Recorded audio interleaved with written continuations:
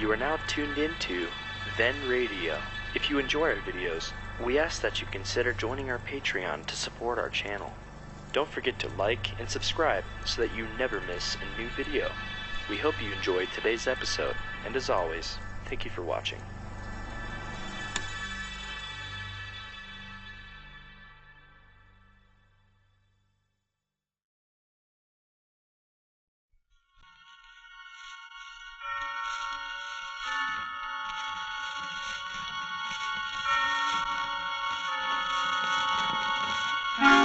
Suspense.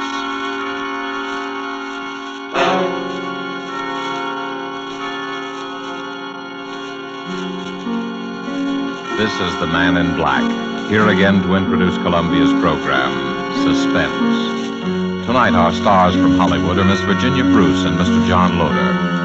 Miss Bruce appears as a beautiful and adventurous young lady who went in search of the bright face of danger and risked her life while finding it. Mr. Loder's role is that of the smooth and charming gentleman who granted her employment in a perilous enterprise.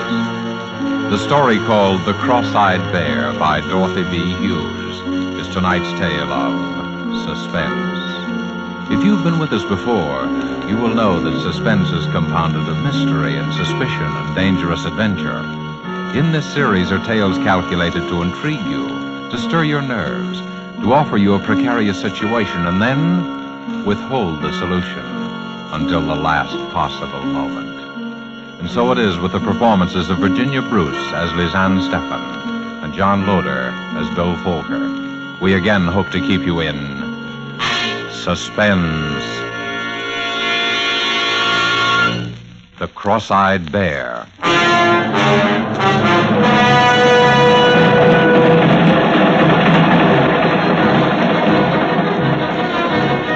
Subway train, Midtown New York. A tall blonde girl reading an item in her newspaper. Reading it over and over. An advertisement. A personal advertisement. Wanted. A beautiful girl. No special training required, but must not be afraid to look upon the bright face of danger. Full wardrobe and liberal expenses, good salary. Apply in person, room 1000, the Lorenzo Hotel, East 51st Street. 51st Street!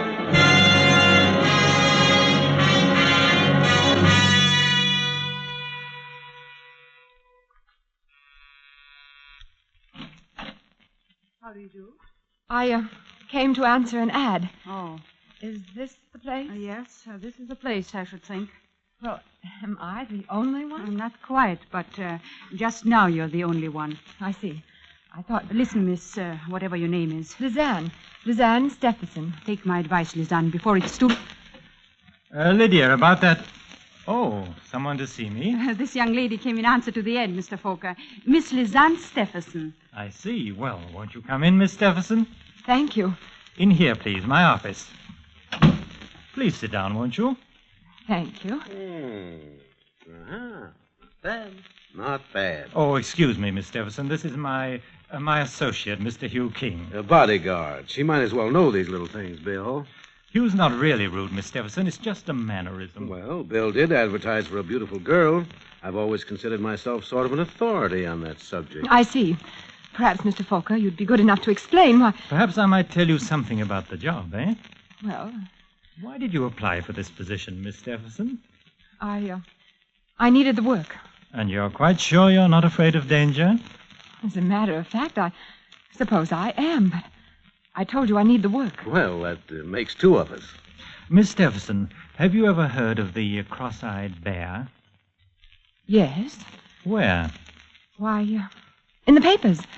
Wasn't that what they called Knut Villiers, the Swedish nickel king? Did you know he was dead? Yes, that's how I happened to hear about him, when they had it all in the papers about a year ago. And did you know he had 3 sons? No, I didn't read much beyond the headlines. He did. One of them's dead. His name was Dean, the youngest. The oldest, Stefan, is still in Sweden. The third, Lance Villiers, is where your job comes in.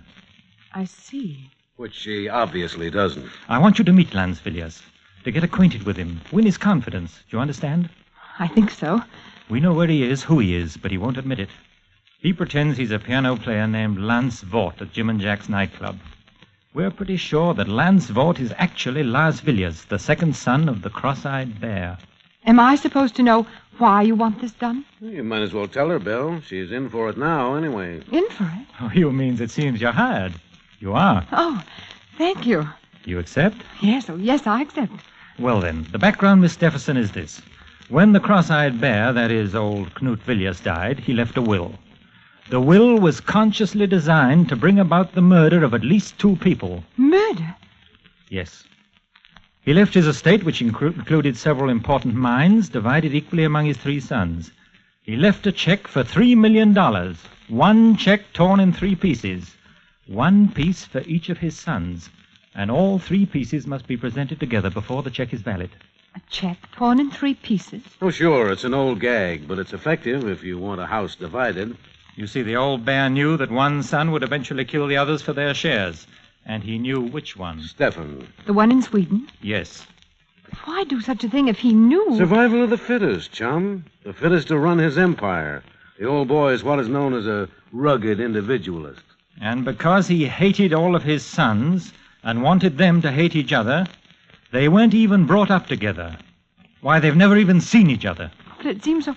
Can't someone bring them together? Isn't there some way? Sure. Stefan's way. First he killed Dean, and then... Of course, there's no proof. It happened somewhere up in Vermont. But I thought you said Stefan was in Sweden. We think he is. But there are ways of doing these things. No, he's on the trail of Lance, the second brother. And that's where you come in. We want to get to him before Stefan does. But if you think you know where he is and who he is, why don't one of you talk to him? Because he's scared. He doesn't trust anyone. He won't talk to anyone.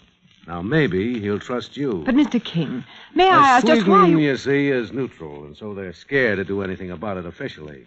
Now, Bill here is like one of those spies in the movies. If he gets caught, his own government is the one to throw the first stone. Besides that, my government is afraid that if Stefan gets control of the mines, he'll turn them over completely to the Germans. Yes, Stefan's pro-Nazi among his other virtues. Well, Miss Stephenson, will you be ready to go to work tonight? Yes, I'll be ready. I'll reserve a table at Jim and Jack's. 2, in fact, for, say, 10 o'clock. We'll meet you around the corner from the bar. I don't want Lance to see us together. I'll be there. Very well, then, Miss Stephenson. Oh, by the way, here's a little cash. You may want to buy yourself an evening dress or 2. Thank you, but... Oh, not at all. Part of the bargain. Goodbye. See you later. Heavens, it's $1,000. Well, so you got the job. Yes. You were trying to warn me about something before I went in, weren't you? It's no use now. I only hope you have better luck with it than I had. Were you... Oh, I'm so sorry. Don't be. Look, Lizanne, I don't know who you are, but you must be somebody. You must be mixed up in this thing somehow. I must be somebody? If you're not, get out of it while you can. You are, of course, but get out of it anyway. Why? Didn't it ever occur to you that the ad you answered may have been in the papers for weeks, and that there are thousands of beautiful girls in New York, and that hundreds of them must have come up here and been turned away? I wondered, yes. And why do you think, out of all those, you were chosen? That's it. I don't know.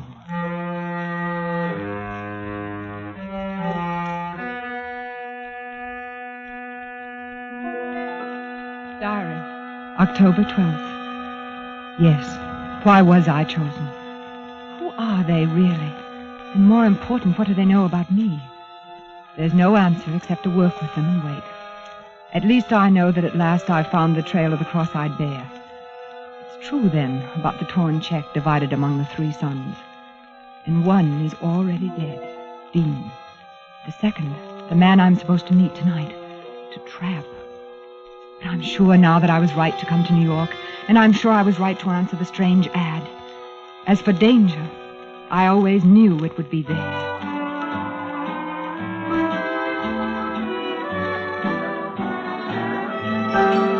You're sure Lance hasn't come in yet, Miss Stephenson? Positive. I've asked the head waiter twice. I don't think it'd be wise to ask again. Perhaps not. Does he do this often? Stay away like this? No, that's the funny part. They say he's been at that piano every night for a year. This is the first Look, time... Lizanne. Do you mind if I call you Lizanne? No. Well, you didn't by any chance tip our friend off that people were looking for him, did you? Why should I when I'm working for you? Oh, I'm sorry. Skip it. Just a habit. Nobody trusts anybody in this thing anymore. But if you don't trust me... Of course we trust you, Lisanne. He was a little nervous, that's all. Me? I'm not nervous. I like sitting around nightclubs with beautiful girls.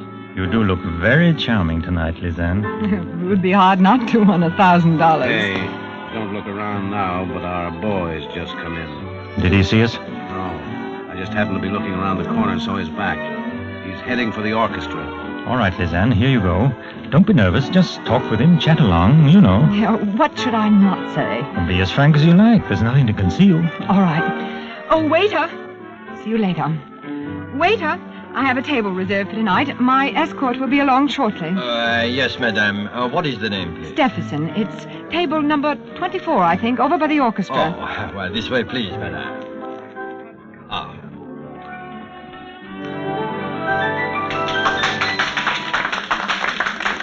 And here we are, madame.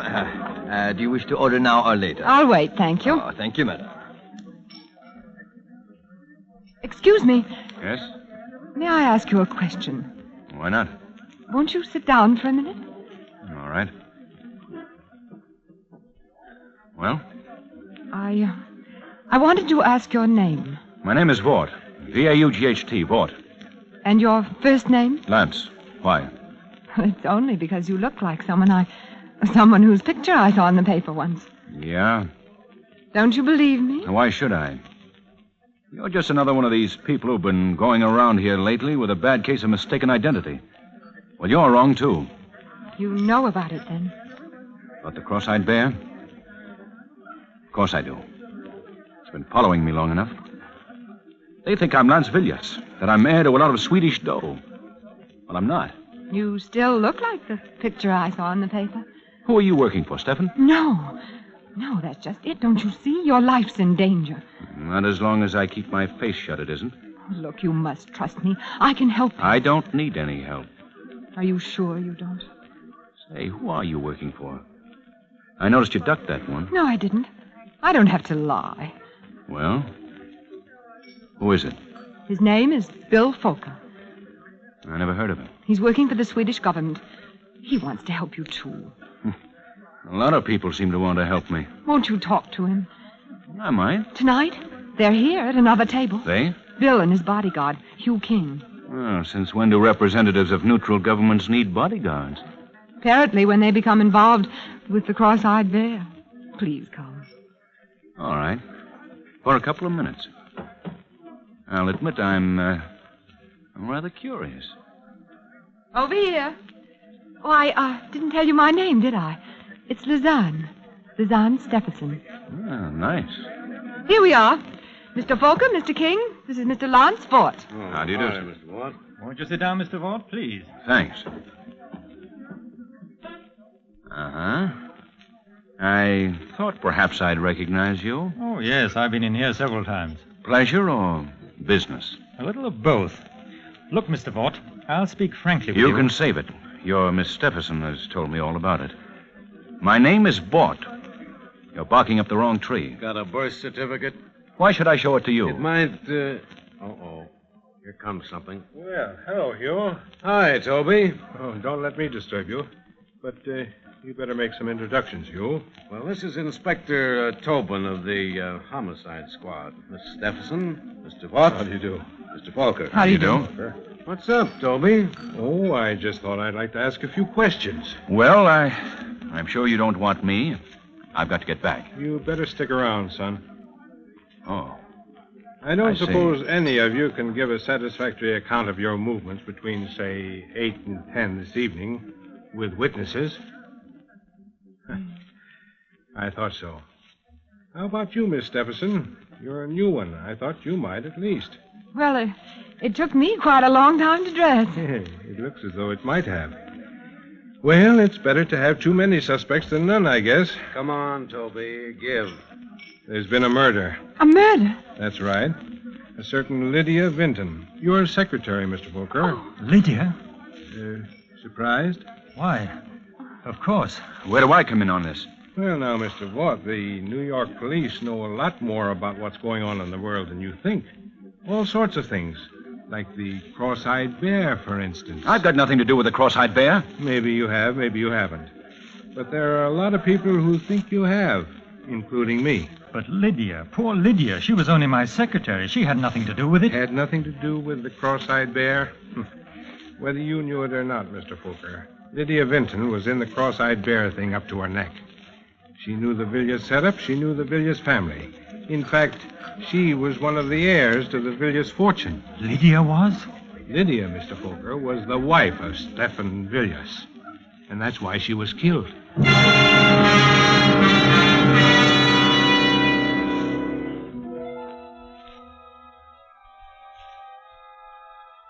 October 14th. Lydia. Poor Lydia, who tried to warn me. And no wonder. Lydia was an heir to the cross-eyed bear's estate. And she is dead.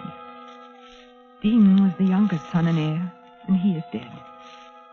And the next, Lance.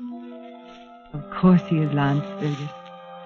His disappearing is as good as signing a confession that he is Lance Villiers. He disappeared not because he was a murderer of Lydia or anyone else, but he is afraid of being murdered because he is the second son of the cross-eyed bear. And that means I've got to find him before they do.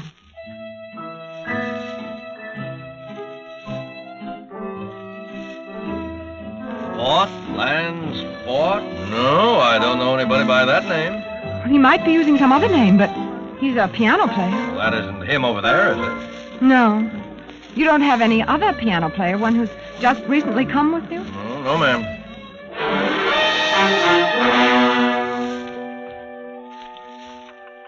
Sure, he belonged to the Musicians Union. They all do, but he hasn't worked for over a week, and, well, if he didn't leave any forwarding address at his hotel, I'm sorry. Some of these piano players are funny guys. Oh, yes. Yes, I know who you mean, all right. I used to go by this corner every evening. Oh, but that fella's wanted. You don't think you're going to find him before us cops do you? No, ma'am, I'm sorry. Nobody answering that description ever registered here.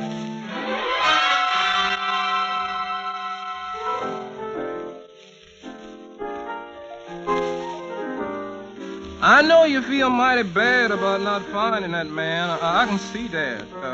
Do you want a little advice? Oh, yes, I do. You ever hear of the 48 Club up in Harlem? No. You go up there. Now, I'll tell you how to get there. And you just hang around. He'll show up there one of these nights. But why? Because nobody that's a real musician. And I know that boy is a real musician. Nobody could stay away from there very long. They got a piano team up there. You just got to hear him ever so often. Now, you just go on up there like I tell you.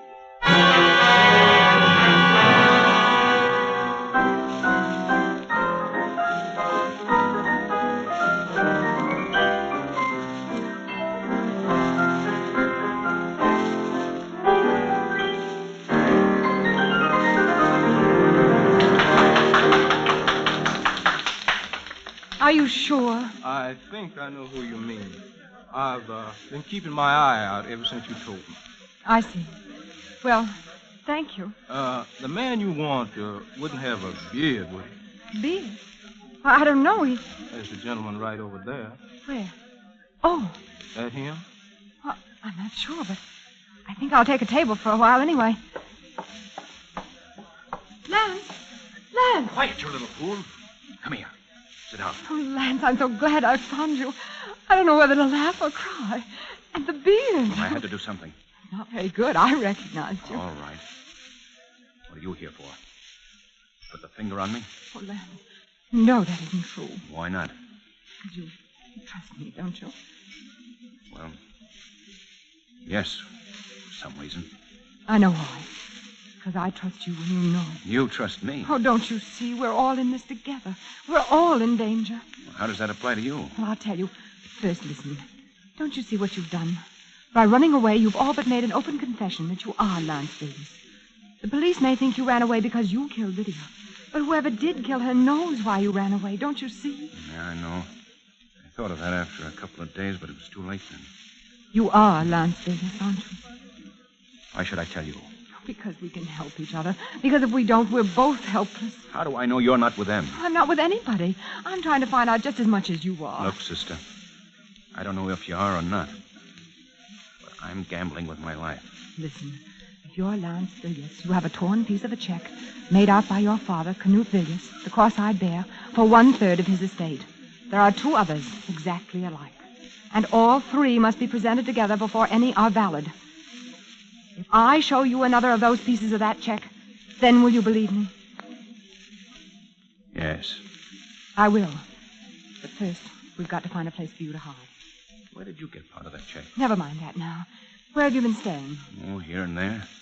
One broken-down hotel after another. I know. My place. It's got 2 rooms, and you can have one of them. Isn't that risky? No, don't you see? It's like the story of the man who left the valuable letter in plain sight on his desk. The simplest place to find you is the last place they'll look. Come on.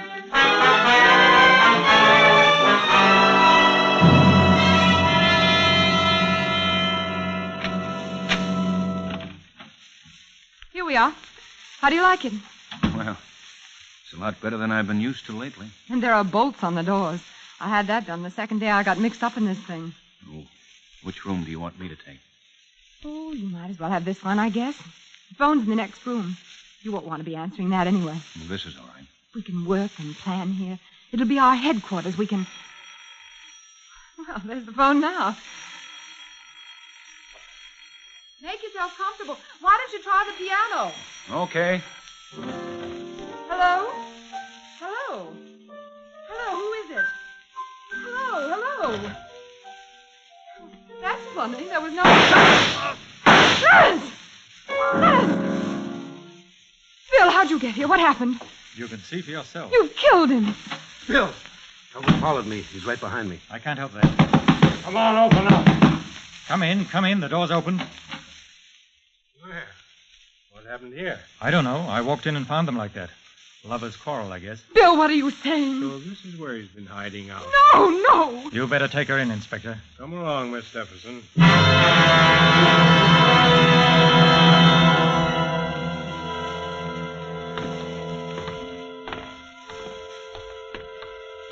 Here we are, miss. Don't fret now. It's no use. Try to get a good night's sleep. Can I call a lawyer? Sure you can. You want me to get in touch with someone for you? Who do you want me to call? I don't know. I don't know who to call her or who to trust.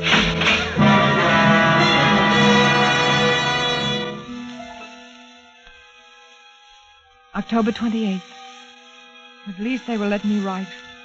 But what? I've been such a fool. They are Stefan's agents, Bill Fokker and Hugh King, and I walked into the trap.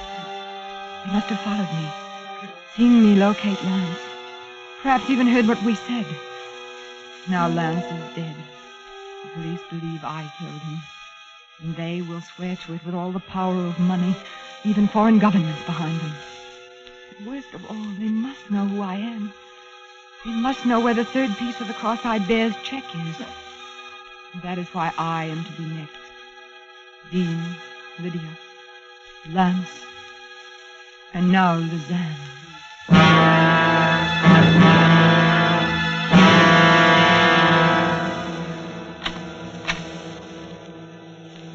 Here she is, Mr. Fokker.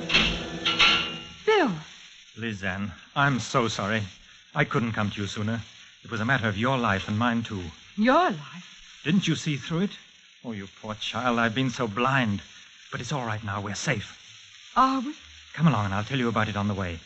Everything's in order, isn't it, Matron? Certainly, Mr. Fokker. You didn't really think I'd done such a thing to you, did you? Didn't you see him standing there? Who? King. Hugh King. Don't you see it now? Is he? Of course. He's been Stefan's man all the time. Watching me. Protecting me.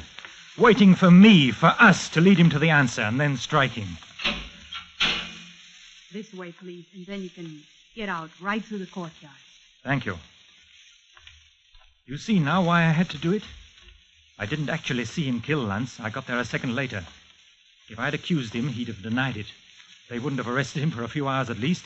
And in those few hours, with the power of Stefan behind him, it would have been you and I next, Lizanne. But why did you let me be sent to jail? To make him think I believed him. But chiefly because I knew you'd be safe here. And only if I knew you were safe could I do... what I had to do. What? He won't trouble us again, Lizanne. It's finished, at last. I can still hardly believe that you King. Oh, it's been so horrible. I know, my poor child. Come along. I'm going to take you home. Taxi. Lizanne, you should have told me who you were.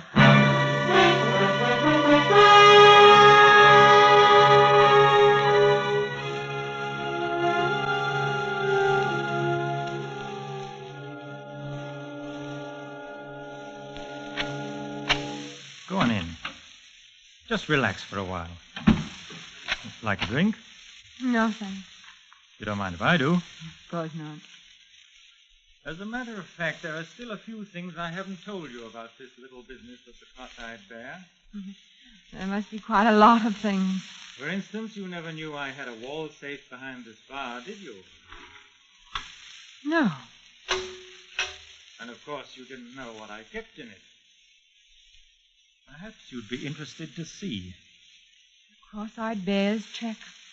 All 3 pieces. Yes. Lance's, who had his part in his pocket, the fool. Yours and my own. You? You know, I rather marvel that my poor brother Dean managed to marry such a naive girl.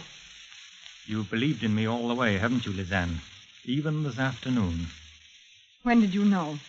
Really, my dear, you don't think you were that beautiful, do you? I knew my younger brother had a wife somewhere, and I knew she'd turn up eventually if I used the right bait. The ad. The ad. But you weren't quite as innocent about that ad as you pretended, were you? The beautiful girl went looking for danger. You were trying to find the man who killed Dean, weren't you? Yes. Didn't you realize that he'd only married you for protection, so there'd be one more heir to the Villiers fortune, so they couldn't all be killed, or so he thought? Yes, I realized that after I'd married him. Lizanne, I have a private plane waiting for me, and I have the check. By the way, I got your part out of your safe deposit vault, copies of your keys. Oh. So there's no use prolonging the agony.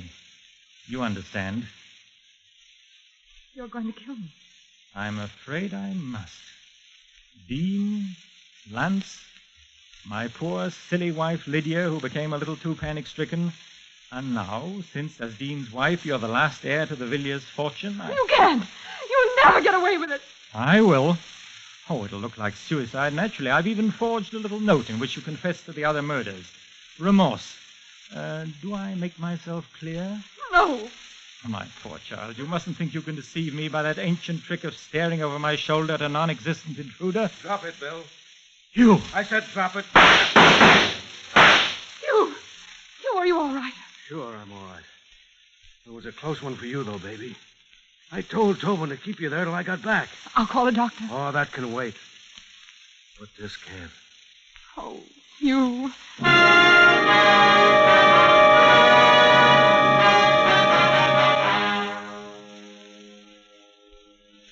November 17th. This is the end of you, darling.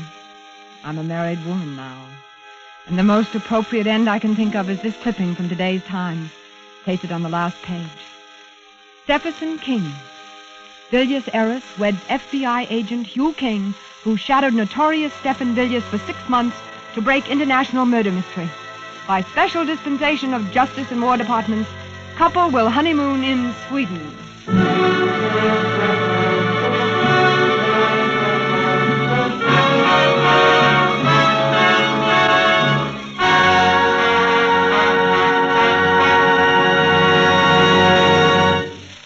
And so closes The Cross-Eyed Bear, starring Virginia Bruce and John Loder.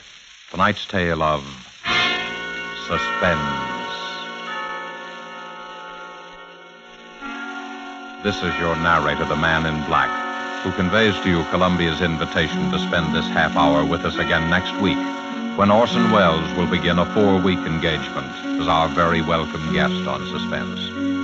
During the next weeks, Mr. Welles will star in 3 unusual and spectacular suspense plays. The Most Dangerous Game by Richard Connell, The Lost Special by Sir Arthur Conan Doyle, and Donovan's Brain by Kurt Siodmak, the last of which will be done in 2 parts on successive weeks. The producer of these broadcasts is William Spear, who, with Ted Bliss, the director, Bernard Herrmann and Lucien Marowik, conductor and composer, and Robert L. Richards, the radio author, collaborated on tonight's Suspense.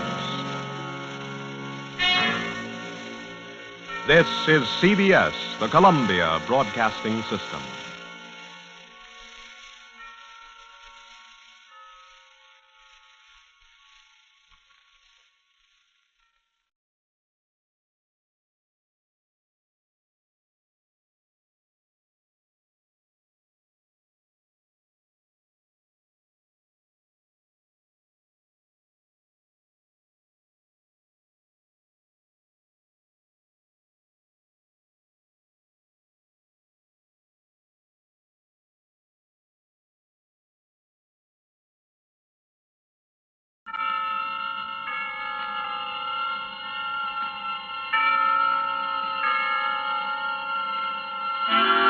Suspense.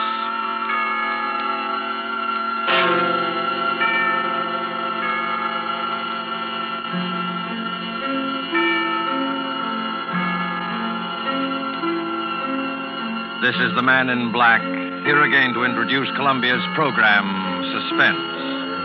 From Hollywood, we bring you as star, Mr. Orson Welles, who this evening begins a 4-week engagement as guest of these proceedings. In the interest of prime suspense, Mr. Welles and the producer of this series have scheduled 4 radio stories which they feel are particularly distinguished in our chosen field. The first of these is The Most Dangerous Game by Richard Garnell. And so with the performance of Orson Welles in the character of General Zaroff and Keenan Wynn as Sanger Rainsford, who learned from Zaroff what was the most dangerous game, we again hope to keep you in suspense.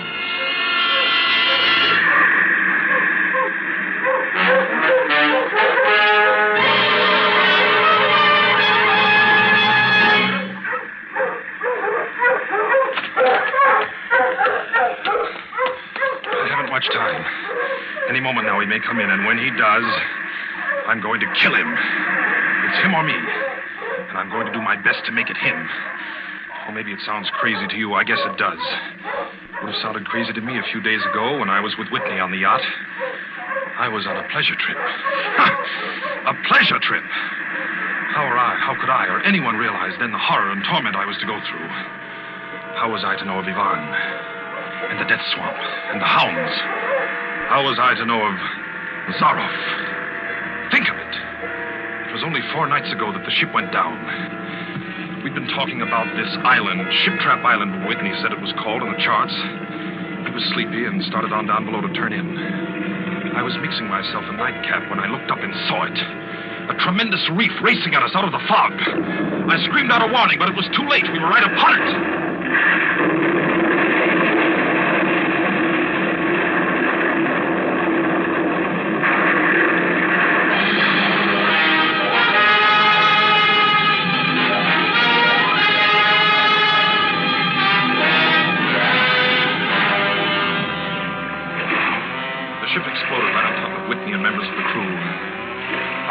Standing safe out on the prow, but the force of the explosion hurled me into the blood-warm waters.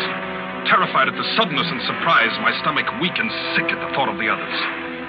The sea was eddying furiously around the sinking remnants of the ship, and a certain cool-headedness came to me and made me swim desperately away, or I might not have lived to go through the horror which was soon to come.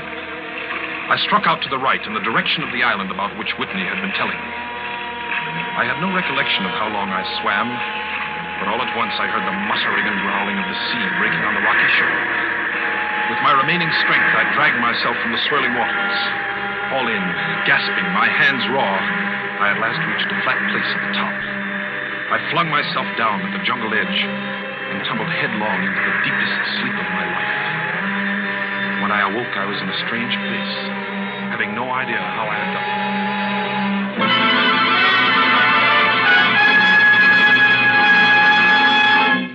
Well, Ivan, our friend seems to be awakening. Where is this? Where am I? Do not be alarmed, my friend. My man Ivan found you out on the cliff. He brought you here to be taken care of.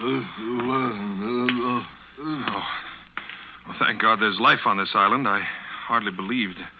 Few people do. Yes, you are quite safe here in my castle, Mr. Rainsford. Yes. Rainsford. I'm Sanger Rainsford of New York. Rainsford? Sanger Rainsford? Yes. Well, it is indeed a very great pleasure and honor to welcome you, Mr. Sanger Rainsford. You're the celebrated hunter, are you not? Yes. You know me? By reputation only. I've read your book about hunting snow leopards in Tibet, you see. My name is General Zaroff. I am not English, Mr. Rainsford, but I went to a good school. Perhaps you recognize the colors of my tie.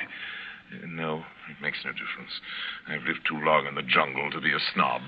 Well, I Well, I can't tell you how happy I am to meet you, General. and I can't tell you how happy I am to meet you, Mr. Rainsford. But come, we shouldn't be chatting here. We can talk later. You must be hungry. Yes, I am rather. What? Ivan thought you'd like a robe. He's drying your clothes for you. Oh, thank you. Ivan's an incredibly strong fellow, but you mustn't mind his looks. His ears were cut off in battle, and he has the misfortune to be deaf and dumb. He is sensitive about his appearance. A simple fellow, really, but I'm afraid a bit savage. Oh? He's been in our family for years. Follow Ivan, if you please, Mr. Rainsford. I was about to have my luncheon just before you awoke. We can have it together now. Does the robe fit you all right? Oh, yes, perfectly, thanks. I'm so glad. You have quite a collection of heads here. Lions, tigers, elephants, moose, bears. Oh, I don't believe I've ever seen a more perfect specimen. They are nice. I take great pride in them. You have good cause. Coming from you, Mr. Rainsford, that is a great compliment. And here we are. You sit over there. Thank you. Not at all. Right, Ivan? We do our best to preserve the amenities of civilization here. Please forgive my any lapses. Oh, of course. Yes. Well off the beaten track, you know. Shoo-shoo. Shoo-shoo. Shoo-shoo. This is my little pet, Mr. Rainsford. As a hunting falcon, Shoo-shoo is of no further usefulness in the field. But I am fond of its company. Am I not, little sweetheart? Patience, my darling. I know you're hungry, my dear. We hunt tonight. Your heads are really remarkable, General. That Cape buffalo is the largest I've ever seen. Yes, that fellow. He's a monster. Did he charge you? Hurled me against a tree, fractured my skull, left me this scar. And I got the brute. I've always thought the Cape buffalo is the most dangerous of all game. No, you're wrong. Wrong, sir. The Cape buffalo is not the most dangerous game. Ivan, the wine. How does he understand you? He reads my lips. Think you like this champagne, Mr. Rainsford? Ivan chills it expertly. No, the Cape buffalo is not the most dangerous game. Here in my preserve on this island, I hunt more dangerous game. Oh, is there big game on this island? The biggest. Oh, really? Oh, it isn't here naturally, of course. I have to stock the island. What have you imported, General? Jaguars? Jaguars. I hope you like filet mignon, Mr. Rainsford. I do very much, thank you. Is it jaguars, General? No. Hunting jaguars ceased to interest me some years ago. I exhausted their possibilities, you see. No thrill left in jaguars, you understand? No real danger. I live for danger, Mr. Rainsford. We will have some capital hunting, you and I. I shall be most glad to have your company. Yes, but I'll tell you, you'll be amused, I know. I think you may say in all modesty that I've done a rare thing. Yes, I've invented a new sensation. May I pour you another glass of champagne, Mr. Rainsford? Thank you, General. God makes some men poets. Some he makes kings, some beggars. Me, he made a hunter. My hand was made for the trigger. My father once said that. Made for the trigger. My whole life has been one prolonged hunt. I've hunted every kind of game in every land. It'd be impossible for me to tell you how many animals I've killed. Grizzlies in your Rockies, crocodiles in the Ganges, rhinoceroses in East Africa. This is in Africa, by the way. That Cape buffalo hit me and laid me up for 6 months. As soon as I recovered, I started for the Amazon to hunt jaguars, for I'd heard they were unusually cunning. They weren't.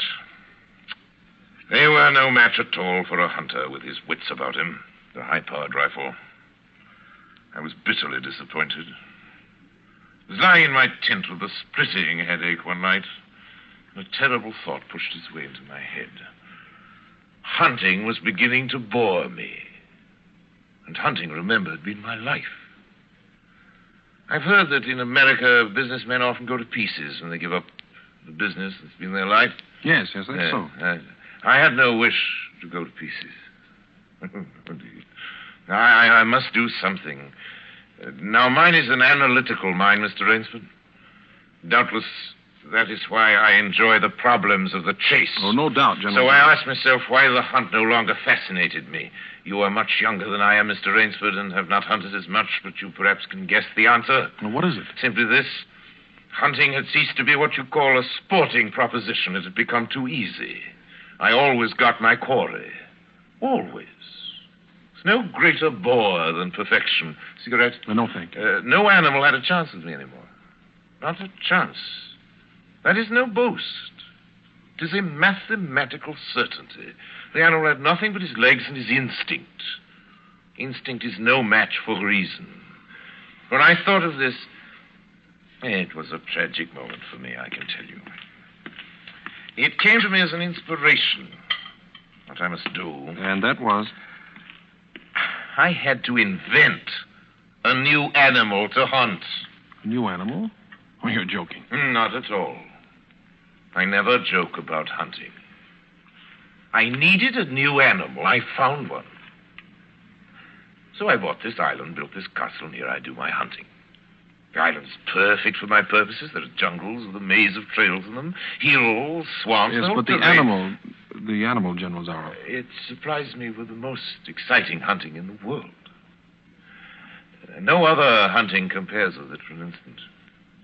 Every day I hunt. I never grow bored now. For I have a quarry with which I can match my wits. Yes, but you still haven't... I wanted the ideal animal to hunt, so I said, what are the attributes of an ideal quarry? And the answer was, of course, it must have courage, cunning, and above all, it must be able to reason. Well, no animal My can dear reason. fellow, there is one that can. One? But you can't mean... And why not? Well, I can't believe you're serious, General Zaroff. You're just joking. Joking? I'm quite serious. Speaking about hunting. Hunting? You're speaking about murder. Oh, dear me, that unpleasant word. I think I can show you that your scruples are quite ill-founded. Yes? I hunt the scum of the earth. Sailors from tramp ships, lascars, Japs, mongrels, a thoroughbred horse, a hound is worth more than a score of them. But these are men. Precisely, that is why I use them. It gives me pleasure. They can reason after a fashion, so they are dangerous. But where do you get them? Oh, we visit my training school. It is in the cellar. I have about a dozen pupils down there now. They're from the Spanish bark San Lucar that had the bad luck to go with the rocks up there. A very inferior lot, I regret to say. Poor specimens, more accustomed to the deck than to the jungle. Have a glass? No. It's a game, you see. It's a sort of game. I suggest to one of them that we go hunting. I give him a supply of food and an excellent hunting knife. I give him 3 hours start. I'm to follow, armed only with a pistol of the smallest caliber and range. If my quarry eludes me for 3 whole days, he wins the game. If I find him, he loses. Suppose he refuses to be hunted. Oh, I give him his choice, of course.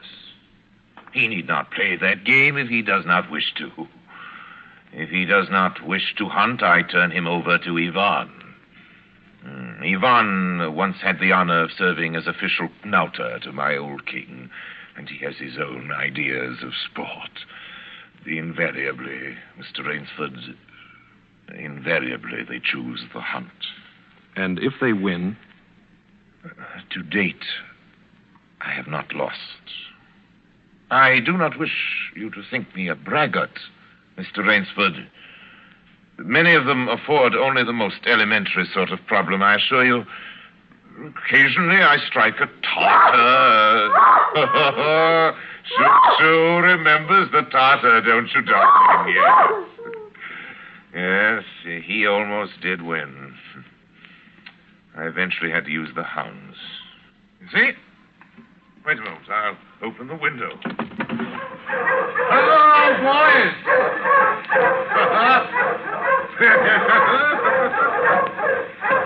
It's a rather good lot, I think. They're let out at 7 every night. If anyone should try to get into my castle or out of it, something extremely regrettable would occur to him. But enough of this. Come, I want to show you a collection of heads I'm quite sure you've never seen before. Join me in the library for coffee. I hope that you will excuse me tonight, General. I'm really not feeling well at all. Indeed. I know what it is. My old complaint. Ennui, boredom. You need some excitement. Tonight we'll hunt. Hey, Mr. Rainsford. You and I.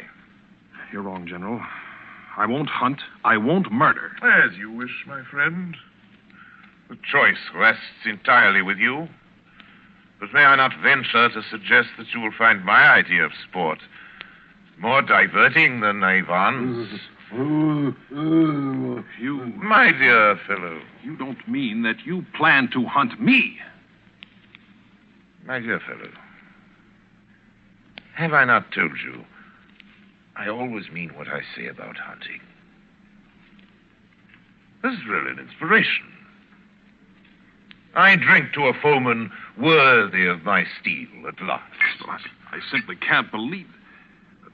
This must be some sort of dream. You'll find the game worth playing, Mr. Rainsford. Think of it, your brain against mine, your woodcraft against mine, your strength, your stamina against mine. Outdoor chess. And the stake is not without value, eh?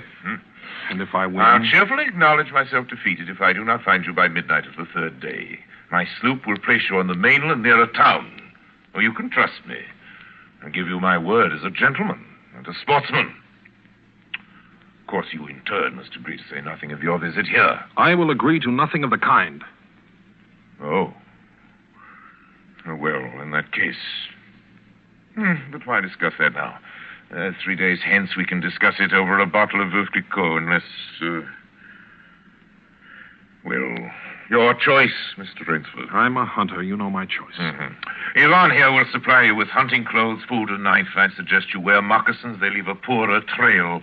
I suggest, too, that you avoid the big swamp in the southeast corner of the island. We call it Death Swamp. There's quicksand there. Well, I must beg you to excuse me now. We always take our siesta after our lunch. Don't we, Shoo-Shoo? Yes.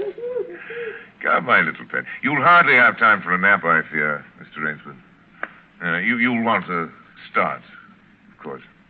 I shall not follow till dusk. Hunting at night is so much more exciting than by day, don't you think? Well, au revoir, Mr. Rainsford. Au revoir.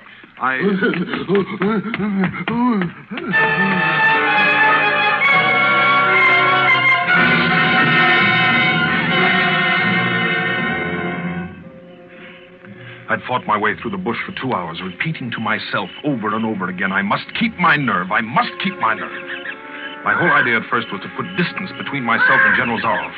And to this end, I had plunged along through the thicket, spurred on by the sharp growls of something very much like panic. Now I had got a grip on myself. I'd stopped. I was taking stock of the situation. I saw that straight flight was futile. Inevitably, it would bring me face to face with the sea. Well, I'll give him a trail, I muttered. And I struck off from the rude path I had been following and into the trackless wilderness. I made a series of intricate loops. I doubled back on my trail again and again, recalling all the lore of the fox hunt, all the dodges of the fox. Night found me exhausted, my hands and face lashed by the branches on a thickly wooded ridge. My need for rest was imperative, and I thought, I've played the fox, now I must play the cat of the fable. A big tree with a thick trunk and outspread branches was nearby, and taking care not to leave the slightest mark, I climbed up and stretched out on one of the broad limbs. Rest brought me new confidence and almost a feeling of security. Even so expert a hunter as General Zaroff cannot trace me here, I assured myself. An apprehensive night crawled slowly by, my mind keenly alert for any sound, any warning. Towards the dawn, an instinct I never knew existed, like an animal must possess, impelled me to look far off in the distance in a westerly direction. Sure enough, following the trail with the sureness of a bloodhound came General Zaroff. Nothing escaped those searching black eyes. No crushed blade of grass, no bent twig, no mark, no matter how fine in the moss. My heart pounding furiously, I slid down quickly from the tree and struck off again into the woods. I knew I had to do something desperate. I knew that I had little time in which to do it. 300 yards from my hiding place, I stopped where a huge dead tree leaned precariously on a smaller living one. Throwing off my sack of food, I took my knife from its sheath and began to work with all my energy. The job was finished at last, and I threw myself down behind a fallen log 300 feet away. I did not have to wait long.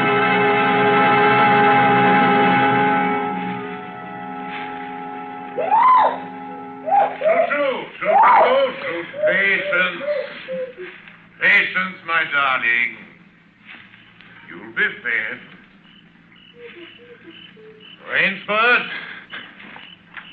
Rainsford.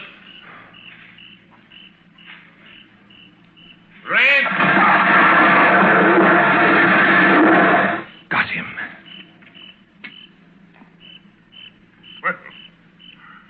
Rainsford? If you are within sound of my voice, as I suppose you are, let me congratulate you. Not many men know how to make a Malay man-catcher. Luckily for me, I too have hunted in Malacca. You are proving interesting, Mr. Rainsford. Very interesting. The tree brushed my shoulders. I jumped back. I'm going to have the wound dressed. It's only slight. But I shall be back, Mr. Rainsford. I shall be back.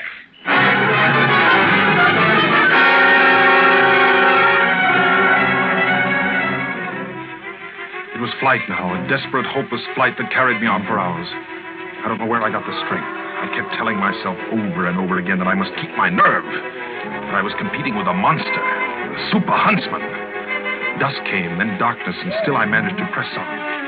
The ground grew softer under my moccasins. The vegetation grew ranker, denser. Insects bit at me savagely. Suddenly, as I stepped forward, my foot sank into the ooze. I tried to wrench it back, but the muck sucked viciously at my foot like a giant leech. With a violent effort, I tore my foot loose. I knew where I was then. Death Swamp and its quicksand. But the softness of the earth had given me an idea. I stepped back from the quicksand a dozen feet or so and began to dig. When the pit was above my shoulders, I climbed out and from some hard saplings cut stakes and sharpened them to fine points. These stakes I planted in the bottom of the pit with the points sticking upwards. As fast as I could, I wove a rough carpet of weeds and branches and with it covered the mouth of the pit. And wet with sweat and aching with tiredness, I crouched behind the stump of a lightning-charred tree. Oh, I knew Zaroff was coming. I could hear the paddling sound of his feet on the soft earth. Zaroff was coming, and coming fast. He was not feeling his way along foot by foot. Crouching there, I could neither see him nor see the pit. I lived a year and a minute, frozen, every muscle tensed.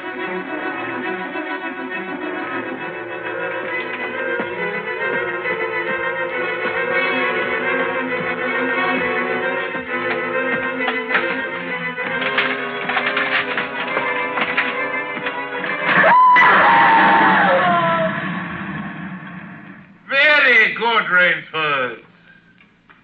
Very good. You've done well. Your Burmese tiger pit has claimed one of my finest towns. Again you score.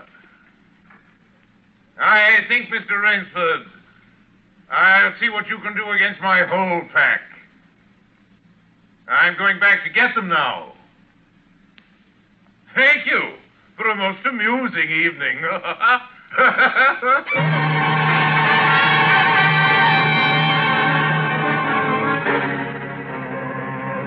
At daybreak, lying near the swamp, I was awakened by a sound that made me know I had new things to learn about fear. It was a distant sound, faint and wavering, but I knew it. It was the baying of a pack of hounds. I could do one of two things. I could stay where I was and wait. That was suicide. I could flee. That was postponing the inevitable. I had put my very last hope into that tiger pit. For a moment, I stood there thinking. All at once, an idea that held a wild chance came to me, and tightening my belt, I headed away from the swamp. The baying of the hounds drew nearer. They would be on me any minute now. My mind worked frantically. I thought of a native trick I had learned in Uganda. I caught hold of a springy young sapling, and to it fastened my hunting knife with the blade pointing down the trail. With a bit of wild grapevine, I tied back the sapling. Then I ran for my life. They raised their terrifying voices as they heard them and felt the fresh scent. I knew then how an animal at bay feels. At last I had to stop to get my breath. The baying of the hounds stopped just as suddenly. And with it my heart stopped too. They must have reached the knife. Excitedly I shinnied up a tree and looked back. My pursuers had stopped all right. But the hope that had been in my brain when I climbed died. For in the shallow valley I saw that General Zaroff was still on his feet. But Ivan was not. Apparently he had come along to hold the hounds. The knife, driven by the recoil of the springing tree, had splintered through his chest. I'd hardly tumbled to the ground when the pack took up the cry again. Nerve, nerve, nerve, nerve, I panted as I dashed along. A blue gap showed between the trees dead ahead. The hounds were almost on top of me. I forced myself on towards that gap. I reached it. It was the shore of the sea. Across the cove, I could see the gloomy gray stone of the castle. 20 feet below me, the sea rumbled and hissed. I hesitated. I heard the hounds. Then I leaped far out into the sea.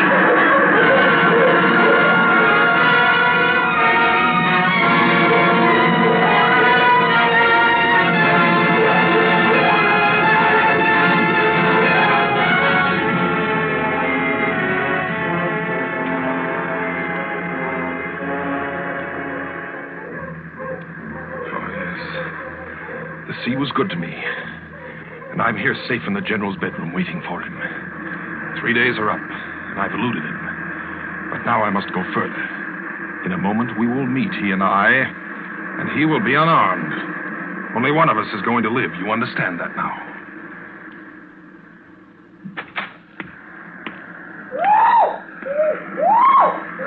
Quiet, Shushu. Shushu! You must be patient, dear. You must forgive me. You're hungry, I know. Shushu. Rainsford. General. Rainsford. How on earth did you get it? Swam. I found it easier and quicker than walking through the jungle. I congratulate you. Extraordinary. You've won the game. Oh, no, General. I'm still a beast at bay, here. Get ready, General Zaroff. Swords? Yes, 2 of them. I see. Oh, very good. Very good, Rainsford. One of us, then, is to furnish a repast for the hounds. The other will sleep in this very excellent bed. Excellent. On guard, Rainsford.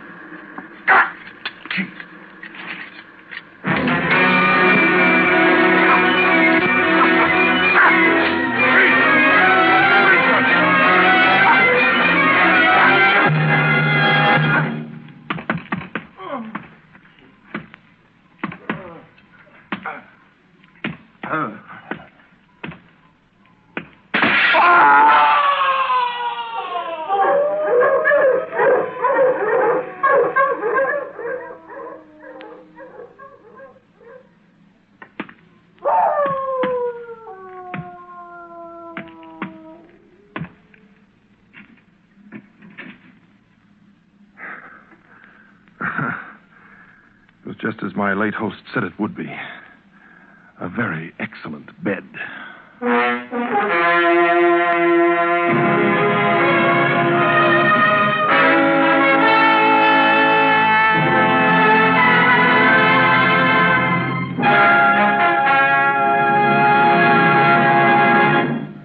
And so closes The Most Dangerous Game by Richard Connell, starring Orson Welles. Tonight's tale of suspense. Mr. Wells was General Zaroff, and Keenan Wynn, Rainsford. This is your narrator, the man in black, who conveys to you Columbia's invitation to spend this half hour in suspense next week, same time, when Orson Welles will again be our star in Sir Arthur Conan Doyle's story, The Lost Special. The producer of Suspense is William Spear, who tonight also directed the broadcast, and who, with Bernard Herrmann, the conductor, Lucien Morawick, who composed the original score, and Private Jacques Anson Fink, the radio author, collaborated on tonight's Suspense.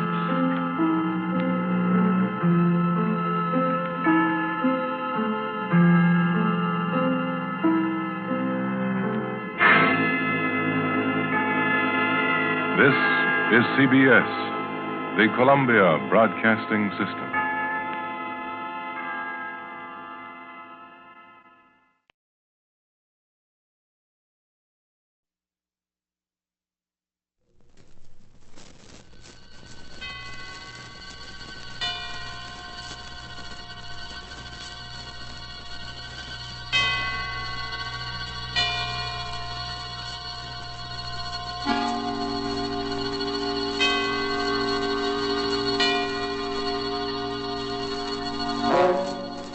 Suspense.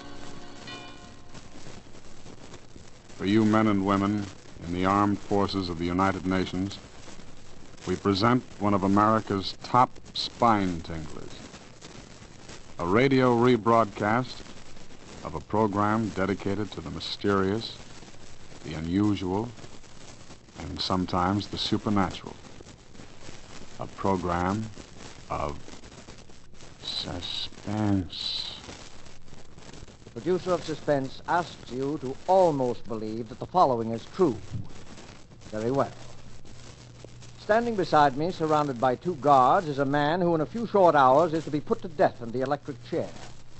His last request to the warden was that he be allowed to speak on this program and reveal what he calls some startling information. The warden naturally turned to us, and we at once complied, anxious at all times to do anything, however strange, that will hold our listeners in suspense.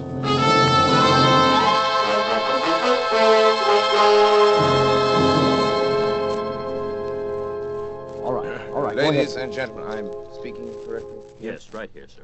Thank you. Ladies and gentlemen, this broadcast will never be completed. I'm going to tell you a story.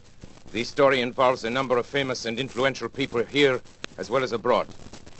These people have received warning from me, and I am sure all of them are making it a point to listen to me now. I shall not name these great, these rich, these influential gentlemen until my story is over. They will recognize the story. They will remember me. They will take the necessary steps for my reprieve. I shall expect a full pardon and safe conduct to a neutral country. These are my terms.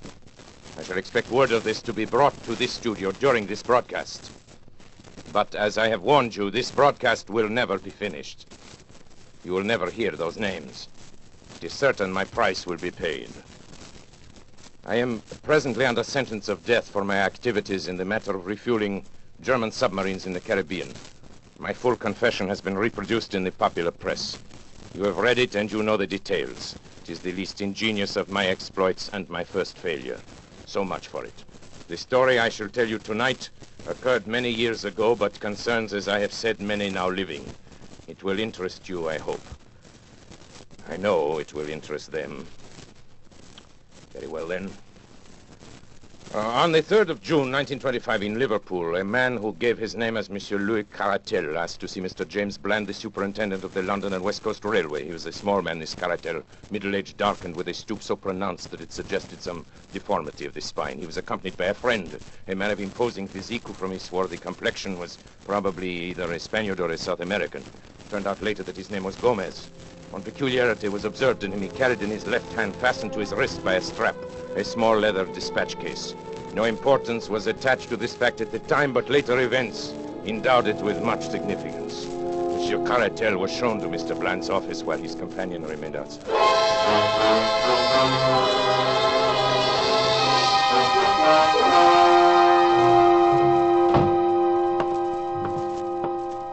How do you do, monsieur? My name is Louis Caratel. Yes, sir. What can I do for you? I have just arrived from Central America this afternoon. It is extremely urgent that I reach Paris without a moment's delay. Paris, eh? That's too bad.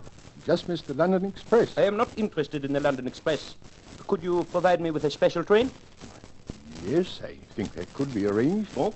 It's quite an expensive proposition. Money is of a small importance, monsieur. Time is everything. If you can arrange a special for me in a hurry, you may make your own terms. Very well. Mr. Hood, will you step over here a moment, please? Yes, Mr. Bland. Mr. Hood, here's our traffic manager, Mr. Carritel. Mr. Carritel. Hood, I want you to arrange a special for him. He's going to Paris. How's the line? Can you fix him up in a hurry? Why, yes, I believe so, Mr. Bland. The line is clear through Manchester, and engine 247 at the Rochdale is on the tracks now. It could be ready, say, in 15 minutes. Good. Who's available for the trip? Engineer Smith, sir. And I can put James McPherson on as conductor. Well, there you are, Mr. Carritel. Simple as that. Attend to everything right away, will you, Hood? Yes, sir. These men, Monsieur Smith and, McPherson? McPherson. Are they trustworthy? Oh, yes. Of course. Person's been with the company for years, and I'm sure Smith, although new, is an expert engineer. Bien. Thank you, monsieur. I am deeply indebted. You have been most considerate.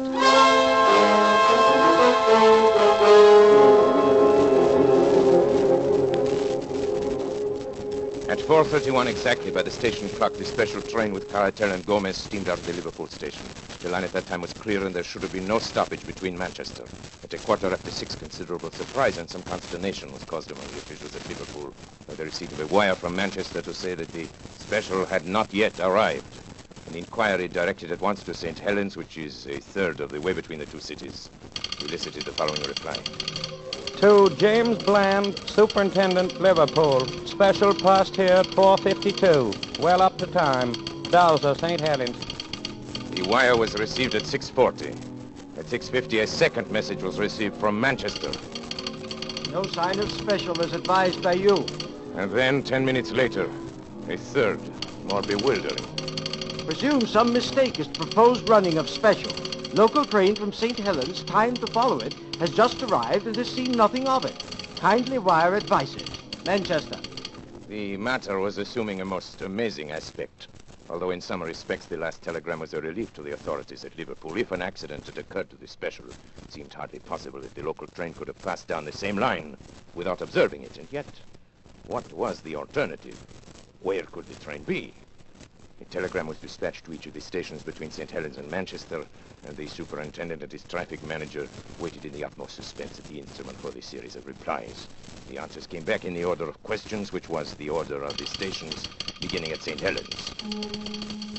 Special passed here 5 o'clock. Collins Green. Special passed here 5:06. Earlstown. Special passed here 5:10. Newton. Special passed here 5:20. Kenyon Junction. No special train has passed here. Barton Moss.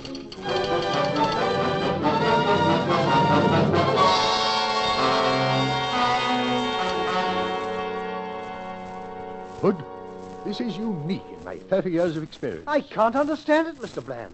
The special has gone wrong between Kenyon Junction and Barton Moss. And yet there's no siding between the two stations. Special must have run off the rails, jumped the track. But how could the 450 Parliamentary pass over the same line without seeing it? There's no alternative, Hood. Absolutely must be so. Possibly the local may have observed something which may throw sunlight on the matter.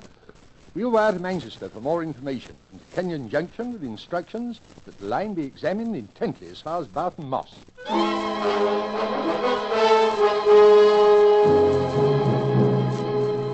The answer from Manchester came within a few minutes. No news of missing special. Driver and guard of local train positive no accident between Kenyon Junction and Barton Moss. Line quite clear and no sign of anything unusual. Manchester.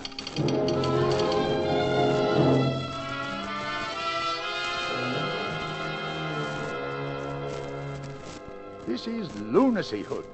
Does a train vanish into thin air in England in broad daylight? The thing's preposterous. An engine, a tender, car, 5 human beings, and all lost on a straight line of railway. It's impossible.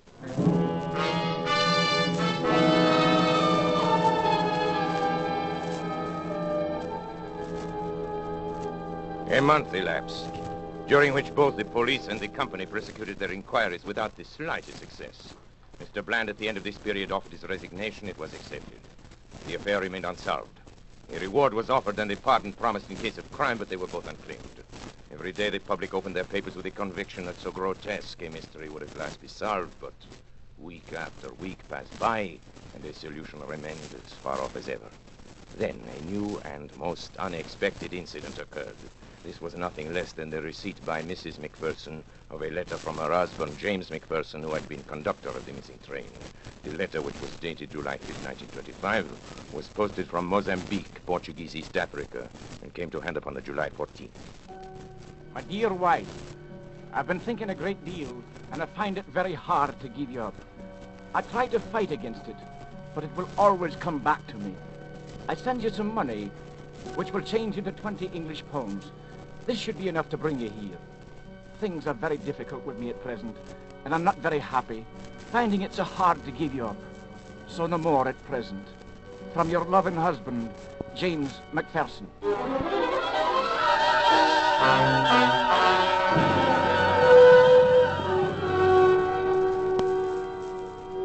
For a time, it was confidently anticipated that the letter would lead to the clearing up of the whole incident. As directed, Mrs. McPherson sailed to Portuguese East Africa. She stayed in Mozambique for some time, but heard nothing from the missing man. Finally, she returned to Liverpool, and so the matter stood.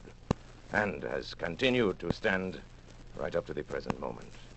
Incredible as it may seem, nothing has transpired during those 18 years which has shed the least light upon the extraordinary disappearance of the special train which contained Monsieur Caratel and his companion, Mr. Gomez, and McPherson, the conductor, Smith, the engineer, the fireman named Slater. And now, after all this time, I shall clear up the entire affair. And unless I hear from those so highly respectable gentlemen who were my employers and who are completely implicated in the crime, unless I hear from them before I'm finished, their names will be revealed on this broadcast. Take final warning, gentlemen. You know I mean what I say. If you are smart, you are at this moment arranging my reprieve. I must remind you, time is short. You have just 6 minutes. Now, for the interest of my other listeners, I shall resume the story of the lost special. In a word, there was a famous trial in Paris in the year 1925, perhaps you recall it, in connection with a monstrous scandal in politics and finance. How monstrous that scandal was can never be known except by such confidential agents as myself. At stake were the honor and careers of many of the chief men of Europe and the United States. A secret committee was formed to manage the business. Some subscribed to the committee who hardly understood what were its objects, but others understood very well. They can rely upon it that I have not forgotten their names. You think I could forget your names, gentlemen? You pillars of the community, great, rich, respected, honorable men. Do you remember that day in May 1925? The fashionable country club, remember? And the golf game that was played there that spring morning? Ladies and gentlemen, that was the strangest golf game ever played in the history of this world. Rat, look at that drive. I've been playing badly all morning. You topped it, Senator. Perhaps you're a little nervous. I beg your pardon? May I join your game? Well, I'm not sure. Not sure of what? Of me? I promise you, gentlemen, you can be very sure of me. I'm the man you're supposed to meet. The distinguished congressman here can vouch for me. Yeah, he's the one, all right. Yes. This is Delerniak. Mr. Delerniak, may I present My name is not really Delerniak, gentlemen, but I am sure that bothers you no less than it does me. Besides, there is no need for introductions. I know everyone present by sight and by reputation. My drive, I believe. Thank you. Not so good. 200 and, about 50 yards. I hope I'm not going to continue in this way. You're sure we can talk safely here, Frank? How do we know Please that... set your mind at ease. We shan't be overheard in the middle of a golf course. There is no convenient hiding place here for dictaphones, even in the rough, where I notice you're playing the greater part of your game, Senator. You must be nervous this morning. I know, but I don't like it. I don't like it at all. Well, it's not the superlative course you are accustomed to on your own enormous California estate, sir, but it's going to have to serve our particular purpose. Oh, by the way, let me compliment you on the way you have had your syndicate of newspapers handle the recent strike situation and the editorial which appeared under your own signature this morning. Yes, well calculated to stir up trouble with the labor. Let's get on with our business. Yes, Mr. de Lagnac... At your service, sir. And may I suggest we continue our game? I know the absence of caddies is an inconvenience. Mr. de Lagnac, certainly. In June, a month from now in Paris, there will be a most important trial. Ah, yes. During its progress... pardon me, are you referring to the Serinsky trial? Yes. You know about it, then? Well, certain interesting details. I know something about it. It's my business, after all, to keep myself informed about these matters. It is not for nothing that I am known as the most... Let me continue, please. This trial, Yes. I'm speaking in the utmost confidence, you understand. This trial could, if certain evidence were introduced, could have a very serious effect upon the prestige and standing of some most important men. I'm sure in fact, it could even... You're shivering, Senator. You find it cold out here? No. Get on with it, Frank. Get to the point. For heaven's sake, please. The evidence which one man could bring to the trial could ruin these men. Without it, the trial will collapse for want of facts. Mhm. But if this one man arrives in Paris, Quite evidently, you do not wish him to arrive in Paris. No. Gentlemen, you have come to the man. This sounds indeed like the sort of thing which no one in the world can manage with such skill and success as myself. I must admit, however, that my services come rather high. Well, it's only natural, since there is only the one. money makes no difference. We have formed a group, a committee, and we have the command of an unlimited amount of money. Absolutely good. unlimited, Well, you we hear. will name people and places now. Who is the gentleman whose appearance in Paris would cause such regrettable embarrassment? his name is Caratal, Louis Caratal. He knows everything. He has papers, Yes, documents, I all the understand. evidence. Where is this Monsieur Caratel at Well, present? he's sailing from somewhere in Central America within the next few days. That much we know. Good. Central America. I have an excellent man down there in Central America. This Caratel, you know anything about him, his personal habits? No, very little. He's a small man, dark. He has a bodyguard, a great big bruiser named Lopez. Let me Gomez see, or from something Central like that. America, that would be the Americano Tropicano. No, but those are and my their, ships. Trips all commence at Liverpool, I believe. That's where the ships dock, and our famous trial is to begin in 3 weeks. That would mean that Monsieur Caratel would go directly to London, and I imagine that once there he would be heavily guarded, since it can be no surprise to him that you gentlemen are not without connections in the British capital. That's good, clean See, thinking. this is not so simple as some of my other exploits. A simple assassination. There's your ball, sir. You're playing a Dunlop 38, aren't you? Huh? Oh, yes, to be sure, yes. Quite. As I said, a simple assassination, the usual clumsy job, will not do here. The documents might, after all, be found. The bodyguard might survive somehow, and then we have accomplished nothing, not so? Yes. Are you going to play? Yes, of course. Topped it again, I'm afraid. Shall we proceed? I already have 3 plans in my head, gentlemen. I have a plan for nailing him at the Central American port from which he embarks. I have a plan for his disposal aboard the ship. But in each of these cases, I, de Lagnac, will be unable to be present, so there is the chance of failure. I will think of a 3rd plan, gentlemen.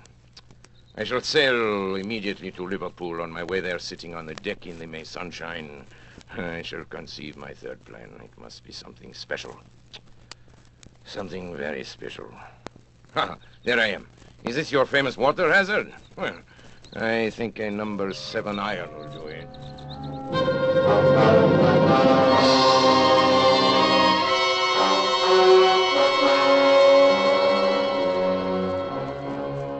And thus I undertook to bring about the complete destruction of Monsieur Caratel, his bodyguard companion, Gomez, and his documents. Plan 1 was already out the window, as I found out the next day. De Lagnac, White Sulphur Springs, Virginia. Baby Lou, unable sleep last few nights, have sent him to visit Aunt Henriette. Will rejoin him on 21st. Love, Jenny. This telegram from Matagalpa conveyed to me the information that Caratel, possibly sensing danger, had moved from his hotel and gone to stay with friends until his ship sailed. So it was impossible to carry out the idea of the fire in the hotel. His ship leaving on the 21st was the Henriette. On my 4th day at sea, I heard from her. Delanak, Baron Carrier. Ship-to-ship communication from Henriette, Tropicana Line. Presented Grace your box of chocolates. Louise has given up candy for Lent. Grace still wants us all together for 29th birthday party. Will be really special. Ralph. This meant that poison had been given to Gomez, the bodyguard, in an effort to get him, at least, out of the way.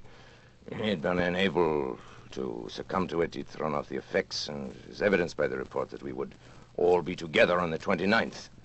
Now, Caratel had refused to eat the food containing the poison. So much for Plan 2, which was not worthy of me anyway, since there was always the possibility of the bodies being found in the ocean. The man Gomez was carrying the documents in a dispatch case strapped to his wrist, and I must tell you something now. I was glad, mind you, that we had failed so far, for the plan I had conceived on the night I arrived in Liverpool was so magnificent, so absolutely unprecedented in the annals of crime, that I owed it to myself, to my employers, and to history to carry it through. The inspiration came from the words in the code telegram which indicated that Caratel would arrive in London and hire a special train there to convey him from Liverpool. My British agent, Mr. Moore, and I contrived to buy over several officials of the railway. Now, here begins the story. First, the division head, who helped us employ James McPherson, whom we contrived to be the conductor of any special train we designated. Then further, at a sum that would make them independent for life, we bought over an engine driver named Oswald Smith and the fireman John Slater. These men, we arranged with the division head, would be assigned to whatever special train was hired by Caratel. On the afternoon of June 3rd, as I was sitting in my room at the inn at Barton Moss, the call I had been awaiting came through. It was McPherson reporting. Hello, Mr. Delanyak. We shall be leaving in a few minutes. He's hired the special. Good. Smith will be engine driver and Slater fireman. And of course, I'll be in charge. What about Moore? Will he be aboard? Afraid not, sir. He gave them quite a story about having to reach his sick wife and all. But Caratal would have none of it. You said, though, sir, that it didn't matter. It does not matter. What time will you pass Kenyon Junction? Let me see, sir. If we leave the next few minutes, we should be there at 5:10. 5:10. It's a 49-minute run, sir. 45 minutes. I can make it, but delay all you can before you start. Yes, sir. I guess it's all up to you from now on. Best of luck, sir. Oh, here they come, sir. Goodbye.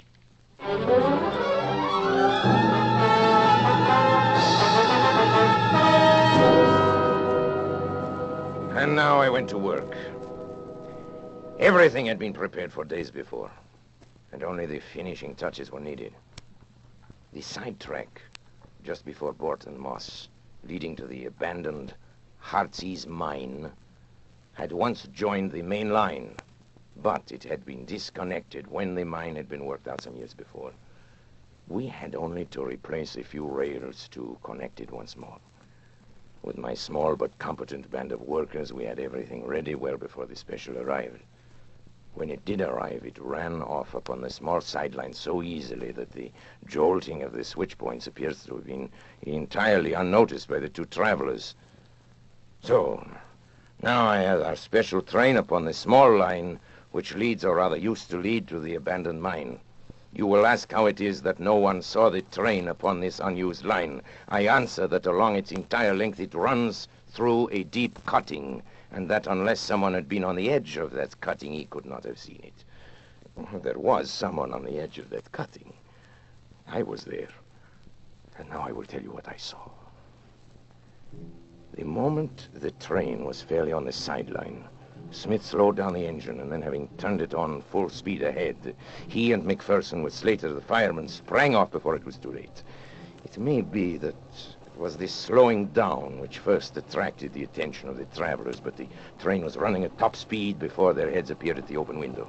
It makes me smile to think how bewildered they must have been.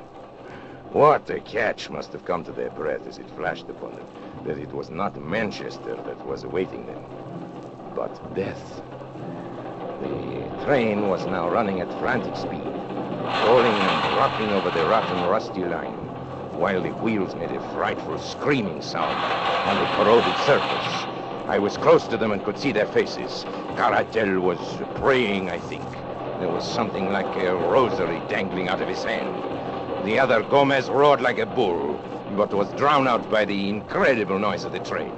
He saw me standing on the bank, and when he realized he couldn't be heard, he beckoned to me like a madman, tearing at his wrist and hurling the dispatch box out of the window in my direction. Of course, his meaning was obvious. Here was the evidence that they would promise to be silent if their lives were spared.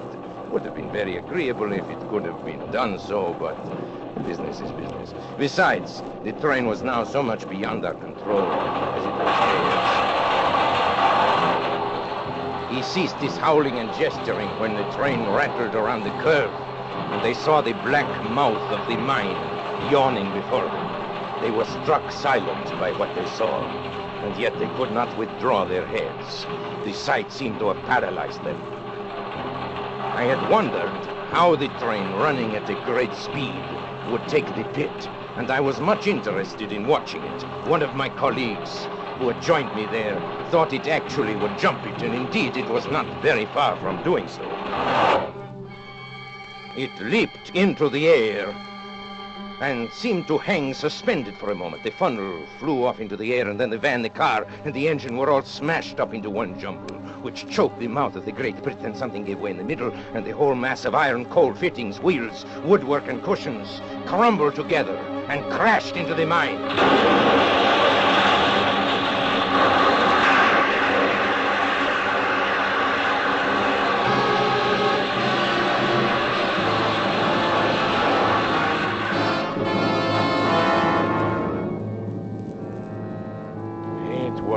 Perfect. The deep muddy water standing in the bottom of the pit 200 feet below responded to the intense heat of the engine boilers. It hissed loudly and blew great bubbles of black mire into the air. At the same time, the walls of the pit, loosened by the impact of the train as it struck the opposite side, gave way, and a mighty avalanche of rock and dirt thundered down upon the wreckage of the train as it settled with a low, hissing sigh, and was covered forever by the mud and mire. The vapor hanging in the air shredded off into thin, small wisps, and all was quiet again in the Heartsease mine. And now, having carried out our plan so successfully, it remained only to leave no trace behind us. Our little band of workers at the other end had already ripped up the rails and disconnected the sideline, replacing everything as it had been before. We were equally busy at the mine. The lines which led to it were torn up and taken away. Then, without flurry but without delay, we all made our way out of the country, most of us to Paris, my English agent to Manchester, and Macpherson to East Africa. Word in passing about Macpherson, who was foolish enough to write to his wife and tell her to meet him in Mozambique. And naturally, we took steps to ensure that this meeting would never come about. I have sometimes thought it would be a kindness to write to Mrs. Macpherson and to assure her that there is no impediment to her marrying again. But of the lost special, let the English papers of that date tell how thoroughly we had done our work and how completely we had thrown the cleverest of their detectives off our track. You will remember that Gomez threw his bag of papers out of the window, and I need not say that I secured that bag and brought them to my employers. It may interest my employers now, however, to learn that out of that bag I took one or two little papers as a souvenir of that occasion. I had no wish to read the information obtained by these papers, but it is now, it's less than a minute before my broadcast is over. And I have received no word. It is the final hour. I see at the other end of the studio the engineer waving his hands at me that my time is almost up. Well, I gave you warning. You had your chance, gentlemen. Very well. Now I reveal your names. And the first name I reveal is that of Charles Watson. Ladies and gentlemen, they're trying murder. I want you to hear these names quickly. I know you will avenge me. The names are... Names. After him. There he goes. Delania, can you hear me? Are you all right? Hey, Bill, play something quick, will you? Theme, curtain music, anything.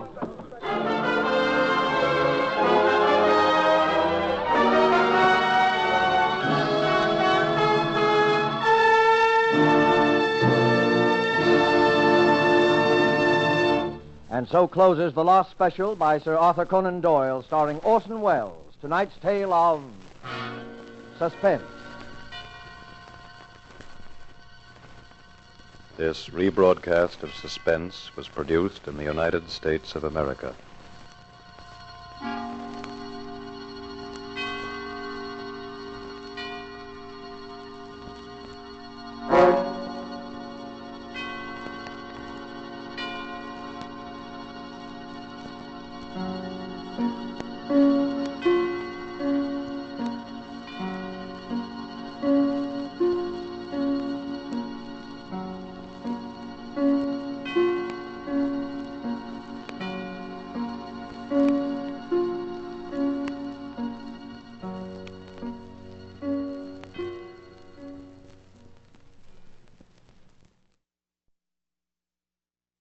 A new program, a great program. The Moore Durante Show is coming to CBS. Tune in every Friday at 10 p.m. Eastern Wartime, beginning tomorrow night, for laughs with Jimmy Durante and Gary Moore, and music with Georgia Gibbs and Roy Bargy's orchestra over most of these same stations.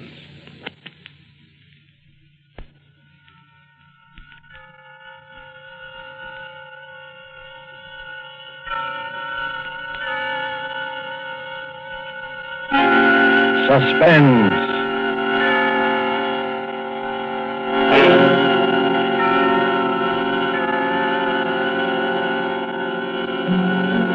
This is the Man in Black, here again to introduce Columbia's program, Suspense. With us again as star is Mr. Orson Welles, in the third of 4 successive appearances for the Suspense audience. And sharing honors with Mr. Welles this evening is a lovely and distinguished Hollywood leading lady, Miss Geraldine Fitzgerald. Our play tonight is from a short story by Agatha Christie. And so with Philomel Cottage, and with the performances of Geraldine Fitzgerald as Alex Martin, and of Orson Welles as her devoted husband, Gerald, we again hope to keep you in suspense.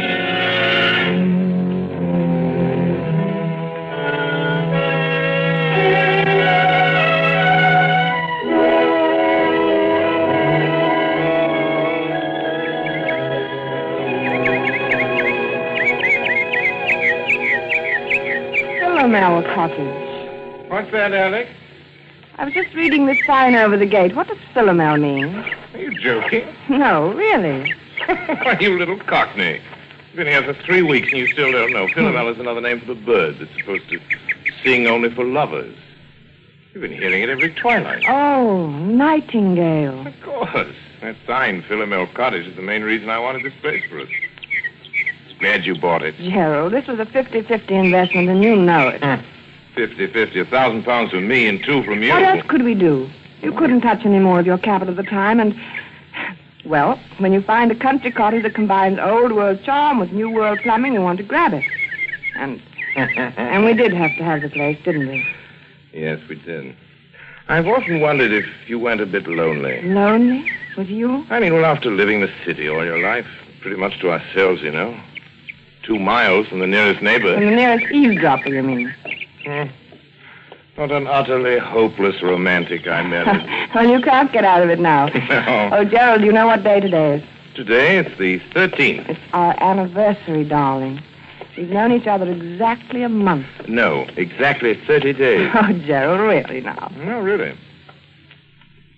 What is it, dear? Do you have the pain again? No. Just a little indigestion, I think. There. Do you want me to get you your pill? No. Well, dear, it's 11:25. Better get on to the village. Now to get that camera equipment. And the human timetable walks through the garden gate. My dear, there's nothing wrong with system, even on a honeymoon.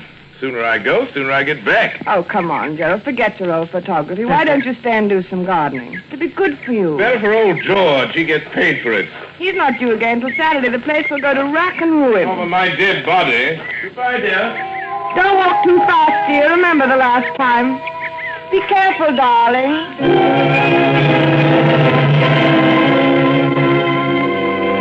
Be careful. It had just slipped out. Be careful. Alex Martin swinging there on the garden gate, smiling out her happiness across a part of England that was as remote and placid as any you'd care to find, wondered why she'd said such a ridiculous thing. If this were London, say, that would have... London. And slowly the smile fell away. She knew then that the memory of that last week in London had never really been far from her mind. That and that last talk with Dick on the top deck of the bus crossing Trafalgar Square. She'd never seen him like that before. Gerald Martin. I tell you, Alex, the man's a perfect stranger to you. You know nothing about him. I know that I love him. How can you know in a week? You've only met him. It doesn't take everyone 7 years to find out you're in love with a girl. It's meant for me, isn't it? Alex. It's no use. Alex, don't you know what it's been for me not being able to tell you? I couldn't, not with the income I had. Then I decided I couldn't wait anymore, and I was going to tell you anyway. And you know what happened? No, I'm afraid I don't. Oh, yes, you do. That money you inherited. That money from your cousin or uncle or whoever I it don't was. see what You that... didn't think I could ask you to marry me then, did you? You don't think I could live off your money? I'm sorry, Dick. Believe me, I am, but it really doesn't matter now, one way or the other. Doesn't matter, does it? You can bet it matters to that Martin chap. That's what he's after. You mark my words, he's after your money. Dick, it might interest you to know that Gerald has money of his own, far more than I have. And more than I have. Maybe that's the difference. I've had enough of this. I'm getting off at the next stop. Alex, please. All right, but let me tell you something. If you think I'm going to let Gerald cut me out and not do anything about it, you're very much mistaken. I'll catch up with him, do you hear? I'll catch up with him if it's the last thing I do.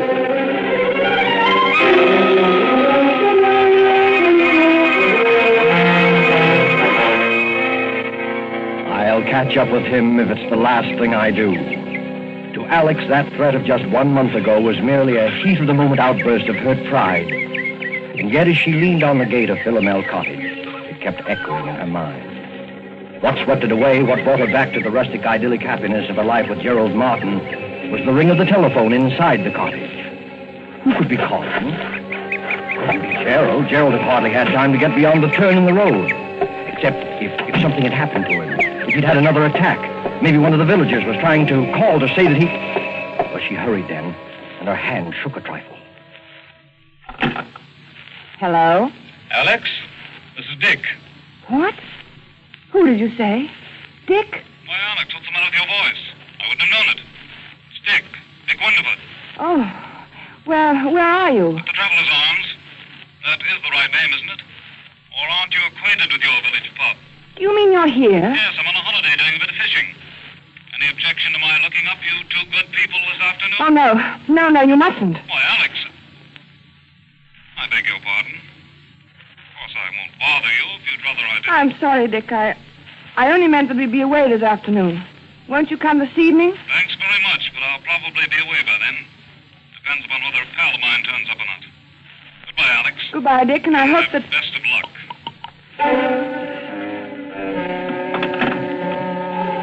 For a long moment, Alex stood quite still, the memory of Dick's threat flooding her mind. She walked across the spacious oak-beamed living room. By the time she reached the side porch, she'd made up her mind.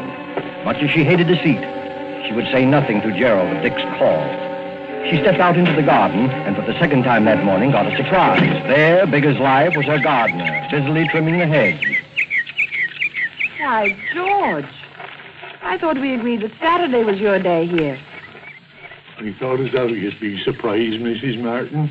There'll be a fair over the Squires on Saturday, and I says to myself, Mr. and Mrs. Martin, they won't take it amiss if I comes for once on a Wednesday instead of a Saturday. No, of course not, George. Then I thought, too, as I might as well see before he goes away so as to learn your wishes with the boarders. Before I go away? To London tomorrow. Me? Going to London tomorrow? Where did you hear that? Met Mr. Martin down the village yesterday. He told me you was both going away to London tomorrow. and it was uncertain when you'd be back again. I didn't...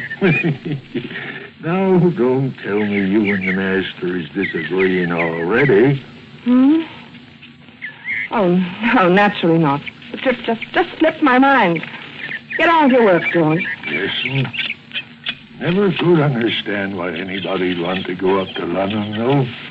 Like Mr. Ames, what used to have this house. He went up there, not to live, mind you. Yes, and after fixing up this place like he did, with taps all over everywhere, well, you're going to take a loss, I says to him when I sees the place up for sale. Ain't everyone as will have your fed for washing themselves in every room in this house, in a manner of speaking. But George, he says to me, I'll get every penny of £2,000 for this house. And sure enough, he did. He got 3,000. 2,000. Some he was asking was talked of at the time. And a very high figure it was thought to be. No, George, you see, I gave 2 and, well, it really was 3,000. Yeah, don't tell me that Mr. Ames had the face to stand up to say 3,000, brazen like, in a loud voice. He didn't say it to me, he said it to my husband. I guess I'll do some spading now. The price was 2,000.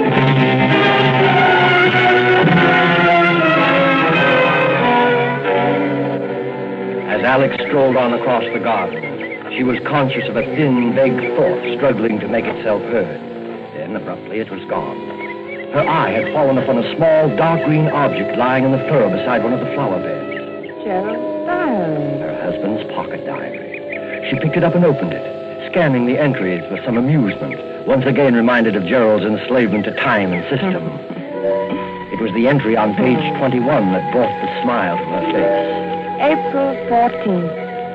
Marry Alex at St. Peter's Church, 2:30. And it was the entry on page 30 that took that smile away. She stared, puzzled, at the date on the page. Wednesday, May 13th. Why, that's today. Only one thing was written there, in red pencil. 6 p.m. What did it mean? What was to happen at 6 p.m.? As she stood there, that small, vague thought struggled to be heard once more. It was something Dick Winderford had said. Not the threat, not that wild, silly promise of vengeance, but something else. And then it came. That's a perfect stranger to you. You know nothing about him. Nothing about him. It was true. What did she know about him? After all, This is ridiculous. Gerald, my husband. I love him. I trust him. But then she thought once again of that cryptic entry. 6 p.m. It was just 3 o'clock when Gerald, his arms laden with packages, walked up the garden path and came onto the side porch.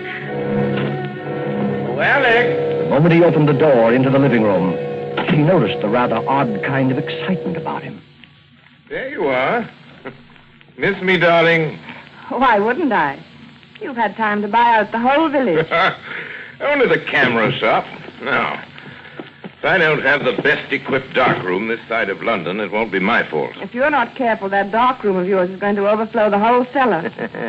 Oh, incidentally, here's something you've been watering the flowers with. Hmm? Catch. My diary. I dropped it in the garden, did I? I know all your secrets now. Not guilty. Oh, I'm not so sure. What about your assignation at 6 p.m. today? Why, oh, that. Well, you've caught me at last. It's an assignation with a very handsome young woman, quite remarkably like you, in fact. You're evading the issue. Not at all. Simply a reminder that I want you to help me develop some negatives this evening. At 6 o'clock? That's rather a peculiar time, isn't it? Peculiar? Yes, I'm usually preparing dinner at that hour. Well, no harm in delaying it a bit. We might have a sandwich or two and some coffee out on the porch. Before we work on the negatives, you mean? Yes, that'll be pleasant, won't it? You know something, Alex? I've never found anybody yet who could touch your coffee. Oh. Really? That covers Australia and Canada, Oh, too. you and your mysterious past. Why do you say that? No reason. Oh, Gerald, I do wish I did know more about you. Alex, you're serious. I know it's silly, but Darling. I've told you all about me, my boyhood in Sydney, my life in Canada. Yes? I see. You mean love affairs. You women are all alike. Well, but there must have been. There must have been other women. I mean, if only I... Do you think it wise, Alex, this Bluebeard's chamber business? Let's put your mind on such a subject anyway. Never mentioned it before. Oh, I don't know, Gerald. I've been rather upset all day. I imagine I can thank old George for that. The gardener, you mean? He had some ridiculous idea we were going away to London. He said you told him Where so. did you see him? He came to work today instead of Saturday. You fool! Why, Gerald. How did you get this collar on? Oh, Gerald, lie down. Look, lie down here. Here's some water. Here, darling. I'm all right. Oh, I'm sorry, darling, getting you all upset. That's Well, because the stupid old gardener... I made some weak joke to him about being off to London in the morning. He must have taken it seriously, or else he didn't hear properly. You straightened him out, I suppose. Hardly. You know what a gossip he is. I didn't want the whole village to think my husband was leaving me in the dark about his plans. Are you all right now? You told him we were going then. Naturally. Yes, of course. Sorry you were placed in that kind of situation, darling. I don't suppose you ran into anybody else today. This far from the world, Gerald? It isn't very likely, is it? Gerald. No, not another word. No, not another word. You aren't yourself now. It's quite plain. I want you to have a little rest. You'll be right as rain by 6 o'clock. Must you do those photographs tonight? After all, you don't seem so well yourself. Dear, when one sets a time to do something, one should stick to it. It's the only way to get through one's work. All right, up with you. Upstairs to your bed now. Very well, dear. I'll be getting things arranged in the dark room.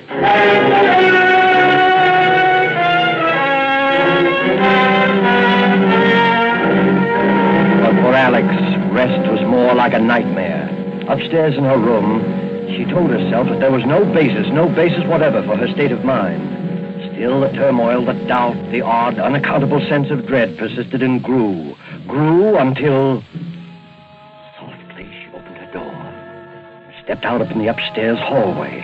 Quite clearly, she knew what she must do, knew she must find some testimony to her husband's past, something to reassure her, something to kill that agonizing dread mounting within her. And strangely, she remembered that single locked drawer in Gerald's bureau. She tiptoed to the door at the head of the stairs, opened it, and entered her husband's room. The key, yes, the key. If only she could find the key that locked the drawer. But there was none in sight. She moved to the wardrobe, went through his coat pockets, and then there at her feet, there on the floor, she saw it. Swiftly, she stepped to the bureau, inserted the key, and it worked.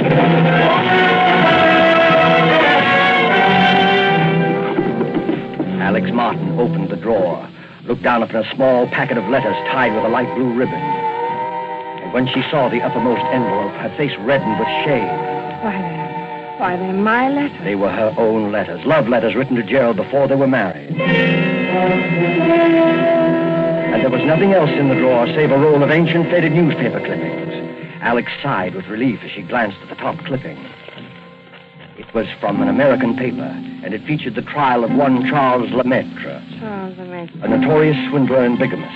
A skeleton had been found beneath the floor of his house, and most of the women he'd married had never been heard of again. Another of the clippings described Lemaitre's behavior in court, his interest in the cameras of the news photographers, his sensational escape from prison. Another displayed his picture, a long, bearded, scholarly-looking fellow. It reminded her of someone. But who? She couldn't tell. She glanced at the caption beneath the picture. Modern Bluebeard. Modern Bluebeard. Yes, That's what she read. Her eyes went back to the picture, and in a flash they saw the resemblance. She ran through the other clippings. Dates had been found in the man's pocket diary, dates it was contended when he had done away with his victims. He was an amateur photographer. He was from Sydney, from Canada. He was subject to heart attacks. He was... Gerald!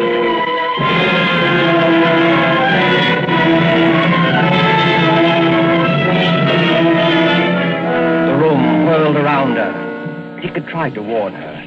Dick had been near her that morning. She turned him away. It was then that she noticed the sound. She turned toward the bright new pipe in the corner running up through the room. From below, near its base, something was striking that pipe, as though someone were... That was it. As though someone were digging. Le Maître was preparing the dark room for the latest one of his victims. 6 o'clock. That was the date, 6 o'clock. Less than an hour from now. Suddenly, all the jigsaw pieces shot into place. The money paid for the house, her money only. The bond she'd entrusted for his keeping. And suddenly she heard no sound. The digging had stopped. She must escape from this house at once before he came up. The clippings were right back in the drawer. Don't lock it, don't bother, just get away. She rushed to the door, out to the hall, and stopped frozen.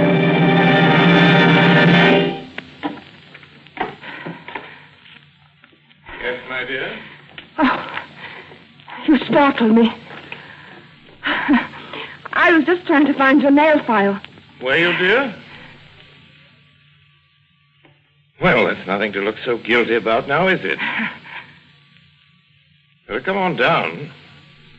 Getting late, you know. Gerald, I... Just have time to make the coffee and sandwiches. Before we do the pictures, that is. I'll be right down, darling. As Oh, soon as but we really mustn't delay, must we? Coming, Alex? Very well. Now, that's better.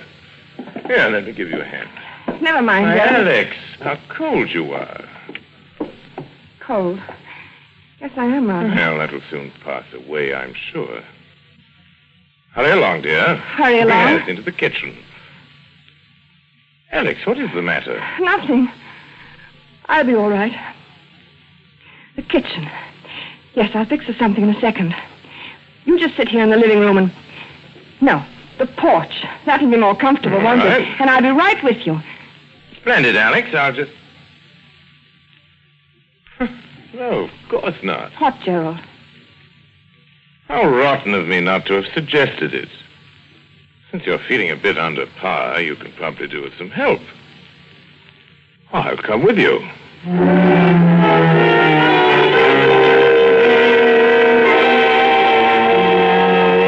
She knew then that some way, somehow, she must get word to Dick Winterford. The fact that he might be gone by now, the memory of him telling her so, she resolutely put out of her mind. There must be no more panic. She must be in utter control of herself. Alex, carrying the coffee out to the porch, glanced at the clock upon the mantel. 10 minutes till 6.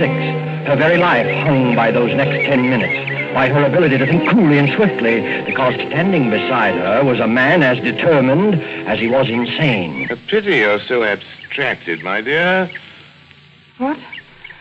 Why do you say that? Well, because you're missing the loveliest sight you're ever likely to see again. Look out beyond the garden. First soft shades of twilight. Twilight. Over Philomel Cottage. Now, I say, Alex, you are below par. What do you mean? First time you've ever slipped on the coffee. You must have tossed in the entire canister. I'll be more careful after this. Oh, dear. That reminds Alex, me. where are you going? Nothing to get excited about, Gerald. I forgot to order meat for tomorrow. I'm just going to phone the butcher. The butcher this time of evening? He generally stays late on Wednesdays. I'll be right back, darling. Don't shut the door, Alex. It keeps the insects out of the living room. You're not afraid I'm going to make love to the butcher, are you?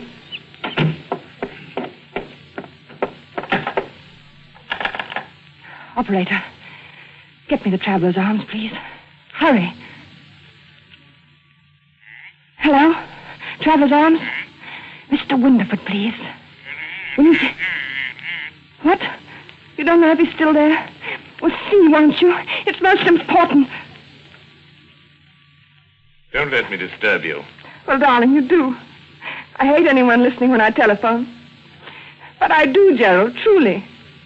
You're quite sure you're really calling the butcher? Why, as a matter of fact, I am not sure. What? What I mean What are you is, talking about? I'm afraid I've got the wrong person. A perfect stranger. Don't understand. Someone I know nothing about. You know nothing about, then why don't you hang up? Here, who's at the end of that wire? Hello? Hello? Dead. All right, my girl. Might as well get started. We're late now. Late? Precisely 3 minutes past 6. Why, Gerald, it won't be 6 o'clock for 8 minutes. Look at the clock there on the mantel. I don't go by that relic. I go by my own Gerald, wristwatch. listen.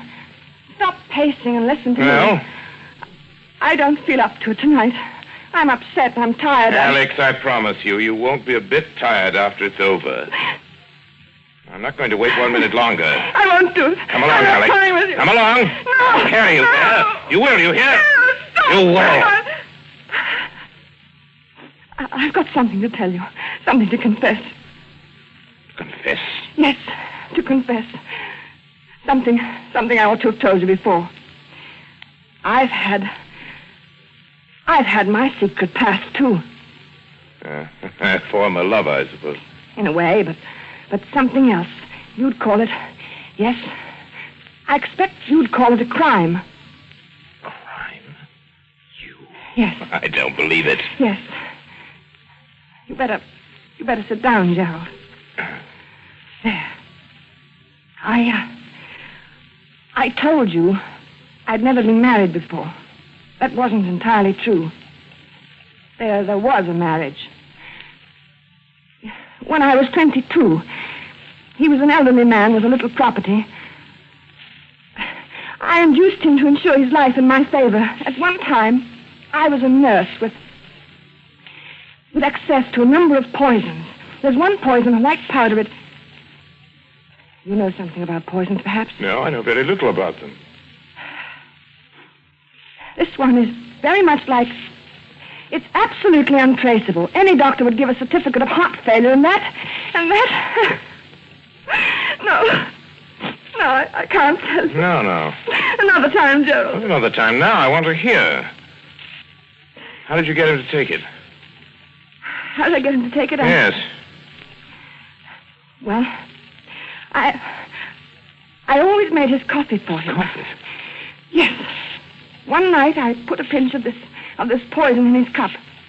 I remember that evening how very much like this it was, how peaceful. He gasped a little, tried to move from his chair, but he couldn't. Presently, he died. How much was the insurance money? About £2,000. I speculated. I lost it. It was over 2 years before I married again. He was a much younger man, quite well off. There was a will in my favor. He liked me to make his coffee, too, just as my first husband had done. I make very good coffee. Alex! It was the same, along about twilight. Alex! I remember it perfectly. How nervous and upset I'd been all day, wondering if it would turn out all right. Coffee? But it did. It was the same as the other. He just sat there in his chair, and he died. Our village doctor pronounced it heart failure. Alex! My husband did have a weak heart, you see, and that helped a great deal. Alex, listen! That netted me over £4,000. I didn't speculate. Coffee! That's why it tasted that way. You devil, you poisoned me! You poisoned me! Yes, I poisoned you. And already the poison is working. You see? Kill you! You can't move from your chair. Lying.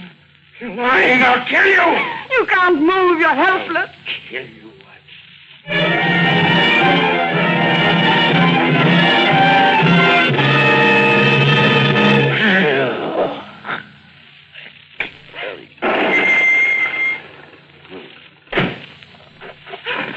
Alex, all right.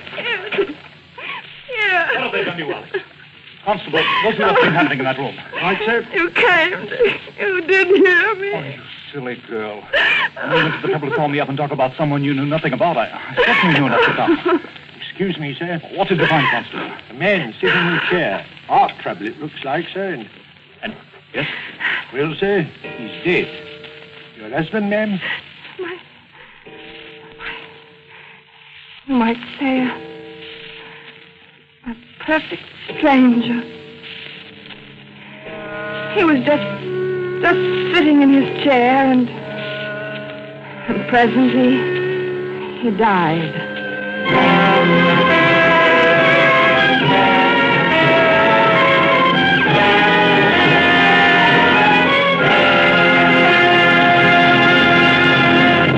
And so closes Philomel Cottage, Agatha Christie's story of love from a stranger, starring Geraldine Fitzgerald and Orson Welles. Tonight's tale of suspense. This is your narrator, the man in black, who conveys to you Columbia's invitation to spend this half hour in suspense with us on October 19th, 1 week from Tuesday, when Orson Welles will again be our star.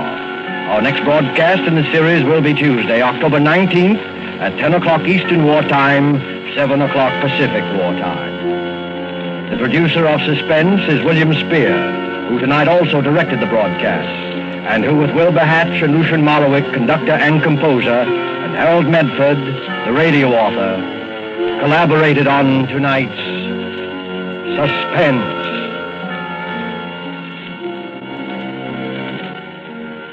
This is CBS, the Columbia Broadcasting System.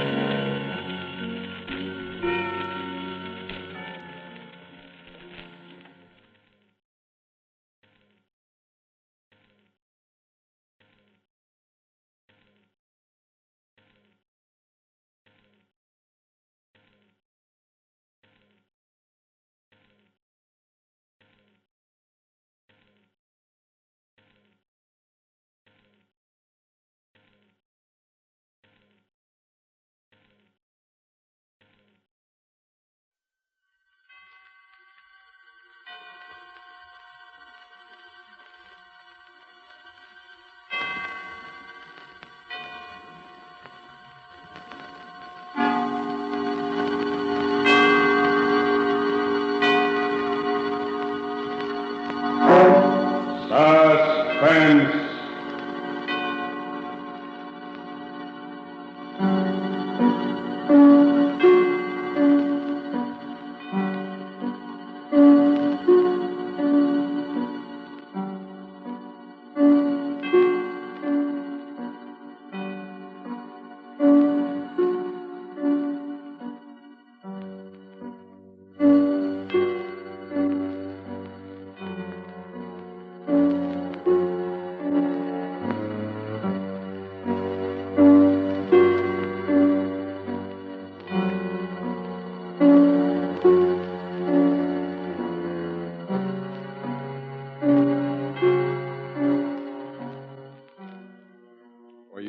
Men and women in the armed forces of the United Nations, we present one of America's top spine tinglers, a radio rebroadcast of a program dedicated to the mysterious, the unusual, and sometimes the supernatural.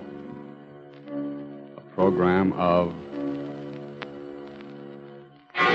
suspense. This is the truth. Do you understand? The truth. It must be the truth. It has to be.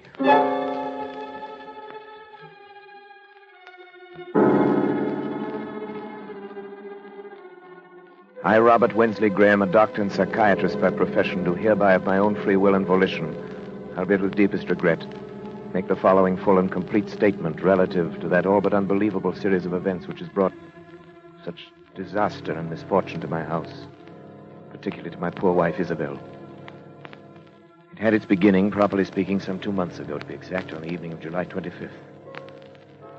We were in the drawing room, Isabel at the piano, practicing, as she said. Her Aunt Jane and I on the opposite sides of the room.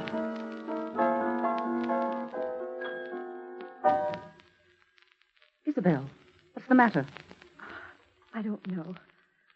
I can't seem to keep my mind on anything anymore, even my music. Nerves. Nerves? Isabel. Yes, Robert. I don't wish to distress you, but it's going on for quite a little while now. It's not getting any better. I know. Let's not discuss it, shall we? You should let me prescribe treatment for you. I could prescribe something for her. You can do remarkable things now with just the common old drugs under proper control. Drugs. It's not drugs that she needs. It's to get out of this house for a while. It's to get back to the concert stage where she belongs. It's work. Aunt Jane, please. I'm sorry. I don't believe in beating around the bush. You're an artist. You've got talent. There's no sense in your trying to subordinate yourself to somebody else. Aunt Jane, that's enough. I'm not subordinating myself to anyone. Really, Aunt Jane, you mustn't interfere, you know. Robert doesn't want me to go back on the stage. Darling, it isn't that I don't want you to go back. I'm proud of you. You know that. It's only because I know that going back to a professional career in your present mental condition would be terribly harmful. I know, Robert. I know, you're right. Oh, after all, I'm a doctor. It's my business to know these things. I get it. Probably the hospital. Hello? Yes, it's Dr. Graham. Oh, yes. It's for... Who? Huh. Well, when would you like to see me? All right. Fine. No, no trouble at all. Very well, I'll be expecting you. Goodbye. Isabel, good heavens. What do you suppose that was? Who? Roger Holcomb. Do you remember the case? Roger Holcomb? I remember it. Of course you do. The fellow was brought back from the dead, as the newspapers put it, about a year ago. Oh, yeah. Yeah, he really was dead for 4 full minutes, as far as medical science was concerned. Then Bates brought him around. It was 9 days' wonder at the time. Well, what does he want to see you I about? don't know. Something to do with his experience, obviously. He was in a terribly agitated state. Poor fellow had been walking up and down in front of the house for an hour trying to get up courage to ring the bell. Finally phoned from the corner drugstore. Why, the poor man. Why in the world should he do that? Anxiety neurosis. They hounded him, you know, in the most shocking way. Got out of the hospital. Preachers and spiritualists and movie agents, just plain fakers. People trying to find out if he remembered anything of the 4 minutes. He's supposed to be dead. People just trying to exploit him. Oh, must be Holcomb now. Take him into the office.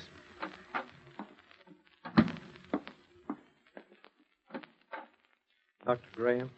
Yes, you're Roger Holcomb? Yes. Come in. Pleasure to meet you, Mr. Holcomb. Yes, sir. You come this way, please. My office. Now, just sit down anywhere. Lie down on the couch if you like. You're tired. I am tired. Tired unto death. Give me your hand, please. For heaven's sake, there's nothing wrong with my pulse. If that's all you think it is, I'll go. Why did you come to me, Mr. Holcomb? You know my history? Yes, most medical men do. Up until your disappearance. Yeah, most medical men do, all right. Then they tell me I'm crazy. Do you think you are, Mr. Holcomb? Oh, I see. You're like all the rest. Let go of me, please. Just a minute, Mr. Holcomb. You came to me for advice. For treatment. I suggest you tell me your story. Well, I was told you specialize in strange cases. Things that other men can't explain. And that's true in a way. Oh, you know what happened when I got out of the hospital. How Yes. they followed me, questioned me, hounded me day and night, trying to find out if I remembered anything, if I'd experienced anything beyond the grave. Yes, I remember that. Well, then you remember that my answer was always the same. That I remembered nothing. That I knew nothing. Well, I was wrong. Oh? What did you experience during those 4 minutes? I don't know. But it must have been something. Something I don't even dare to think about. How do you know this? Well, it happened the first time on a boat trip, which I'd taken to recover my health. I found myself chatting with a woman who was seated at my table in the dining saloon. She found occasion, as such women often will, to mention her age. She said, after all, I'm not yet 40. And then it happened. What happened? Well, from somewhere came crashing into my mind the certain knowledge of the exact day and year of that woman's birth. And with it, a compulsion to speak out. A compulsion which I could no more have resisted than I could have resisted breathing. I said, Madam, you were born in May, weren't you? May 30th. And she looked at me in utter astonishment. We'd never even seen each other before in our lives. And said, yes. And then I added the date, the year 1900. See, she was well over 40. She'd lied to me. Innocent enough thing, but I had known the truth. And I'd been forced to speak. And I have been ever since. This phenomenon has occurred often? More times than I can remember. Every time a direct lie, no matter how trivial, is uttered in my presence, I suddenly know the answer to that lie. I know the truth, and I'm compelled to speak it. And this condition has existed only since your... Since my 4 minutes beyond the grave, yes. Quite. It's as though, in that brief time, I glimpsed eternity. As if I'd seen revealed all truth of all the ages. I can never tell you how horrible that seemed. I found that men, even the most honest of men, live by lies. Tell me, you have a family, friends who are understanding? Oh, for heaven's sake, Doctor, don't you understand what this has done to me? Yes, I had a family and friends, a girl I was going to marry. Today I'm an outcast, pariah. I'm shunned, feared. I'm hated. Yes, hated. Mr. Holcomb. Mr. Holcomb, I believe that this condition is very real to you. It causes you very real anguish. I want to help you. Do you think you can? I'm confident that I can. Suppose you could arrange to stay with me here at my home for a matter of weeks or months, if necessary. Well, I'll do anything. Good. Anything in the world to be a normal man again, but... But what? Dr. Graham, I can see that you still don't believe me. Oh, no. I beg of you. You don't know the terrible responsibility I'd be to you. I'd be like a spy, like some inexorable prosecutor from another world. Mr. Holcomb, let me worry about that. All right. Is there anyone else in your household who might object? Oh, no, there's only my wife and her aunt. Have your own quarters. Be quite comfortable, I assure you. I'm sure I'd be. It's a lovely house, but I've seen of it. Yes, I'm rather lucky. I'm interested in research primarily. Not much money in that, you know, but a couple of years ago I came into quite a nice inheritance. House went with it. What is it? What's the matter? The inheritance was not yours. It was your wife's. The house is your wife's. You were penniless.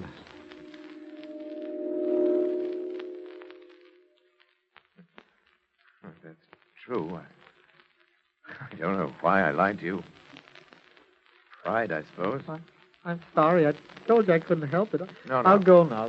Please. Mr. Holcomb, my fault. It's a small matter. But you see now that I want to help you. Do you believe me now? I believe, Mr. Holcomb, either that you are far more ill than I realized, or that in months to come, you and I must venture into a realm never before explored by mortal man.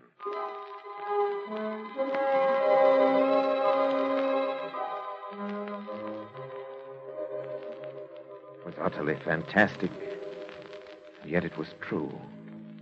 I checked the facts again and again. He could not possibly have known, and yet he knew. Could you imagine what this meant to a man of science? If I could fathom the depths of Roger Holcomb's mind, I could make a contribution to the body of scientific knowledge absolutely without parallel in modern times. I'd be more famous than Pasteur or Ehrlich. There remained the problem of Isabel. I was aware of the danger, of course. I was acutely aware of the peculiarly delicate balance of her mind at that time. Of the fact that the presence of a man like Roger Holcomb might be seriously detrimental to my rather well-conceived plans for Isabel. I believed I could control the situation. I determined to proceed. Actually, Holcomb's presence made itself felt almost immediately. The first incident came after he'd been with us.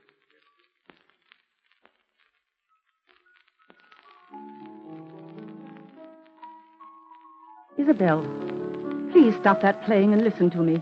Aunt Jane, you know Robert has said I mustn't talk about it, that it's bad for me. I don't care what Robert said. But he's my doctor and my husband. And I'm not sure that he should be either. Aunt Jane, I don't know much about psychiatry, but I do know that making trouble between a husband and a wife... I'm not making anything that isn't there already, and you know it. Good heavens, girl. Look at yourself. Look what's happened to you since your marriage. I've been sick. He's made you sick. That's ridiculous. Maybe it's just that he's afraid of losing you. Maybe he's even afraid of losing your money. But I'm absolutely convinced that whether he's meant to or not, he's made you believe there's something the matter with you that isn't. Aunt Jane, I simply forbid you to talk this way. And now he brings this psychopath into the house. And don't bring Roger into it. He's Robert's patient. It's Robert's work, and it's none of our business. What about your own work? It doesn't matter. Doesn't matter? Aunt Jane, you simply don't understand. Robert is my husband. I trust him and I love him. Nothing can ever come between us. I'd destroy anything. I'd kill anyone who tried. Isabel, do something before it's too late. Do what? Get away. Leave him. Divorce him. Anything. Oh, I hope we're not interrupting. Of course not, darling. Hello, Roger. Hello, Isabel. Good afternoon. How are you feeling, Roger? I'm better, I think. I think it would be better if we didn't discuss our states of mind, Isabel. Oh, of course, I'm sorry. Well, would you like me to play something for you? You know, I think I'm beginning to get the feel of it again. Really, I do. You're sure we haven't interrupted some conversation? Of course not. We were just discussing how helpful you've been in getting Isabel back to her work again. Roger. No. No, you were not. You were telling Isabel to divorce her husband.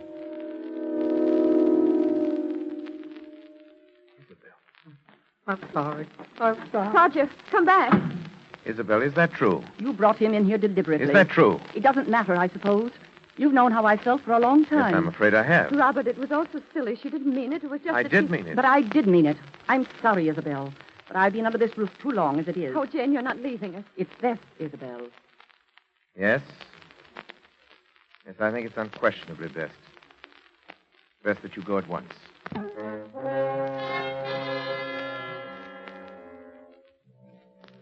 She left us, of course. I'd always believed that Jane exercised an unfortunate influence over Isabel. I did not dream it had reached such a point as this. Yet this incident gave me my first insight into the relationship which was destined to develop between Isabel, Roger, and myself. The first and most obvious result was that within a matter of weeks, Isabel was to lose every friend she had. We became further estranged as each day passed. It was difficult to speak of even the most casual things with this strangely terrifying specter of truth always at our elbow. The situation reached its inevitable climax the evening that Leopold Serinsky, the famous conductor of the Los Angeles Symphony, was to call on Isabel with a view to resumption of her professional career under his auspices. I gave a great deal of thought to that evening. It had to be handled with a great... Robert, you will help me, won't you? Of course I will, darling. I don't know whether you realize how important it is to me. I have nothing but the music now. I've been working so hard. Playing sometimes half the night Yes. while you were asleep. I've heard you. Sometimes it seems that the piano's all that's helping me to keep my sanity. My darling, I want you to let me prescribe something for you. Time we face this thing, your trouble, I mean. Robert, does he have to have dinner with us tonight? Roger, Isabel, you know how I stand on that. Oh, yes, but just Now, this one. Even once, Isabel, keep him in his room like a spoiled child when we have guests.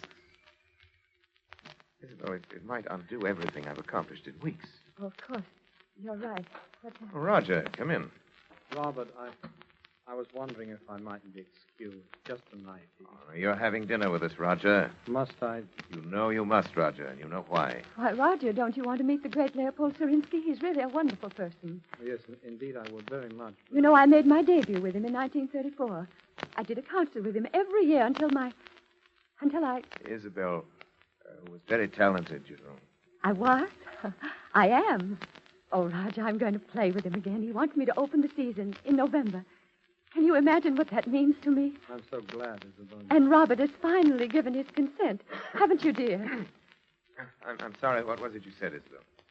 I said you'd given your consent to my playing with Serinsky. Why, Isabel, you know I don't want you to think that I'd ever stand in your way. I know, dear. Roger, I'll do the Emperor Concerto, and you will come to hear me. You do want to, don't you, Roger? Please, Isabel, don't ask things of me that can't... What's the matter? What's the matter with both of you? You act as though you thought I wouldn't be able to appear. As though the whole idea were hopeless or something. Isabel, please. I am going to play.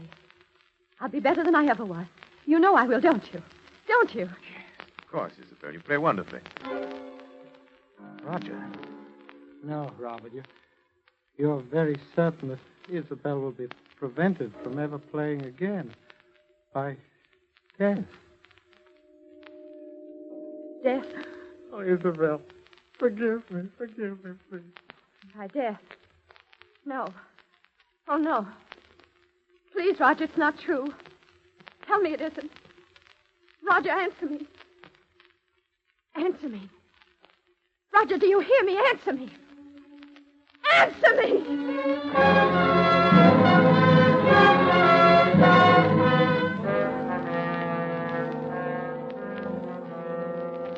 When Serinsky arrived, I told him it'd be quite impossible for Isabel to leave her room. The concert was canceled, and indeed, to my knowledge, she's never touched the piano since that day. By now, to even the most casual observer, it must appear only natural that Isabel had every motive for a desperate, almost paranoid hatred of Roger Holcomb. This much was clear to me. The rest, not yet. But one thing, from any point of view, was certain. I had to keep Roger and Isabel apart. Perhaps what I feared was indeed inevitable. I honestly did not think it so at the time. As a precautionary measure, however, I prescribed a drug for Isabel, which she at last consented to take. I gave her her own supply. She administered it to herself, as I had directed.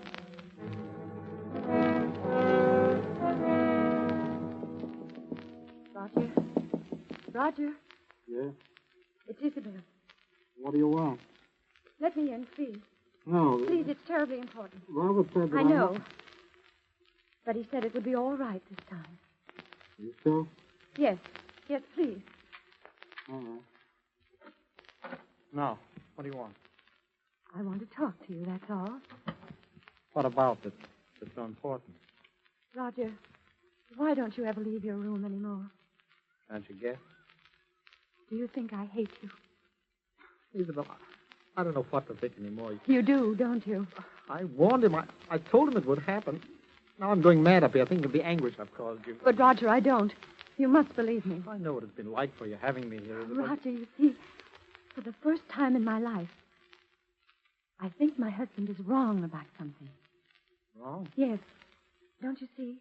He's been worried about both of us. And so this distrust has grown up between us. Well, I don't distrust you, Isabel.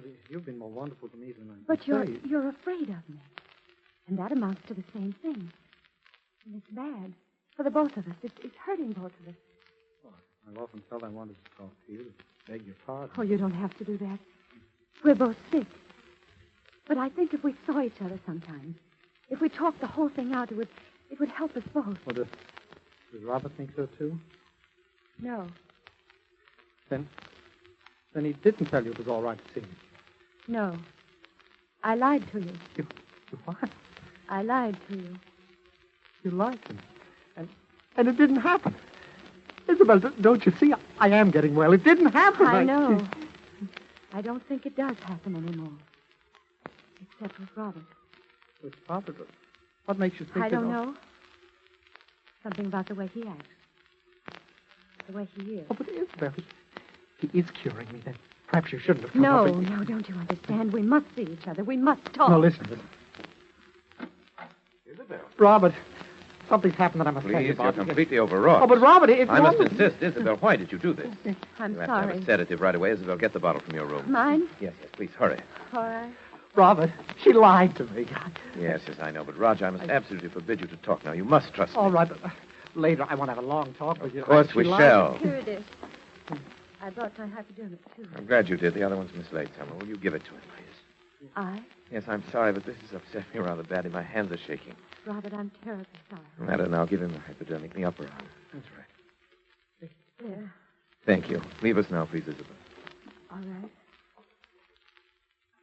How are you feeling now, Roger? Well, I'm fine, Robert.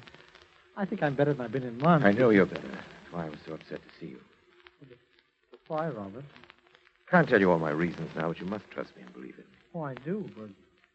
Only that I'm afraid for your health. Roger. No. You're afraid of murder. What? Murder. Roger, listen to me. Roger. Murder. Roger, what are you talking about? Roger. Roger!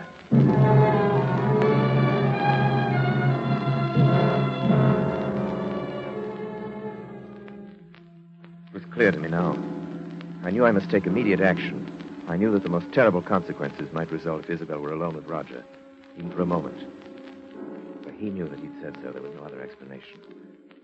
I thought it through most carefully. And yet no plans are perfect. No man is infallible.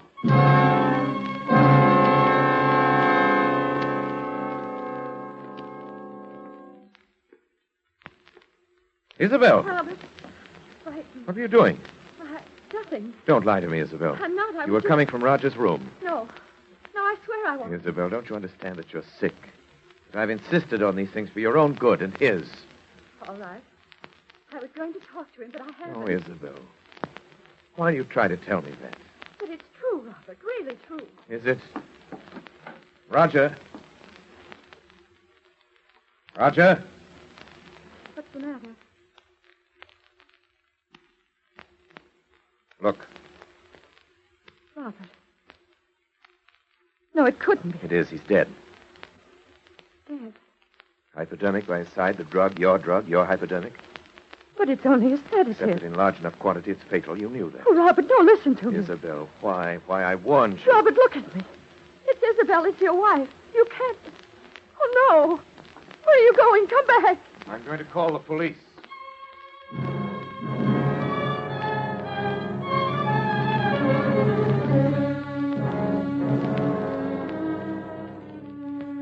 It was perhaps the most terrible decision a man ever had to make, even though it did come not as a shock to me, even from my point of view as a scientist. It was terrible enough. Yet it had to be done, and I had done it. I did not speak to her as we waited, and she made no further attempt to appeal to me. She seemed utterly stupefied, perhaps as a result of the drugs she'd herself been taking. Perhaps because she suddenly realized she was hopelessly trapped. When police arrived, I told the story with as little emotion. Yes, there are fingerprints, all right, on both the bottle and Those the would be hypodermic. my wife's, of course. They both belong to her. Is that true, Mrs. Graham? Yes. Dr. Graham, do I understand, then, that you are formally charging your wife with the murder of Roger Holcomb? Well, you could hardly expect me to do that, could you? I'm simply telling you the facts. Yes, but you said she hated Holcomb, and you knew it. My wife has been mentally ill for some time, and many people can testify to that. You plead insanity, of course. Dr. Graham, I can't tell you how sorry I am, but the things you have told me add up to only one thing, as you yourself obviously recognize. Yes. Your wife, Isabel Graham, murdered Roger Holcomb. What did you say? I said your wife, Isabel Graham, murdered Roger Holcomb. No. I murdered him.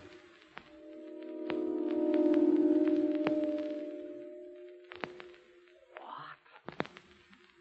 I tried to make it appear that Isabel had done it. And I succeeded.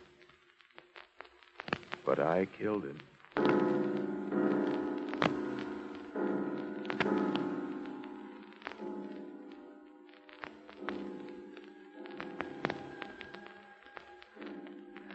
No plans are perfect. No man is infallible. Yes, I killed Roger Holcomb. And he himself revealed the truth. I'd planned to dispose of Isabel for many months. I'd never loved her. I'd loved only science. I wanted her money, and Holcomb found it out. That was the risk I ran. But any chance lie in his presence, either by Isabel or myself, would bring out the truth, and it did. I had no alternative once he'd discovered that but to kill him. It's easy enough to throw the blame on Isabel.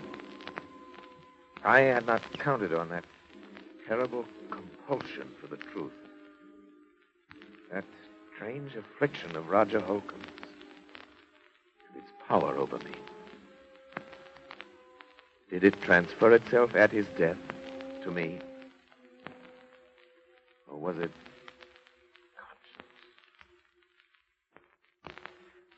It's a pity that it had to end this way. It was a fascinating case.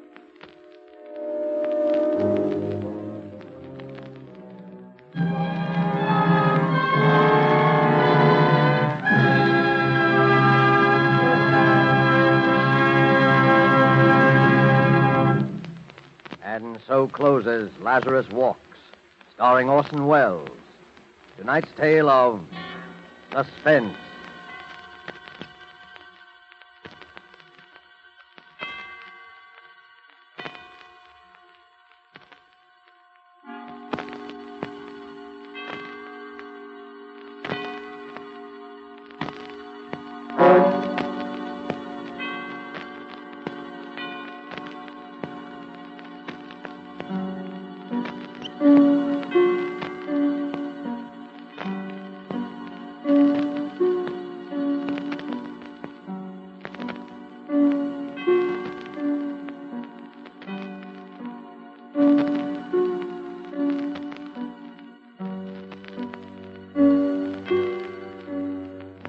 This rebroadcast is a presentation of the Armed Forces Radio Service.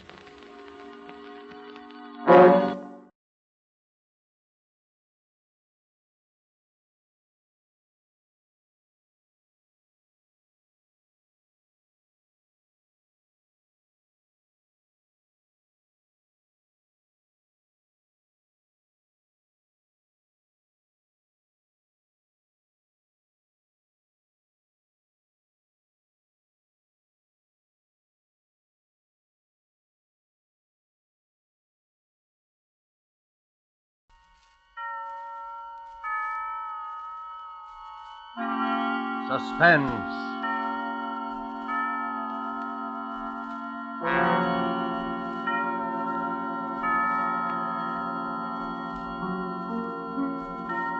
This is the Man in Black, here again to introduce Columbia's program, Suspense.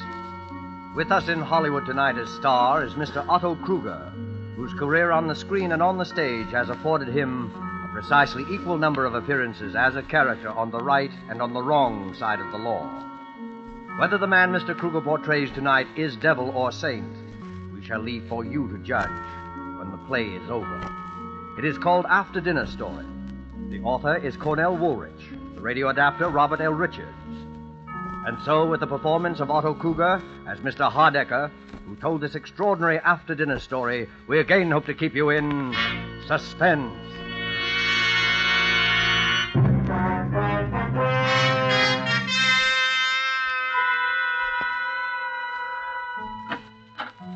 Mr. Hardecker's residence?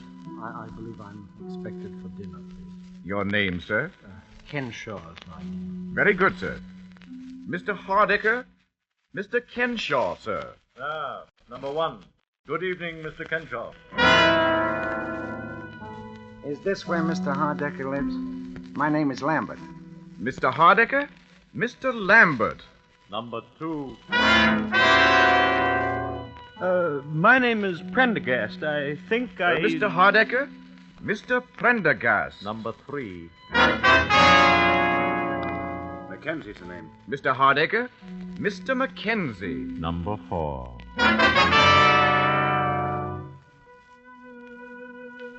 One, two, three, four. So you're all here, gentlemen? Yes. Then suppose we go into dinner, and after dinner I shall tell you why you are here, what I have in mind. In fact, I shall tell you in the form of a story, a sort of after-dinner story. All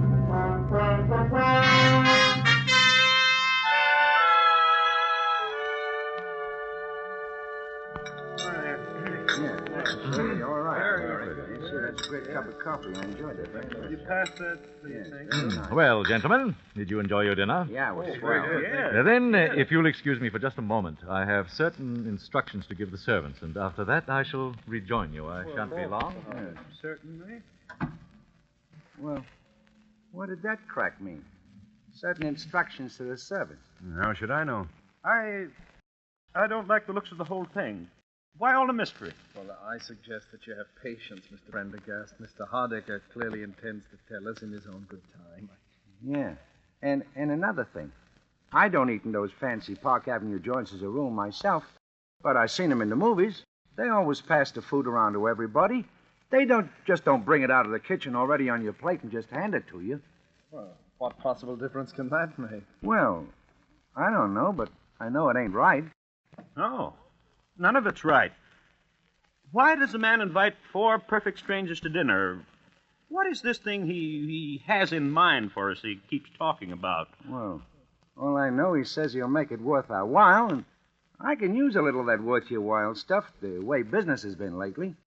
Obviously, the connection between us is that we were all in that elevator a year ago. Oh, what of it? There's no mystery about that. The police cleared that up the very next day. Maybe Mr. Hardecker doesn't think so. Sorry to have kept you, gentlemen. Now, suppose we get down to business. Mr. Hardecker, none of us wish to seem rude, but we were just wondering what this business is all about. You had come to the obvious conclusion, of course, that it has to do with my son?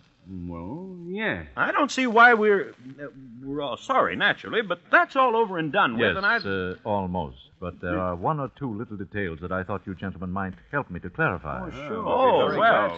Fine. Well, then, if you don't mind, I know you must remember most of it, but it's almost a year ago.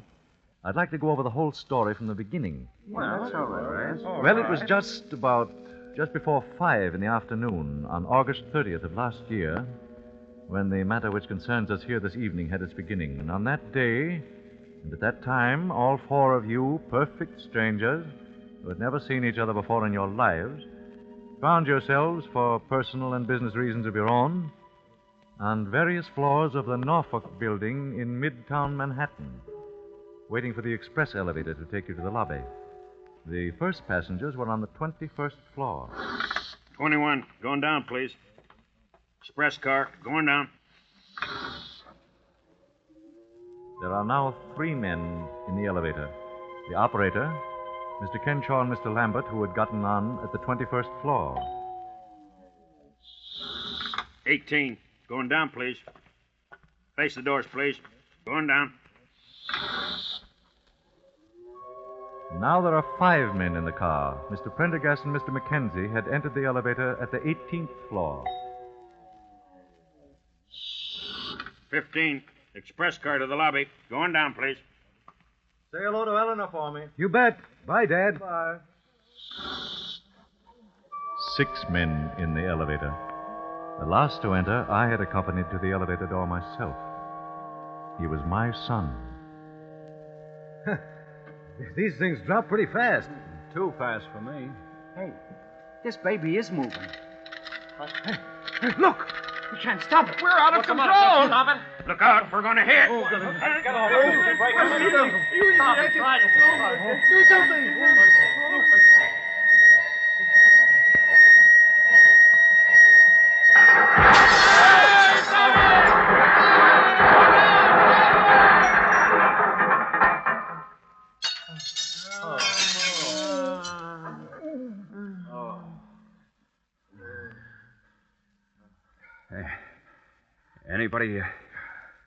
Anybody got a match?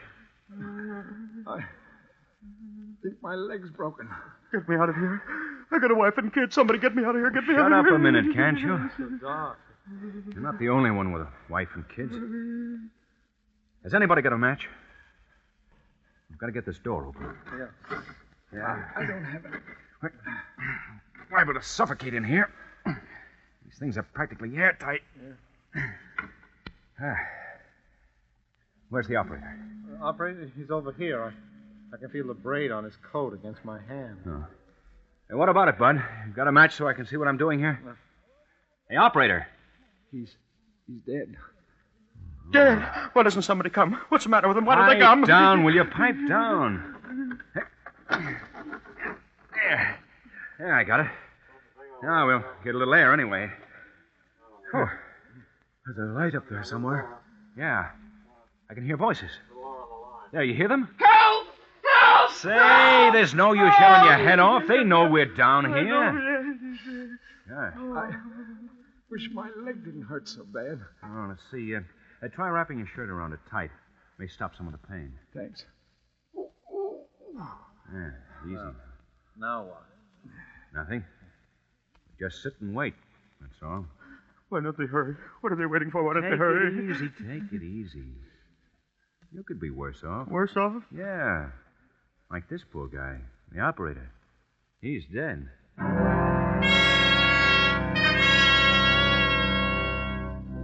And so you waited. 6 men, 5 living, 1 dead. I know how it must have been for all of you, the minutes dragging by, there in the darkness, with nothing to do but wait. How's your leg? Better. How long do you suppose we've been down here? Well, it's hard to tell. Maybe they think we're all dead. Maybe they're just taking their time. Don't worry. They heard you hollering all But right. Gee, the poor guy. I wonder if he had any kids. The operator? Yeah. I often wondered sometimes what would happen if one of these things ever slipped. Well, now you know. I'll never ride in one again. So he's going to walk up 68 stories to the Rainbow Room. I don't go to the Rainbow Room. Oh, I'm certainly glad my father didn't get on this car with me. He was going to, but he changed his mind.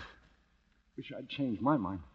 You know, if I hadn't gone back to make a phone call, I'd have been on another car. What's the use of wishing? It's happened, and here we are. Yeah, listen, there they are up there. They're going to get us out. Yeah. Hello! Hello up there! Yeah, we're coming to you. Take it easy. Hurry, can't you? Hurry! Hurry! We'll hurry. Anybody hurry? Yeah, one guy's dead. We'll be through to you in a minute. Okay, Ronnie, let it on now.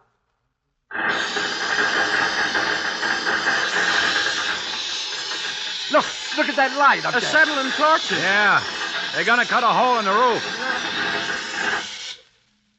What a racket. Oh, I'm nearly deaf already. Listen, you guys. We're coming through, see? Watch out for sparks. Shut your eyes and stand back against the wall. Okay.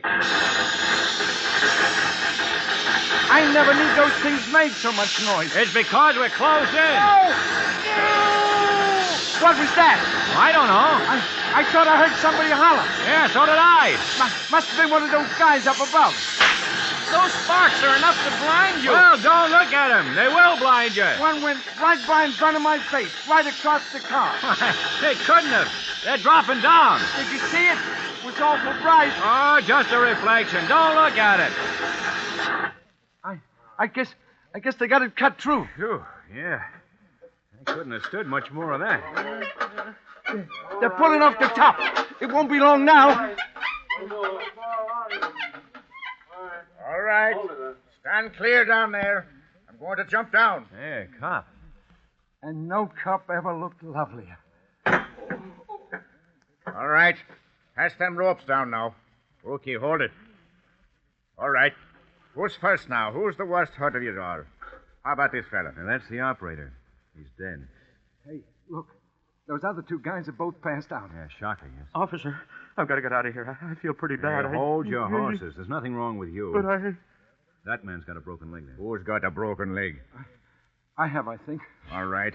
Can you sit in this rope sling here? I'll try. Now, hang on with both your hands. I'll be all right. Okay. Pull him up. Well, so long, fellas. Take care of that leg. Thanks. Yeah, thanks. My name's Lambert. And mine's Mackenzie. Maybe we'll run into each other sometime. Yeah. Well, so long. All right, let me have that rope now. Well, who's next now? Well, maybe you better take those two guys that passed out. They might be hurt. Why, sure. How about this young fella? Sure. He got a little blood on him, hasn't he? He has that. Glass from the light fixtures, I guess. Well, I don't think it's serious. You don't, eh? No, he seemed to be all right. Well, whatever he seemed to be, he's not now. This man is dead. Dead? Oh, but he can't be. Look here, my lad, you don't seem to realize that you've come through a pretty serious accident. I know, but he can't be dead. We heard him talking just a few minutes ago. Isn't that right? Yes, I heard him. Well, sure. He was talking to us here in the dock. He said something about being glad his father wasn't on this elevator. I can't help what he said or what you heard him say. This man is dead.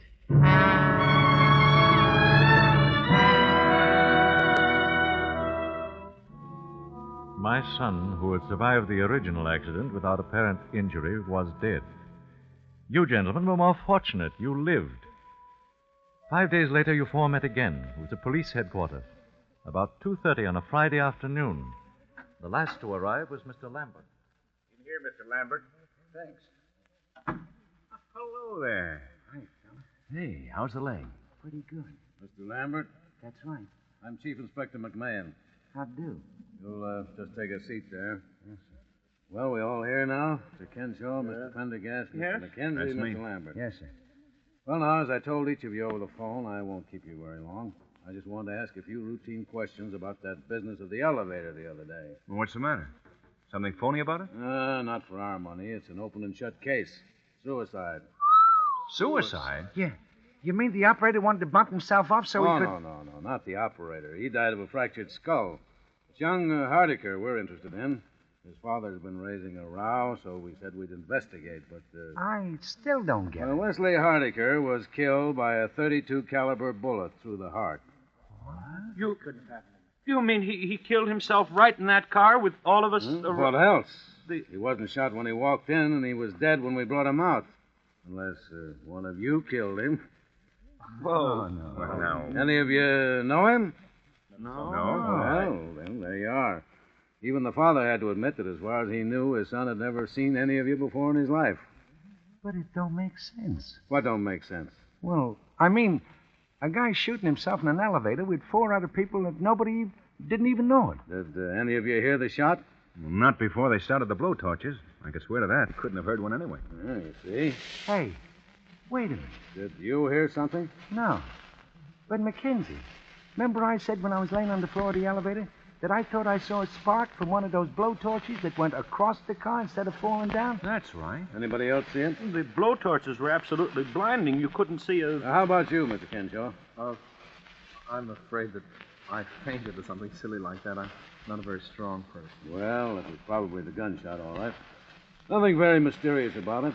The gun belonged to young Hardiker, licensed in his name, and had only his own fingerprints on it. Well, maybe I shouldn't ask, but why did he do it? The official verdict is suicide while of unsound mind. He seemed all right. He talked to us perfectly sensibly just before it happened. Just goes to show. You never can tell, can you? Oh, he'd always been nervous and highly strung. We got that out of his father. The strain of being down in that black pit was just too much for him, that's all. Oh, what a terrible thing. To break down just as we were about to be rescued. Yep, it's too bad. Boys seem to have everything to live for, too. But we find that sort of thing all the time. The noise, I suppose. I've read of cases of nervous breakdown caused by noise. Yeah, that's it. Well, I guess I don't need to keep you gentlemen any longer. Well, I'm certainly glad there were no complications. Oh, don't worry.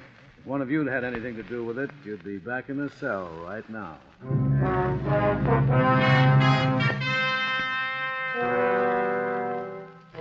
That was almost a year ago. Last week, each of you received a phone call from me. I can well understand and sympathize with the fact that you were somewhat astonished, perhaps a little suspicious of what you heard. I don't doubt that most of you debated at some length in your minds the advisability of accepting my invitation at all. You, for instance, Mr. Mackenzie, you are married, as I remember. I imagine that you talked quite seriously with your wife about the whole affair. I phoned your home, I believe, at about 8:30 last Monday evening. Yes? This is Mr. Mackenzie speaking. Well, I'm sorry, but I don't seem to place you. Oh, of course, Mr. Hardiker. Well, frankly, I don't see the point. You don't know me, and I don't know you. Yeah? Yeah, I see. Well, all right, Mr. Hardiker. I'll be there. That's a funny name. Who was it, dear? His name is Hardiker. The father of that boy who killed himself in the elevator last year. Oh? Well, what did he want? He wants me to come to dinner with him on Saturday at his home. Why, how lovely. He's a very important man, isn't he? Did he ask both of us? No. As a matter of fact, he's asking the 4 men who were in that elevator with his son when he died. What a strange idea. Seems sort of gruesome to me. Yeah, that's what I thought. Didn't he say anything? Oh, he said quite a lot. Well, what did he say? I was just thinking. Oh, now, please, Stephen, don't sit there and be so tantalizing. What did he say? Well, he said something about his son's estate. Seems his son had quite a lot of money in his own right. The old man said he didn't need it, and there weren't any other relations, and... Well, he sort of hinted that he thought it might be a good idea to split it up between the 4 men who were with his son in his last moments of life, as he put it. Why, Stephen, how wonderful. Why, aren't you excited? How much is it? Do you suppose it's a lot of money? I don't know. Why, it might be several $1,000s. It might be several $100,000. Oh, Stephen, what's the matter with you? Well, just such a crazy thing to do, that's all. Don't see that makes any difference. If a man wants to do a nice, kind, generous thing. Look, honey, if it was generosity, he'd give it to charity. If it was a sort of memorial to his son, he'd set up a scholarship or build a hospital or something. Well... The old man was pretty broken up about it when it happened. I remember reading something about his being in a sanitarium for a while afterwards. And he never did believe the verdict of suicide. The police as much as told us that at the time. How do I know he doesn't think one of us killed the boy? Oh, that's absurd. All right. But anybody who's crazy enough to divide up a wad of dough between 4 perfect strangers is crazy enough to think a perfect stranger killed his son. Oh, why, that... Maybe he thinks we all did it. Maybe he's wacky and has some crazy idea about revenge and is going to use the dough as bait to get us all together. I hadn't thought of it like that. Perhaps you ought not to go. I already said I would. Why, anyway, maybe it's on the level. Stephen, do you still have that gun you used to have when you worked at the bank? Yeah, I have it there. I think you ought to take it with you Saturday night. Honey, I think you've got something there. I think that's a very good idea.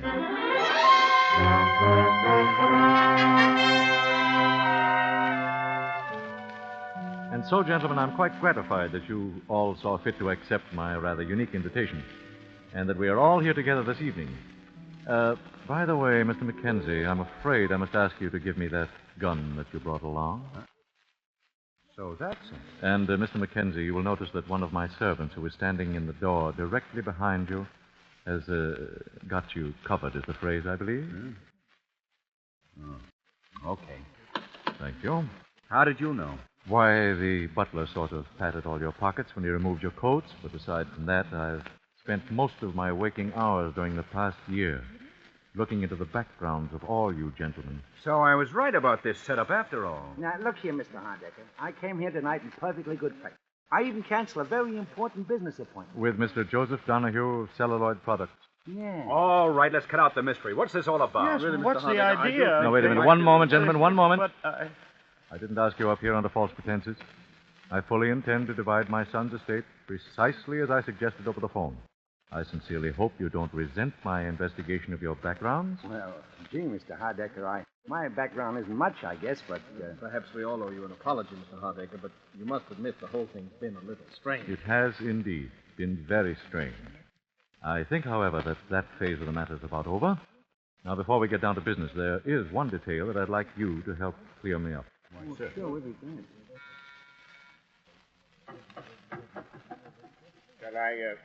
Shall I bring it in now, sir? If you please. Is it well mixed? Yes, sir. In the center of the table. Thank you, Johnson. Now, please see that we are not disturbed on any account whatsoever. Yes, sir. Say, that looks good. What is it? Oh, it's got quite a number of things in it. White of egg, mustard, milk. It sounds like an antidote for poison. It is an antidote for poison. What? Gentlemen, there is a murderer in this room. One of you killed my son and hasn't paid for it yet.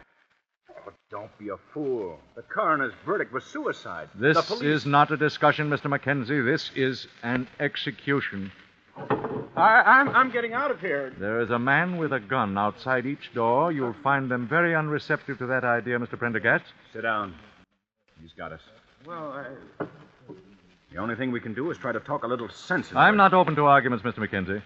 One of you killed my son. I know who that man is. It's taken me a year to find out, but I now know. The food that man ate tonight was poison. Yeah, no, but In poison? 10 minutes, he'll drop dead. You can't take the law into your own hands that way. Unfortunately, the law demands a very specific type of evidence. The police, whom I consulted repeatedly, do not believe it possible to get a conviction on the evidence I have. And therefore, the conviction must come tonight. Wait, you wouldn't dare. You couldn't kill a man in cold blood that way. There is an alternative, Mr. Prendergast. It is there in the center of the table. The antidote. Oh. The murderer may either confess his crime by drinking the contents of that bowl, or he may keep silent and go to his death here tonight. Privately executed for what cannot be publicly proved. They could send you to the chair for that. I am quite aware of that contingency, Mr. Crenshaw, and quite willing to accept the consequences. But the murderer will have gone to his death before me. But how do we know you poisoned the right... The murderer knows, Mr. Prendergast. The rest need have no fear. Hey, I think the guy's crazy. Maybe he poisoned all of us. Look, Mr. Hardiker, this whole thing is insane. Nobody killed your son. As to that, we shall shortly see, Mr. Mackenzie. The man who killed my son has approximately 7 minutes to live. 7 minutes? It's me.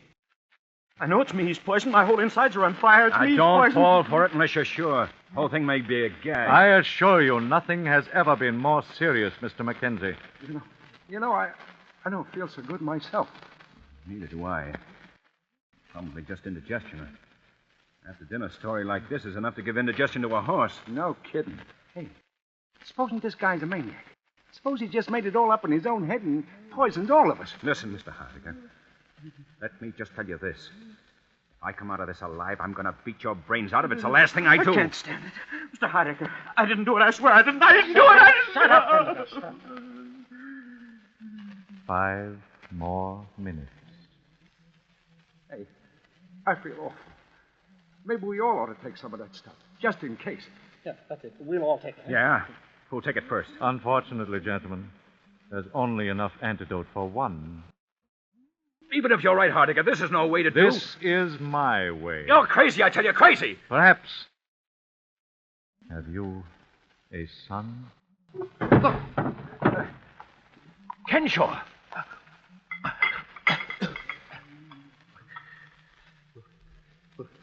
Will it save me? Well, gentlemen, now you know. All right. All right, what do I care? I killed him. And I do it again. I hated him all my life. In school, in college, he never even knew that I existed. He was too good for someone like me. And he had everything. Money, everything. Then he married the girl that I loved. She didn't know how I felt. I never told her.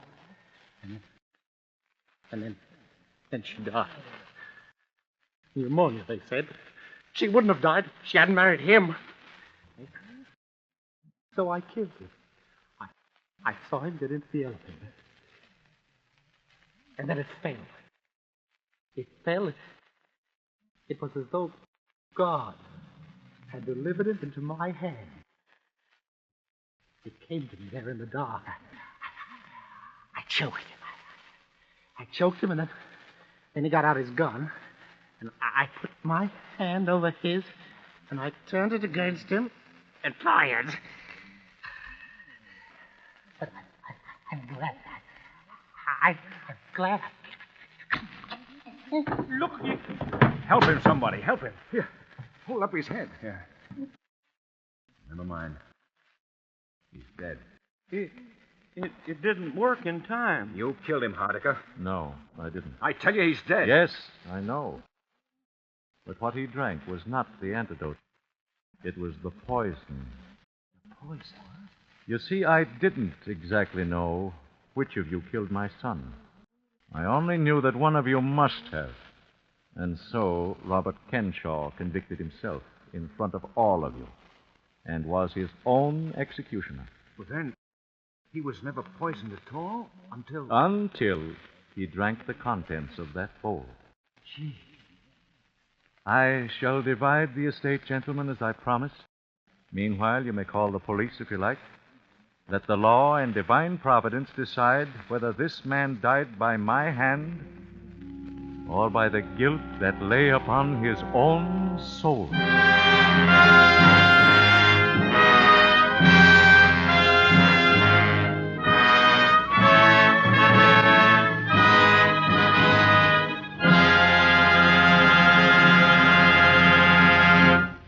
And so closes After Dinner Story by Cornell Woolrich, starring Otto Kruger. Tonight's tale of Suspense. This is the man in black who conveys to you Columbia's invitation to spend this half hour in suspense with us again next week, same time, when our star will be Gene Lockhart in the suspense play called Statement of Employee Henry Wilson. The producer of Suspense is William Spear, who tonight also directed the broadcast, and who with Lud Gluskin and Lucian Morawick, conductor and composer, and Robert L. Richards, the radio author, collaborated on tonight's Suspense.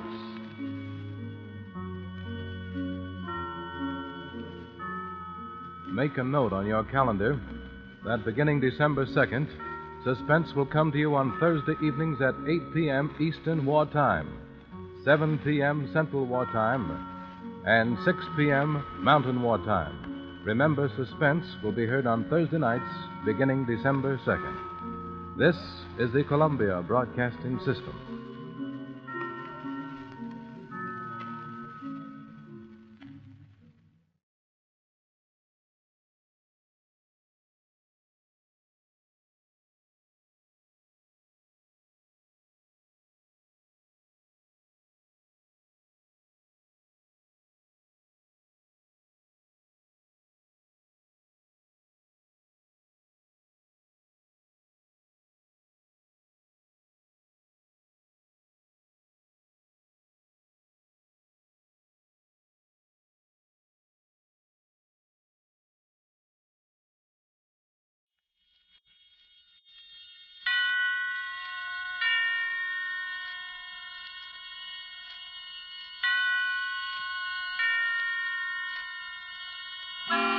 Suspense.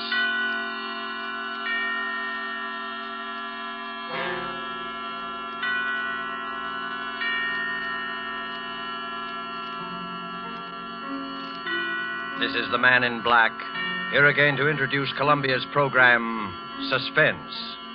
With us in Hollywood tonight as star is Mr. Gene Lockhart, whose remarkable characterizations on the screen have won him a notable following with American audiences. It is with rueful satisfaction, but with satisfaction nonetheless, that the genial Mr. Lockhart contemplates his reputation. Because of his cinematic misdoings, his numberless treacheries, betrayals, and cowardly villainies, he is one of the most hated men in the country today. Our story this evening by John Shaw is called Statement of Employee Henry Wilson. And so with the performance of Gene Lockhart as he relates and relives the events of the climactic moment in Henry Wilson's life, we again hope to keep you in suspense.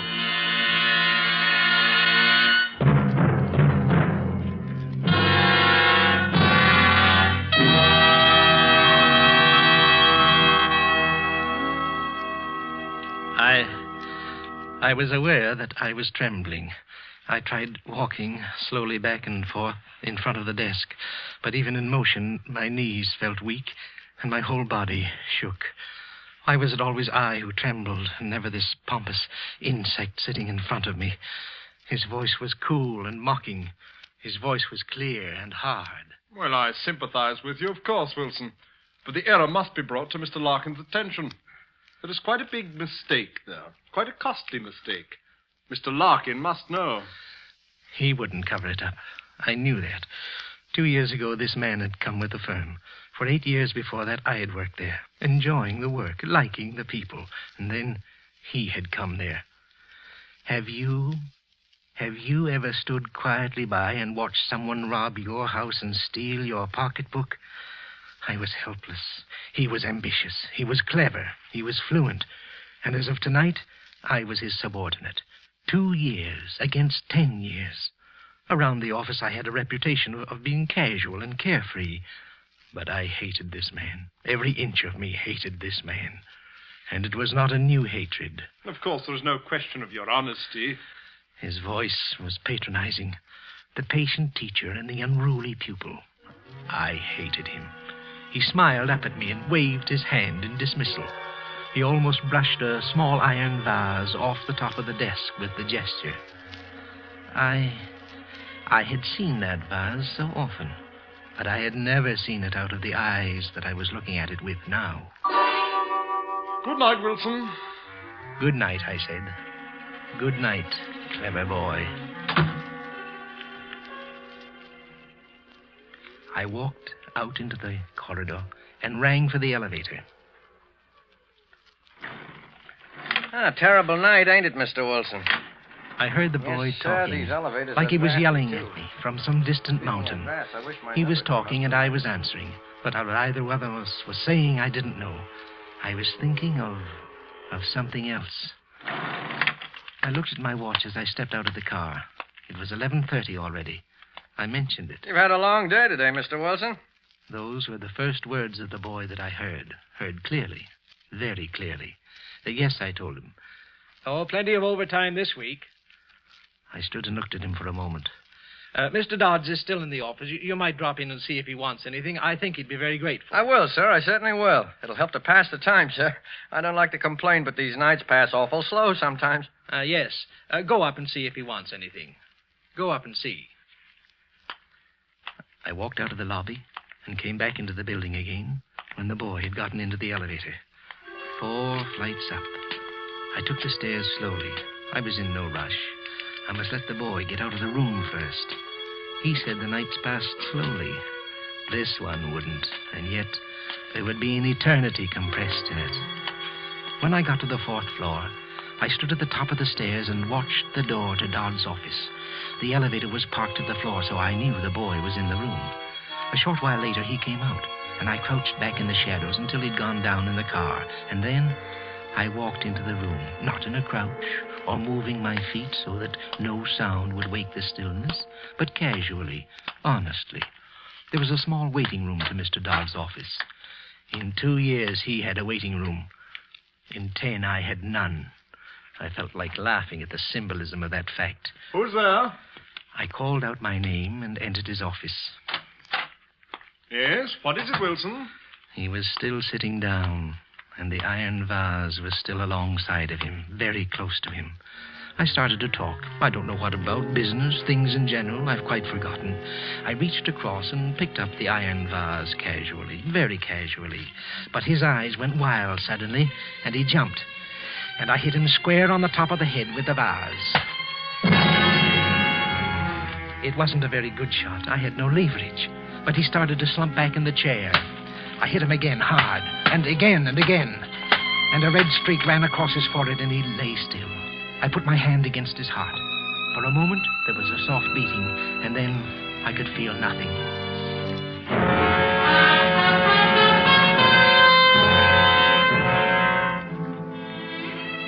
I was very calm and very warm. I was calmer than I'd ever been before. I wiped off the vase and put it back onto the desk. I ran through the papers that Dodds had been looking at until I found the one paper I was looking for. I ripped it into little bits, and I put the pieces into my pocket. Outside the building, my first act would be to scatter the pieces. I'd cover my mistake myself. I moved slowly back to the door. I wiped the doorknob and looked once around the room before I opened the door and stepped out into the waiting room. And then... Going home, Mr. Wilson? I stood there, afraid to turn, afraid to think. I slammed the door shut behind me and stood in front of it. Are you all right, Mr. Wilson? I tried to talk, but the words got caught somewhere in my throat. It was the sweeper, Tom Higby, the night sweeper. I almost fainted. Everything had been set so nicely. I'd left the building. The elevator boy had come up and found Dodds in good health. Someone had stolen in later and killed him. That would be the elevator boy's story. If suspicion attached to anyone, it would be to the boy. I had left the building. But now, this. Are you all right, Mr. Wilson? I'm fine, Tom. A bit of a cold, that's all. A weakens one. How are the wife and kids? Fine, fine. The shock was wearing off. Mr. Dodds is in his room now, Tom, working very late tonight. You'd better, let his office go for this once. Well, if you say so, Mr. Wilson. I could give it a quick brush, though, sir. I wouldn't disturb him none.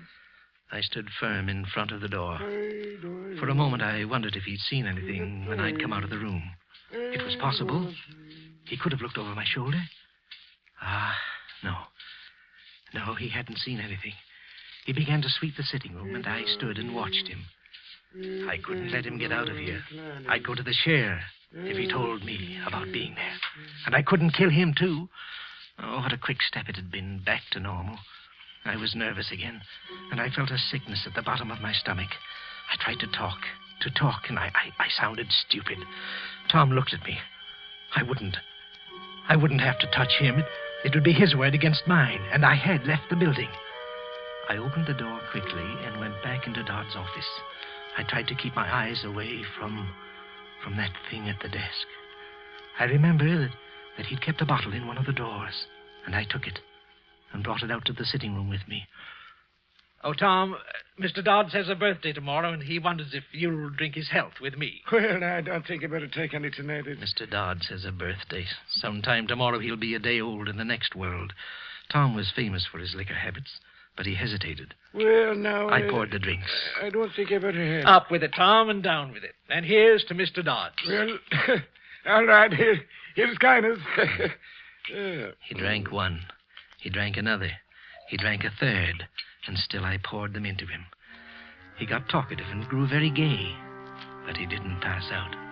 I looked at my watch. It was almost 12:30. 1 whole hour I'd wasted with him. I could stand no more. He was drunk. Any test would show that. His story tomorrow would be listed as a drunkard's babble. I had left the building an hour ago. I couldn't afford to waste any more time. I walked behind him, and he was laughing. And I hit him as hard as I could on the back of the neck. He pitched forward off the chair onto the floor. I dragged him into Dodd's office. and I lifted him into the chair facing Dodds. I brought the bottle in from the sitting room and put it on the desk in front of Dodds. I took the iron vase and curled Tom's hands around it for the fingerprints, and I dropped it at his feet. A bottle, a fight, a killing. I was sweating. I went out into the sitting room again and almost fell to my knees. I was frightened. I had to get out of here. I got to the lobby and looked out of the shadows at the elevator. The boy was sitting on a chair outside the car, and he seemed asleep. I came out of the darkness and went quickly towards the street and began to walk rapidly. I wanted to get somewhere out of the world. Would I ever sleep again? We murderers are not supposed to, and I wanted to rest. I had a sudden idea. I went into a cafeteria and used the telephone. I called the building and got the elevator boy on the phone. Hello there. Hello, Jim. Oh, this is Mr. Wilson, Jim. Has Mr. Dodds left yet? The voice that answered me was sleepy, and the words were hard to make out. But I knew all the answers. Well, listen closely, Jim. Will you tell him that the address of the place we were talking about is 144 Gray Street? Yes, yes, that's right. Oh, he'll know what I mean. Will you go up and tell him now, Jim? All right. Thanks a lot, Jim. I was sure the sweeper would be discovered in the room with Dodds. The address was a Turkish bath. It was logical. A man working all night might want to go to a Turkish bath afterwards. Jim would walk in now, and heaven only knew what came next. The sweeper would be caught like a rat in a trap, drunk, and with a murdered man sitting across from him. I walked home through streets that crushed me in their shadows, between walls that whispered at me as I passed. I sat up in my room for hours listening to the sounds Manhattan makes in the night. And finally I fell asleep. And I sat and I slept and I dreamed until sunrise.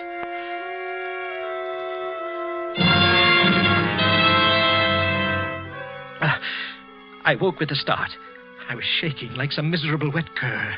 I took a drink and tried breathing deeply. Somewhere I'd read that deep breathing killed that scared feeling.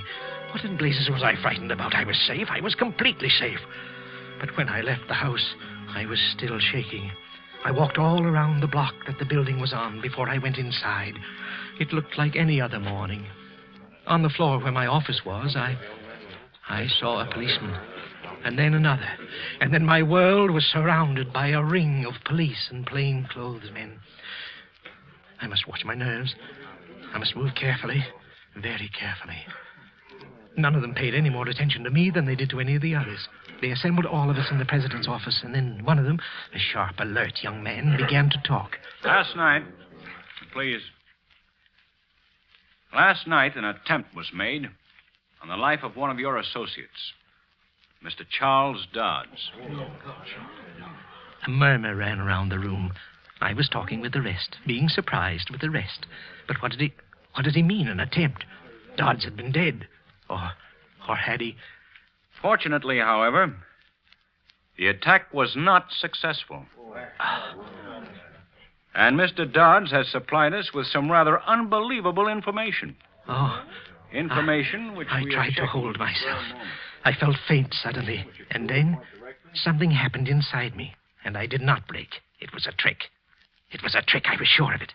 The detective stared at us, running his eyes across our faces, across my face, searching, staring, and then he shrugged his shoulders. Well, as a matter of fact, Mr. Dodds was killed. And another man you might know also died last night. Mr. Thomas Higbee, the night sweeper. Higbee? Dead, too? Again, that rustle of voices, that droning conversation that I was part of. Some of them had known Higbee, liked him. I hadn't meant to kill him. Could there be some mistake? I wanted to ask one of these men, was there some mistake? I hadn't meant to kill him. Mr. Dodds was clubbed to death. The night sweeper died of a heart attack. Nothing more is known as yet about what happened here last night. You must all consider yourselves at the disposal of the police, till you're told otherwise. Now, if you... Blast them. Why didn't they say something? They were lying to these people. Nothing more was known. That's nonsense. Why, it was all there for them to see. It told its own story. Higbee had killed Dodds. Poor, harmless little Higbee had killed that big, famous executive. And now... Mr. Wilson, Will you come this way, please? Just a little routine questioning, that's all. Everybody here will have to undergo it. I must watch myself. I must go very slowly. Sit here, won't you, Mr. Wilson? Now, do you remember what time you left the office last night? Yes, it was 11:30. I remember mentioning it to the elevator boy. Uh-huh. And what time did you get home? Oh, somewhere about 12:30, I guess. Yes, just about that time. Is there anybody who would swear to that? Well, the elevator boy... Oh, I don't mean that. Is there anyone who saw you go into your house at 12:30? I hardly think so. At that time, the streets aren't too well populated, you know, officer, and I live in a house where people mind their own business. I really don't know anybody in the house, and I doubt if anybody saw me go into it. But you can check with the elevator boy, though, as to my going home at 11:30, because... Yes, we have already. You weren't on the best of terms with Dodds, were you, Wilson? Oh, I was fond of him. But I don't know what right you have to say a thing like that. Well, he kind of did you out of a job around here, didn't he? Oh, he was a smart man. Mr. Dodds was an exceptionally smart man. It was not at all a disgrace to lose a position to him. When I left him last night, he was in excellent health. And if I killed a man every time I had a job taken away from me, I'd have quite a long line of victims behind me. Of course, I'm just joking, you know. You made a phone call to him last night, didn't you? Yes, to the elevator boy. I remember suggesting that he go to a Turkish bath after he'd finished work to sort of tone up. They're very good, you know. And I mentioned that I knew a very good one that I could recommend. And then when he asked me the name of it, I couldn't think of the address of the place, and I thought of it later, though, and I phoned the building. Where'd you phone from? From a little place in the neighborhood. And about what time did you phone? Well, it was about 12:25, I guess. I was getting a little mixed up. It couldn't have been then. I was still in the building at 12:30. They were confusing me. You called at exactly 12:55. So you must have miscalculated the time of your arrival at home. However, that isn't important. None of us is expected to time ourselves from place to place, are we? When we find too good an alibi, we get kind of suspicious.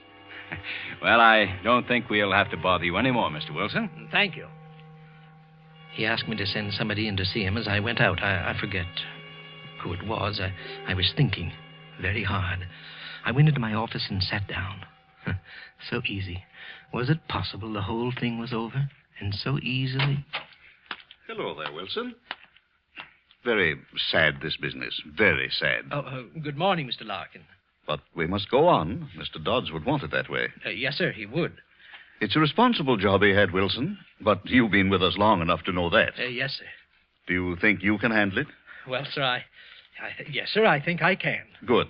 Get your stuff together and take over Dodd's old office. You deserve this, Wilson, and I'm sure you'll reward our confidence in you. Well, thank you very much, sir. Of course, I hardly expected... On second thought, I think you'd better go into his office right away and sort of straighten out some of the things on his desk. I'll have one of the boys bring your things in later. Very well, sir. Good luck. Thank you, sir. The fat, pompous pig. Why hadn't he said those things before last night? They were all in a spot now. They needed poor, stupid Wilson. They needed me to get them out of a hole. The further the thing went, the funnier it got. Books were wrong about virtue and good counting for anything. To get ahead, you either married the boss's daughter or killed the boss. I took a pencil and a small notebook and went out into the corridor. I stood for a moment outside Dodd's office, just like last night, and then I pushed the door open, slowly. The sitting room, and then the door to the office. I opened it and walked inside.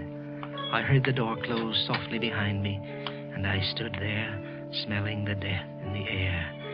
And then, I saw it. I saw it. I tried to yell, but I couldn't get the words out. There in front of me, sitting in the chair where I'd propped him last night, was Tom Higbee, his eyes open, his expression blank and staring, and at his feet was the bottle and the vase, the same bottle, the same vase. Dodds was all that was missing. I turned and I bolted into the hall. Higbee. Well, what's the matter, Wilson? You look like you'd seen a ghost. In the office. In the office. Higbee. Higbee? Why, Higbee's dead, man. What's the matter? Mr. Larkin. Where's Mr. Larkin? Here I am, Wilson. What's the matter? In the office. In the office. What? Why, nothing's the matter in here. I don't... I walked in after him. There was nothing there. Nothing. No Higby, no bottle, no vase. But I saw them. I saw them. Oh, was I going crazy? Was I beginning to go mad? I felt Larkin's pat on my shoulder. He murmured something about everybody being a little touchy, a little jumpy. And then he left. And I was alone in the room. Be careful. Be careful. Be careful. I stared at the desk and at the chair. No one was there. No one could have been there. I must watch myself. What? Oh, I beg your pardon. Oh, not at all. I seem to be in the wrong room. I'm Mrs. Charles Dodds. Oh. I'm looking for that young detective. He doesn't seem to be out here. Well, I believe he's in the end room questioning the employees. Well, then I don't suppose he'll be able to see me for a little while. Do you mind if I wait here for him? Well, Thank you so much. Excuse me for a second. Charlie, will you tell the detective that Mrs. Dodds is waiting for him in my new office? You've already seated yourself. I was going to suggest that perhaps this seat might... She was sitting in his chair. There was blood in that chair. This is quite all right, thank you. Charles would have liked to see the way everybody's taking his death. Everyone is so kind to me. Mr. Dodds was a fine man, a fine man. You're Mr. Wilson, aren't you? He used to talk about you. Thought you were a very bright person. He seemed very fond of you. I don't know how I'll be able to go on without him. Mrs. Dodds, you mustn't. You mustn't. I'm sorry. He wouldn't like to see me carrying on like this, would he? We were going to buy a home in Westchester this summer. Did he ever tell you that? Yes. Just outside Yonkers. We have 2 lovely little ones, Toby and little Mary. He loved the New York State countryside. We talked so much about it.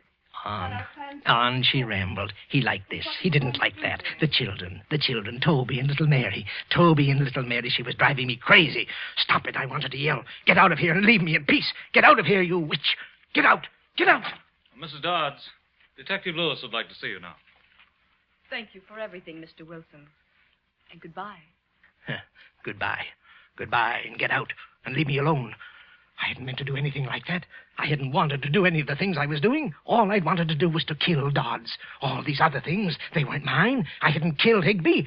He can't haunt me. His wife can't cry at me. Heart attack. That's it. Higby died of a heart attack. I beg your pardon, sir. Have you seen Mrs. Higby? The detectives are looking for her. How would I see her? Am I everybody's guardian? How can anybody get lost in this office? Sorry, sir. Mrs. Higby? Mrs. Higby? Stop it, you Mrs. fool. Higby! You howling idiot. Can't you be looked for quietly? You will drag Higby from his grave with your yelling. 2 widows. What? You manufacture widows, don't you, Mr. Wilson? Widows and orphans. Tell me, Mr. Wilson, is it your life's work or is it just a hobby with you? Tell me, Mr. Wilson. Who is that? Who is that talking? Do they think they can make a fool of me? The office communication. It's off. Oh, stop it, Mr. Wilson. You'll go balmy. Oh. You've committed the perfect crime. Don't go crazy and spoil it. No. Perfection is instinctive with you, isn't it? Yes. Not a plan did you make. Spontaneous perfection. Yes. There aren't many could do that. Go on. Go on. Voices can't frighten me. They deserve to die. And that's why they're dead. Thou shalt not kill, Mr. Wilson. Thou shalt not kill. Thou shalt not kill. Not Higby. I didn't kill him. His heart stopped. Do you hear me? That's all. I didn't kill him. Now you voices stop. Do you hear me? Stop it, I command. Stop it. Is something wrong, Mr. Wilson? What do you mean, is there something wrong? Do you hear them, too? Well, you mustn't listen. They lie. Do you hear me? They lie. Now get out. Get out. Get out. You must talk only to me. Do you understand me? Only to me. Not to these others. Don't say anything to them. Only to me. Only to me. Well, what do you want? Well, I don't know. You think they'll say something bad about me, don't you? So you can carry me off to jail. That's what you're waiting for, isn't it? Well, you're going to be disappointed. You see, they're quiet. What's quiet? Yeah, who's quiet? You think I'm going to tell you. They won't say anything unless I tell them to, and I'm not going to tell them to say anything, not one little word. Last night you wanted to know all about last night. Well, you asked them, but they won't tell you. Look at the expression on that face. Look at him, Lieutenant. They were there. They saw me hit him, but they won't say anything. They were there, but they won't tell you a thing. Not one little word, not a single thing. Gibbering idiot. Because I'm not going to let I shouldn't them. have let you They won't monkey hear me. around. We'd have gotten it out of him some other way. You and your psychology. You know, you should leave that stuff in colleges. All I did was plant Higby in the office and route Mrs. Dodson here and talked into the ventilating system. Yeah, those voices had me creepy, too. Incidentally, Dodds was single. What? That girl's my fiancée. She's an actress. Well, for... That's a word. Well, why did you tell him Higby was dead? No, maybe you better not explain. Psychology, huh? Well, what are we going to do with the confession now? We should have pinched him the moment he walked in here. Behave. They know. Maybe I'm lucky I never went to college. There's no use you waiting here. They won't tell you anything. They're mine, all mine. I tell them what to say. All right, get the wagon up Can't say here. a word. I'm not going to Nothing at walk all. this thing through the Remember streets. that. I won't say a word.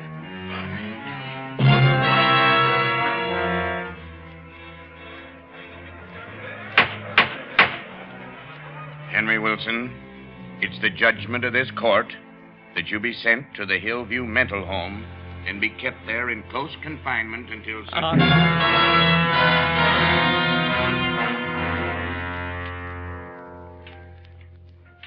On the voice went. I had stopped listening to voices, all but the ones that I couldn't help hearing. But I'm not crazy. I'm not crazy. I tell people that, and they look at me queerly. The stupid fools. The guards here have spread the lies that I have fits. Lies. Lies, I tell you. They say every night when the moon comes up, I have fits. Loud, roaring fits. Well, they lie. Because it's then that I hear the voices. I hear Dodds and his wife and Toby and little Mary. And I sit quietly and I listen to them. Do you think I can have a fit in front of them? Do you now? No, I'd be ashamed. I tell you, I'm not crazy. And they lie when they tell you that. They lie, all of them. They lie. And they're lies, lies, lies, lies, lies.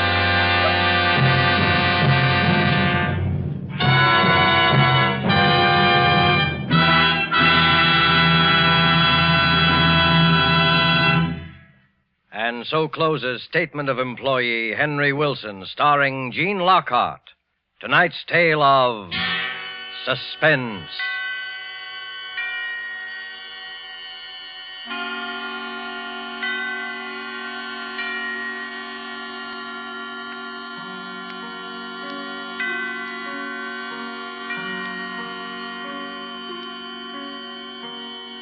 This is the Man in Black, who conveys to you Columbia's invitation to spend this half hour in suspense with us again next week, same time, when our two distinguished stars will be Margot and Philip Dorn. They will appear in a suspense play by John Dixon Carr entitled Cabin B 13.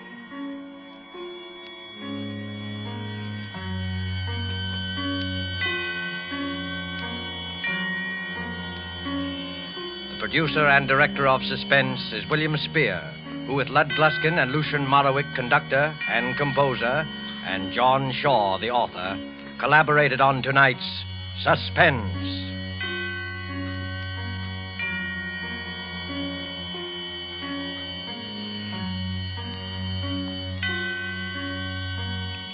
Suspense fans, please note that this program will shortly move to a different day of the week.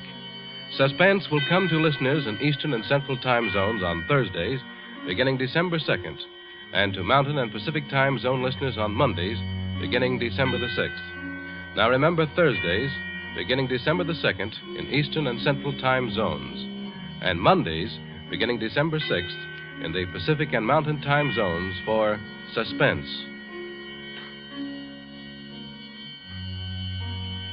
This is CBS, the Columbia Broadcasting System.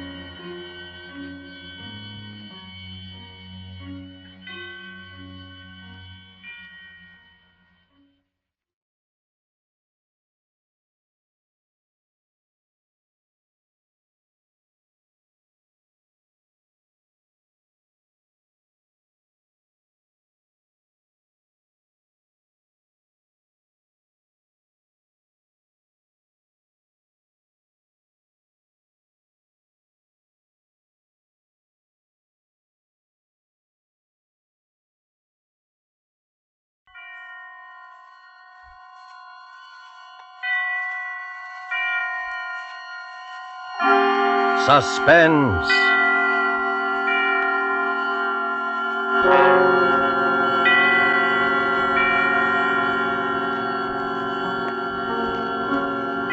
This is the Man in Black, here to introduce Columbia's program, Suspense.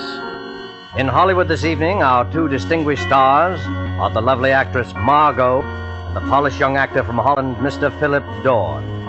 A story by John Dixon Carr dealing with strange, very strange happenings aboard an ocean liner and called Cabin B-13 is tonight's tale of suspense. If you have been with us before, you will know that suspense is compounded of mystery and suspicion and dangerous adventure. In this series are tales calculated to intrigue you, to stir your nerves, to offer you a precarious situation and then withhold the solution until the last possible moment. And so with Cabin B-13, and with the performances of Margot as Anne Brewster and Philip Dorn as Dr. Karl Heinrich, we again hope to keep you in suspense.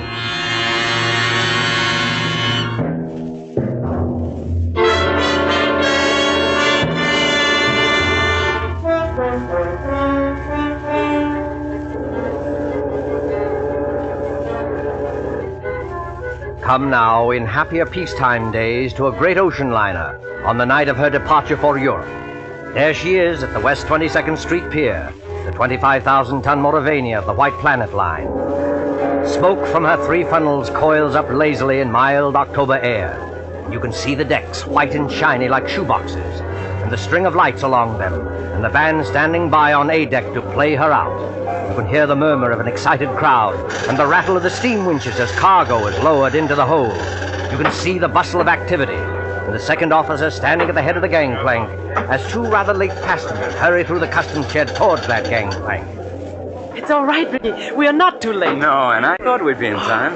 A honeymoon in Europe. 3 whole months with nothing to worry about. That's right, Dave. And you've been my wife for, let's see, practically 5 hours now. I believe the correct phrase is, it was so sudden, Mr. Brewster. So sudden that we have to travel on our own passports instead of a husband and wife one. I hope they don't think you're not an honest woman. I'm going to act like a complete wanton just to devil you.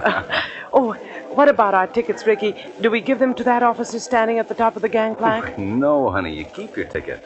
The cabin steward will come around and collect it after we're underway. And the money, Ricky? It's a lot of money, Anne. $10,000 in cash. Maybe I better turn it in at the purser's office for safekeeping. Yes, maybe you had. Wait a minute, Ricky. What is it then? Wait. Do you mind if we stand here for a second before we go up the gangplank? Oh, what's the matter? You're not ill, are you? No, but getting over brain fever isn't any joke. Oh, I know, dear. You see, Ricky, I ought to be eager and excited like all those people up there, but suddenly you get fancies. Queer, sick fancies. Suddenly, right now, all I can think of is the night and the wind and all the black water in the dark. And that's exactly the kind of morbid fancy I'm trying to cure you of. I know, Ricky. I'll be good, but I was just thinking of a story. What story? Oh, never mind. It doesn't matter. Which way do we go? Up the gangplank, through that door there, and then down on the elevator to B deck. And no more horrors, do you understand?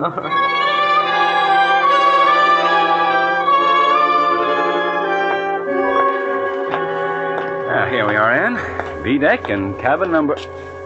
Good Lord. B-13. B-13. You're not superstitious, are you? Why, no, dear. Not about things like that. Open the door. Here we are. Lights on and... Oh, Ricky, darling. It's a beautiful cabin. Well, best I could get. Well, they've got our luggage in anyway, and... Over there, madam, you'll find a basket of fruit and some books from your obedient servant. Oh, you are nice to me. And I'm feeling so much better, Ricky. I will be all right, darling. Of course you will.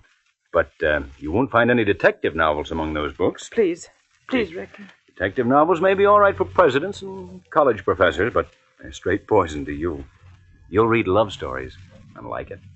You know, Ricky, I keep thinking and thinking about that story I mentioned. Oh, what story, dear? It's an old one. You probably know it, but it was new to me.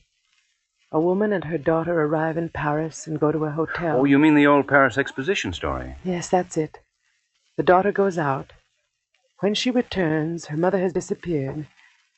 And even the hotel room isn't the same. The proprietor of the hotel swears the girl came there alone and that there never was a mother. The whole room is different when she goes back to look at it.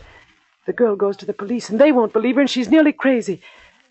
Of course, it turns out that the mother has caught bubonic plague and died, and they're hushing it up so that the visitors won't keep away from the city and ruin the whole exposition, Anne, but... You've got to stop this kind of talk. I know. But imagine being in a situation like that, with all those queer eyes staring at you, wondering if you'd lost your reason, wondering if your brain had cracked and the whole world might dissolve and... Listen.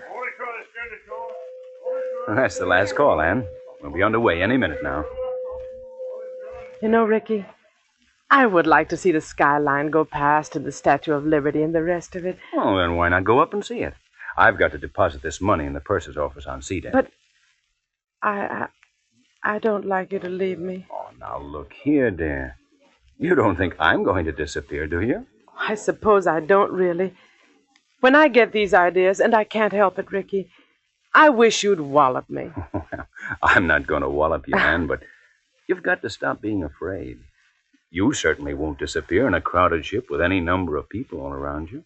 And as for me, I defy Houdini himself to make me vanish. Don't talk like that. I'm not going to vanish, and neither is this cabin, dear. Now, run along. I'll join you on deck as soon as I can. All right, Ricky. I'll be good. In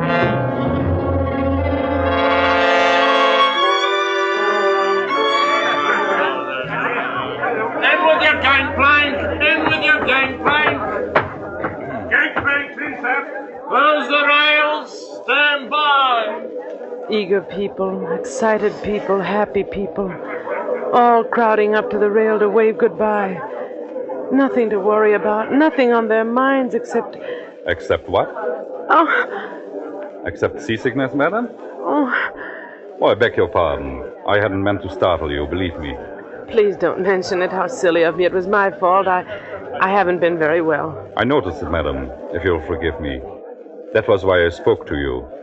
As you see by my uniform, I'm the ship's doctor. This is a British ship, isn't it? But you don't sound British. No, I'm an Austrian, madam. Dr. Paul Heinrich, at your service. I'm not very popular in my own country today. The days of colored shirts and vacant minds. I'm Mrs. Brewster, Doctor. Ann Brewster. When does the ship go? In about a second, Mrs. Brewster, you will hear the whistle, then the band will strike up, all langs in, and then... We're moving, aren't we? Yes? Don't you feel the vibration of the engines?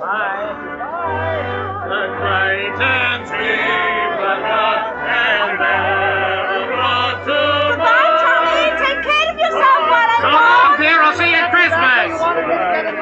Whoa! The key to the car is in the living room table drawer. If you go out with any blocks, Tommy, I'll kill you when I get back. Goodbye, living room, Susie. Yes, dear. Of course I'll behave myself in Paris. Say, what time does the bar open aboard this time, huh?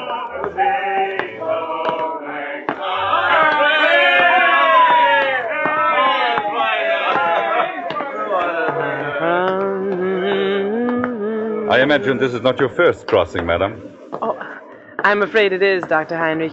My husband's crossed many times, he tells me, but not on this ship. Well, then I hope you're a good sailor. Why, Dr. Heinrich? Well, because we'll run into some very dirty weather once we are out at sea. October is a very bad month for traveling. Well, if I do get seasick, Doctor, I'll rush straight to you, and I'll expect to be cured. Let me tell you a secret, madam. There are two common ailments for which medical science has no cure.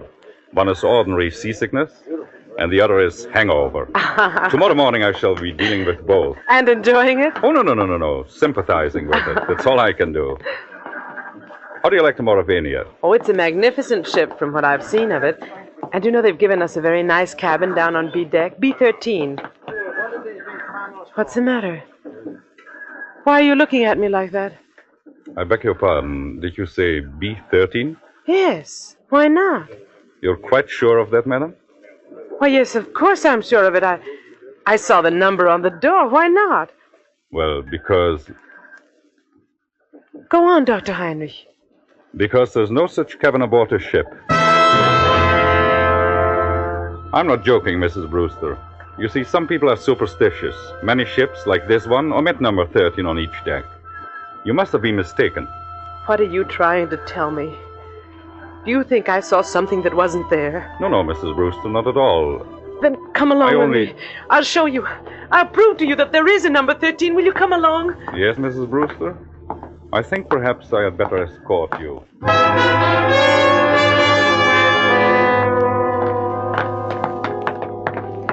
Stewardess! Yes, miss. Yes, ma'am. Come in straight away. Tell me, stewardess, this is B-deck, isn't it? B-deck, ma'am? Why, yes, ma'am. No doubt about that. Dr. Heinrich and I have been all over this part of the ship looking for cabin number 13, but we don't... I've been trying to convince this lady stewardess that there's no such cabin number 13 on this ship. Why, there sure to heaven isn't, ma'am. And never has been. I've served aboard the Mauravania a matter of 8 years, and I ought to know. But I tell you, I saw it. I was in there. It was a big cabin with a private bathroom attached. The walls were paneled in light oak, and the furniture was rosewood and yellow satin, and the portholes were like real windows. No, that's not much good, ma'am. No, I'm afraid not. Most of the cabins hereabouts look like that. May I ask you, what name was the cabin booked in? Brewster, naturally. Mr. and Mrs. Richard E. Brewster. Here, let's have a look on my list. No, there's no Brewster here, ma'am. I tell you, I was in there. They even delivered the luggage. I saw it. Excuse me, ma'am, but I had a look-see in all the cabins I'm in charge of, just to see if the passengers wanted anything. And I don't remember any luggage with a Brewster label on it. Wait a minute. There may be a partial explanation of this. Ah, you see, that's better, Mrs. Brewster. I was hoping you might find one. Ricky, that's my husband. Ricky and I have only been married a very short time, and when my maid printed the baggage labels, she must have made them out in my maiden name. I never noticed at the time. Oh, what name might that be, ma'am? Thornton. Anne-Marie Thornton. Oh, Lord, miss. Now, why couldn't you have said that before? I remember it well. 2 silk cases and a little trunk. They're in B16 now. Where's B16? Right behind you, miss. You're standing practically in front of the door. Oh, thank goodness. Oh, yes, but, what about my husband's luggage? There's no gentleman's luggage in that cabin, miss. Your husband's or any other gentleman's, if you know what I mean. I won't stand for this. Where's Ricky? What have you done with Ricky? Please, Mrs. Brewster. There's one easy way to settle this. Settle it? How? Just look down the corridor. You notice the man coming towards us? The man with the 2 gold stripes around the sleeve? Well? That's Mr. Marshall, our second officer. Did you ever see him before? Yes. Yes, of course I have. He was standing at the top of the gangplank when Rick and I got aboard. Exactly. So he might be able to tell us something. Oh. Mr. Marshall? Mr. Marshall? Yes, Doctor, what's up? Would you mind coming here for a moment? Well, not at all, old boy. Always glad to oblige a chap who may have to cut me up at any moment. What may I do for you? Take a good look at this young lady. And tell me, have you seen her before? Seen her before? My dear chap, if I had overlooked, the young lady will pardon me, I know, a passenger as charming as this lady is, I would be less of the gentleman than I fancy myself.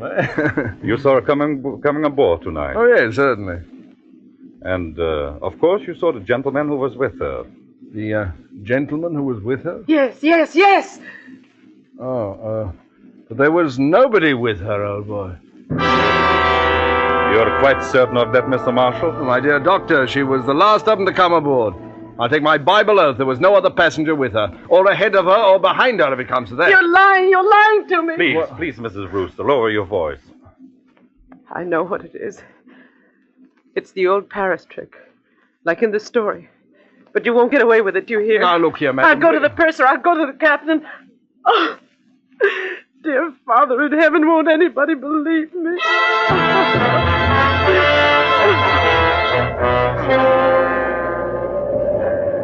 Later that night, in the captain's room just abaft the bridge, there is a conference of ship's officers. Outside, stung by spray clinging to the bulkhead rail in the dark, a frightened girl waits until the door of the cabin's room opens. Will you bring the young lady in, Dr. Heinrich, and close the door? Yes, sir. Here we are. This is Captain Wainwright. Now, just tell your story straightforwardly, and please don't excite yourself. Well, maybe we can get some decision into this matter. Will you sit down here beside my desk, Miss Thornton? My name is Brewster, Captain. Mrs. Ann Brewster. Whatever you say, Mrs. Brewster. Thank you very much, Captain. I might tell you, ma'am, I've got a lot on my mind already. The first officer comes aboard with an attack of flu. I'm facing an equinoctial gale short-handed, and now this has to happen on top of it. I'm terribly sorry I can't help that, Captain. But I want to know what they've done with Ricky. Just one moment, please, while I get this straight. By this time, I understand you yourself have personally interviewed practically every single passenger aboard this ship. Is that true? Yes, it's true. But your alleged husband is not here. Is that true? Yes, that's true, In the meantime, the purser has sent a squad of men to search this ship. They've searched every inch of it. You can take my word for that. There's nobody hidden. Your husband's not here. According to Mr. Marshall, who's standing over there... I see him. According to Mr. Marshall, he never was here. Oh, hang it all, Miss Thornton. You needn't glare at me like that. We couldn't see the chap. He wasn't there, now could we? Be quiet, Mr. Marshall. Yes, I'm sorry. No, I'm not unreasonable, Mrs. Brewster. I think you'll admit that. But what can I do? What can I say? Can you offer any proof, even, that this husband of yours ever existed? Proof? Yes, of course I can. Excuse me for interrupting, but would you mind, Captain, if I ask a question or two? No, Doctor, go ahead. I tell you, I'm going daft myself. If you were married, Mrs. Brewster, you must be carrying a joint husband and wife passport. Where is that? Well, there wasn't time to get one. We each carried our own passport. Oh, I see. But still, there must be someone back in America who can confirm what you say if you got in touch by radio telephone. Your parents, for instance. I haven't got any parents. They're dead. What about relatives, then, or a guardian? My guardian is a trust company. The administrators don't even know I'm married. But somebody must have performed the ceremony of marriage. The parson, the justice of peace. Yes, of course. But... Oh, I can't remember the name of the town. You don't remember the name of the town? Hold tight to your chair, Mrs. Brewster. The ship is going to pitch again. How's the glass looking, Mr. Marshall? Barometer's rising, sir. This weather won't hold long. We shall be in the fog before morning, though. We're in a fog now, if you ask me. This lady says she I'm terribly sorry, but I'm trying to think of it. It was a little town in upstate New York where they can marry you at a moment's notice. Ricky kept the certificate. I was confused. I haven't been well. No, you haven't. You see, Ricky had been away, and he came back, and I was in love with him, and he sort of swept me off my feet, and... Oh, what's the use? Not much use, apparently. If you'll take my advice, ma'am, you'll go below to your cabin and get some sleep. I'll send the doctor down to mix you a sedative. You think I'm crazy, don't you? I think you're a little overwrought, ma'am. What I can't understand is why. Why should you want to do this? It can't be the bubonic plague this time. Bubonic plague, ma'am? Who said anything about the bubonic plague? Never mind. But I'll show you. You're all against me, except maybe the doctor. But I'll show you. I'll prove it to you. I am going downstairs, and I don't want anybody to follow me. Good night. Good night, all of you. Well, I'm glad that's over. Look here, Mr. Marshall. Huh? You think it's quite safe to trust her out there alone? Well, I don't know, sir. She's mad as a hatter, if you ask me. You think she might do something foolish? Well, I think she might chuck herself overboard if we're not careful. What's your opinion, Doctor? I can give you my opinion, gentlemen, in a very few words. That girl is as sane as you are. What's that? Wait and hear what I have to say. I shared your own belief at first, but I've been talking to her all evening. I've heard her whole story, and there's not a psychopathic trait in her nature. She firmly believes in this husband. Yes, Doctor. A lot of people firmly believe they're Napoleon, but they get tossed into loony bins, as I say. This matter is not a joke, Mr. Marshall. I tell you, this man exists. Or did exist. What do you mean, Doctor? I suppose he has been murdered. Perhaps he has been murdered and thrown overboard. Murdered? Thrown overboard? If you remember, Richard Brewster was carrying a very large sum of money in cash. His wife's wedding gifts. Practically all her inheritance. He meant to go to the purser's office, but he never got there. That money might have been a great temptation. To whom? To a stewardess, perhaps, or even to a ship's officer. Just exactly what are you getting at? Well, numbers on doors can be changed easily enough. Just print a small card and put it on the metal slot on the door. I still want to know what you're driving at. If you use your intelligence, gentlemen, I think you will understand how a man can be made to vanish into thin air. And why Mr. Marshall saw never another passenger. You still don't see it? No, I do not. Well, then listen, and I'll explain exactly how a situation like this...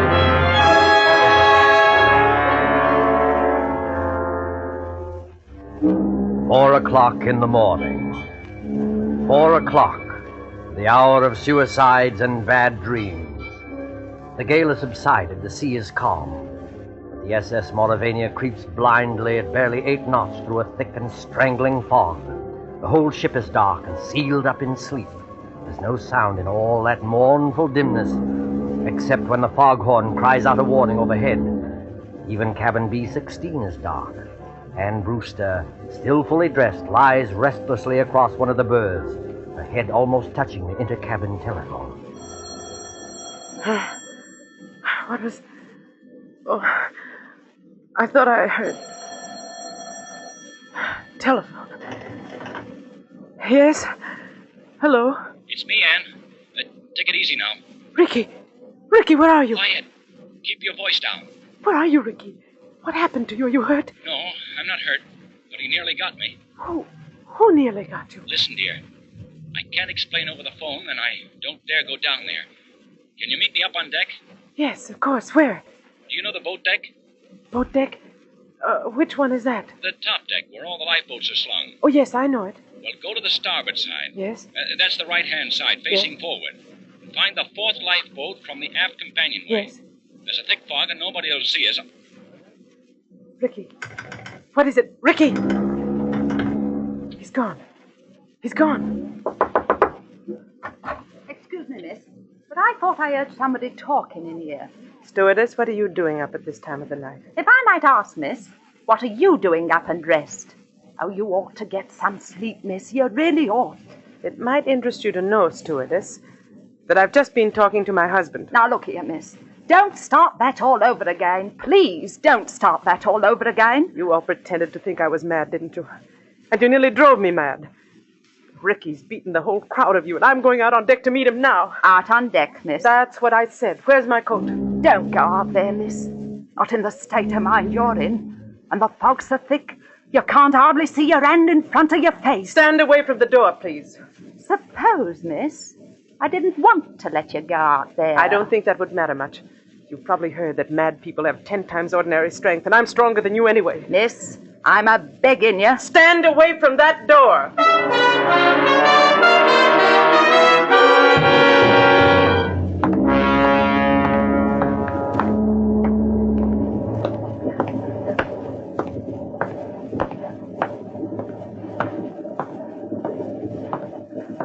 1, 2, 3rd. Anne, is that you? Yes. Ricky. Ricky, darling, where are you? Here, duck your head under the lifeboat. You take my hand. But isn't it horribly dangerous out there on the edge? There's no railing along the side of the ship. Don't worry, Anne. I won't let you fall. Look out! Oh, went overboard here. We're well aft near the propellers. The suction would carry into the propeller blades. And listen. I can't hear anything except the foghorn. Yeah, but I can. There's somebody walking along the deck. And I can see a flashlight moving in the fog. You're quite right, my friend. You can see a flashlight moving in the fog. Dr. Heinrich, what are you doing here? At the moment, young lady, I'm covering both of you with a revolver. Please don't move. So, you were in the conspiracy, Dr. Heinrich. May I ask you what conspiracy? The whole ship's conspiracy to say Richard Brewster didn't exist. My dear young lady, you can set your mind at rest. There never was any ship's conspiracy against you. The people you spoke to were perfectly honest. Including Mr. Marshall, I suppose. Yes, including Mr. Marshall. Man, what is this all Stand back there. I suppose he was telling the truth when he said nobody came up the gangplank before or after me. I beg your pardon. That was not what he said. He said no passenger came up the gangplank at this time. Well, what's the difference? A great crime is arranged for tonight, young lady. No less a crime than murder. Murder? Who's going to be murdered? You are. What? That, I repeat, is a scheme. But there is no conspiracy and only one criminal. Oh. And who is the criminal? The criminal is the man standing beside you. Your so-called husband. Ricky? Oh, you don't know what you're saying. I think I do. Marshall, of course, did see someone walk up the gangplank, loitering behind you. But he never dreamt of associating that person in any way with you. He saw a ship's officer returning from shore leave in civilian clothes. A ship's officer? Yes. That man you call your husband, his name isn't Richard Brewster. His real name is Blaney. And he's the first officer of the Mauravania. Are you trying to tell me the captain that can identify him. He's actually British, though he can fake an American accent very well. He has already got a wife in England, and he is planning to join her with the $10,000 he got from you. I don't believe it. I don't. Ricky, why don't you say something? Oh, he planned it very cleverly, I must admit. He never let you know he was ship's officer, did he? He's been away for some time, naturally, so he persuaded you to marry him in a hurry. Ricky, is this true? He has the money, you see. All he did was hang a dummy number on the cabin door, remove it later, put on his uniform, and walk away with his own luggage. But Captain Wainwright told us that the first officer had come aboard tonight with... With a bad attack of flu, yes. Our friend couldn't be seen in public until after he disposed of you. The best thing was to convince everybody you were insane, as he did. Then, when you went overboard tonight... They would all believe it was suicide. Exactly. But I began to suspect this Brewster, because you quoted him as telling such an obvious lie. He said he had never traveled in the Mauravania, yet he could direct you all over the ship, and even knew where the purser's office was. So I went to his cabin, found it empty, searched, and found your $10,000. Look out, Dr. Henry! Put it down, you fool! Put it down! Oh! He's overboard! You shot him! You shot him! Those shots, my dear, never touched him. Never touched him? No. The weight of the iron carried him over backwards when he lifted it. It was the weight he was going to use to sink your body. Ricky! The propellers! The ship's propellers! Yes, they suck you under. Oh, Doctor. Doctor, I can't stand this. It won't be easy, my dear. It won't be easy, I know, but believe me, this way is better.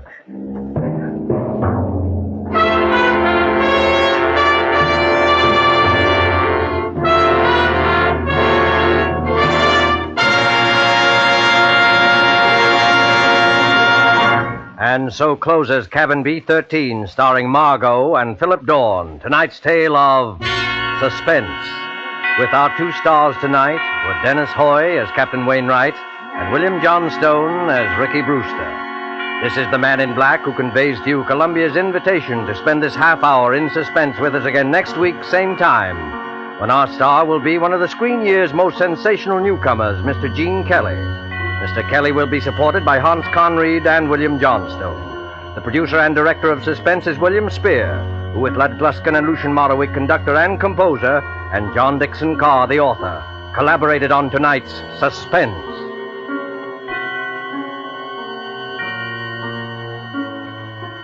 Suspense fans, please note that these programs will shortly move to different days of the week. Suspense will come to listeners in Eastern and Central time zones on Thursdays, beginning December the 2nd, and to Mountain and Pacific time zone listeners on Monday, beginning December the 6th. Remember, Thursday, beginning December the 2nd in Eastern and Central time zone, and Mondays, beginning December the 6th in the Pacific and Mountain time zones for Suspense. This is CBS, the Columbia Broadcasting System.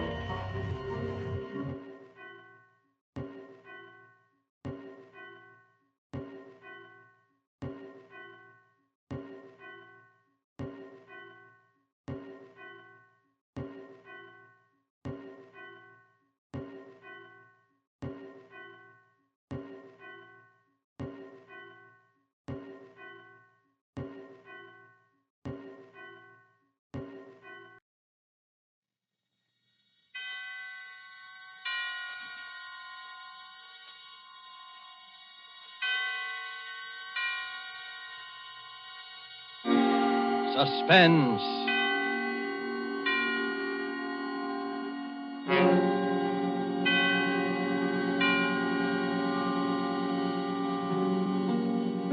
This is the Man in Black, here to introduce Columbia's program, Suspense.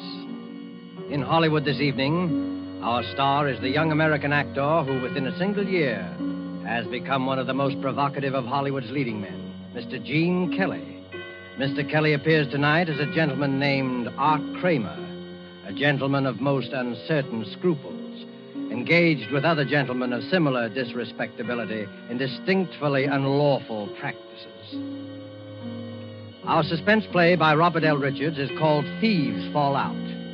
And in it, in support of our star, you will hear Hans Conried as a racetrack devotee by name Kennelly, and William Johnstone as Sam Gross. And so with Thieves Fall Out and with the performance of Gene Kelly as Art Kramer, we again hope to keep you in suspense.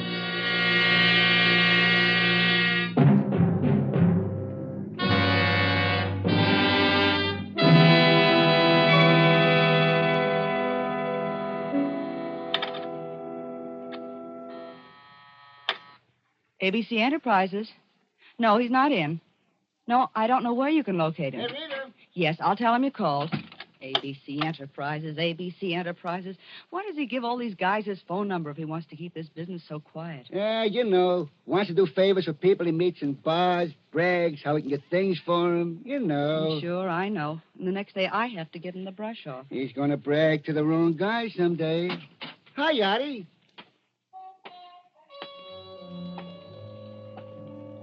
Hello. Hello, Arthur. Hiya, babe. Where you been the last couple of days? Ducking all the guys I owe money to. What time is Sam getting the boys together? In about a half an hour, down at the warehouse. You better start down there pretty soon. What's the difference? I won't get enough out of it to buy a round trip to Coney Island. Any calls? Yeah, Kennelly called a little while ago. That punk. Another guy who wants dough I haven't got. Just stall him? I tried, but he said he was coming up anyway. Oh, what'd you let him do that for? You know I don't want to see that guy. I couldn't help it. He knows the way here. Okay. Anything else? No. Arthur, if you're not going down right away, can I talk to you for a minute? What about? Oh, something. Joe, watch the switchboard for me, will you, while I talk to Arthur in the next room? What's she got that I haven't got? No cracks out of you. Please, Arthur? All right, but make it snappy. Now what? Oh, Arthur, what's the matter lately? You know what's been the matter. Everything. Me too? Oh, don't start that again. Rita, it's no use. Look, you're a good kid, but it's no use. You didn't used to say that. All right. So now I owe nearly 10 grand around this town. And there's some plenty tough monkeys. If I don't get it up pretty soon, it's going to be too bad. Top of that, I had a loaded truck and a trailer hijacked last week, and there goes my take for the month and more.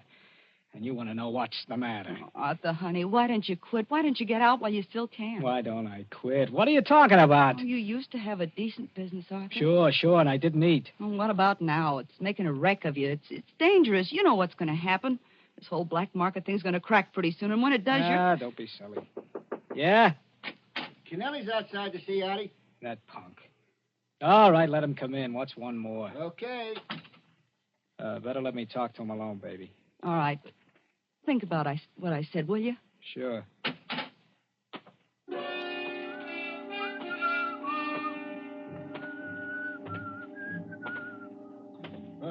Hi, Artie. I thought I might catch you. Yeah, I'll bet.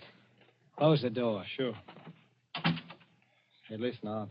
I need that dough. Well, I haven't got it. I told you that. No, look, I don't want there should be no trouble. There's not going to be any trouble. Take it easy. I didn't mean that. But I took them bets from you on my own, and now my boss is after me. If I don't get that dough by Monday, I'm going to be in trouble. Well, I haven't got it, and I won't have it for another month. Can't you get it from Sam? No, I'm into him as far as I can be now. What do you mean? Sam must have plenty sold it down in some safe deposit vault by now. It isn't in a vault. It's up at his place in Connecticut. Anyway, he won't give me any more. Connecticut, huh? I didn't know he had a place in Connecticut. Near Riverside. It's a hideout, way away from everything. Oh. McPhail has one, too, about 5 miles away. When's he go there? He's hardly ever there. Nobody's there. What do you care? You're thinking of the days when you used to climb through second-story windows? Oh, you should know to say that, Art. I don't even know where the joint is. No, I was kidding. Anyway, listen, I'm sorry about the dough, but you'll have to wait. Art, you don't know the spot I'm in. You'll get it from me when I've got it. I'm leaving. Art, listen. You coming? Where you going? Down to the warehouse to watch my share of last month's take go down the drain.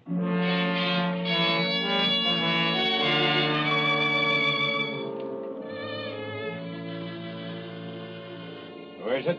Artie. Okay. You late? Yeah, I stopped in at the office. Hi, McPhail. Hi, Mo. You weren't waiting just for me to hand out the chips, were you? You're right. We weren't. I just wanted you to know how it worked out. It was a good month, Art. Except for you. I know. Come on, Sam. Come on. Pass around the sugar. Let's get it over with. Well, here it is. In cash. Total take was 53 grand. 17 goes to you, McPhail. And you got the figures all here if you want to see. I know you wouldn't double-cross me, Sam. I wouldn't double-cross anybody. And don't forget it. Here's your dough. Oh, yours is 6. You understand you didn't bring in as much business as McPhail. I ain't complaining. I get 21. Part of that is paying expenses. The rest is my percentage. Don't I get anything? What? Your cut would have been 9 grand. But there was that truck and trailer. Those things cost dough, you know. To say nothing of a whole load of prime meat. You have to take it all out now? I already have. I'll give you 500 to keep going on. Oh, that's fine. 500. Listen, Sam, I need dough. You always need dough and never have none. Listen, you... He's right, Art. You got to get yourself straightened out. If I give you any more, it'll just go to the bookies and gambling joints like the rest has. Listen, Sam, I tell you, I gotta have it. There's guys after me. I think he's yellow, Sam. You keep your big mouth out of this. Yeah? I was a respectable businessman when you were running a lousy clip joint on Sand Street. Yeah, and you're starved. And you're still starving. Because you haven't the guts to keep a couple of mugs from hijacking your stuff. Why, you... Cut it out now. Cut it out. There's not going to be any trouble in this organization. There's plenty for everybody. Now listen, Art. Yeah? Why don't you go up to my place in Connecticut for a few days? Take it easy. And let me talk to these guys who are looking for you. I know who they are. They don't want any more talk. Anyway, I go nuts up there in the country. Go on. Pick up my car at the station. No, thanks. Well, I'm going. I'm going out to the country and tend them a victory garden. Your victory garden? Yeah. I see you about Tuesday. Okay. Hey, Mac. Yeah? Wait a minute. So long, Art. So long. Say, Mac, I'm sorry I made any cracks. Yeah, forget it. Mac, you going up to the country? Yeah, bet your life. Going down and get on the 520 right now. Say, I think I'll take Mac up. Mac, I kind of need a rest. I think... Yeah, you'll need something. Do you mind if I ride up on the train with you? Why not? Why not? It's a public train. Mac, I was sorry about Say, that. Artie. Yeah? Don't mind me. I talk a lot. And I don't mean it. Forget it, Mac. I know. Say, you want to see my victory garden? Are you kidding? No, I got a garden. It's a beaut, too. Want to see it? Sure I would. I always like gardens. Well, in that case, you'll have to stop off at my place on your way to Sam's, huh? It'll be a pleasure.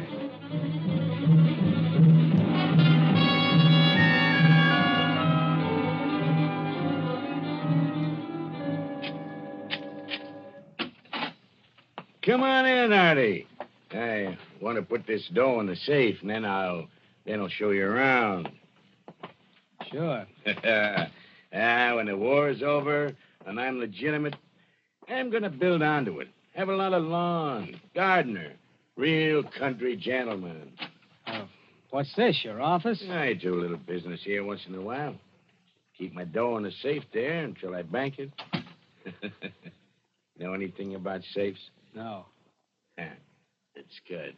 That's good. Not that I don't trust you, Artie. Yeah. There she is. Put 'em up, Mac. What? You heard me. I'm not a move either. A stick-up, huh? Why, you yellow little rat. You don't think you can pull this on me and live, do you? It's not a stick-up, Mac. I just want you to do me a little favor, and I want to be sure you do it. Yeah? Yeah, get on that phone. This had better be a gag. It won't be unless you do exactly what I tell you. What? Call Rita in town. Ask her what Sam has lined up for Tuesday. Say you called me over at Sam's house just now and talked to me, but I didn't know. Go on, get going. Atwater 35562. Listen, Art. I'm no guy to kid around with.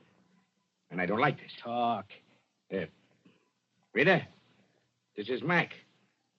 What's Sam got lined up for Tuesday? I just talked to Artie over at Sam's place. Yeah. Yeah, up here in the country. He said he didn't know and to call you. Oh, I say. Cut it short. No. Never mind. Okay. All right. Now what's the game? You never were very smart, were you, Mac? That's my alibi. You just told Rita you talked to me at Sam's place. You get it? Why, you...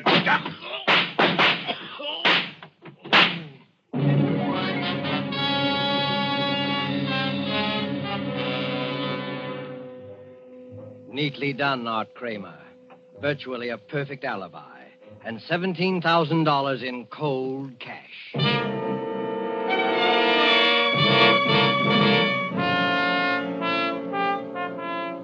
But there was someone else who thought he had a perfect setup, too.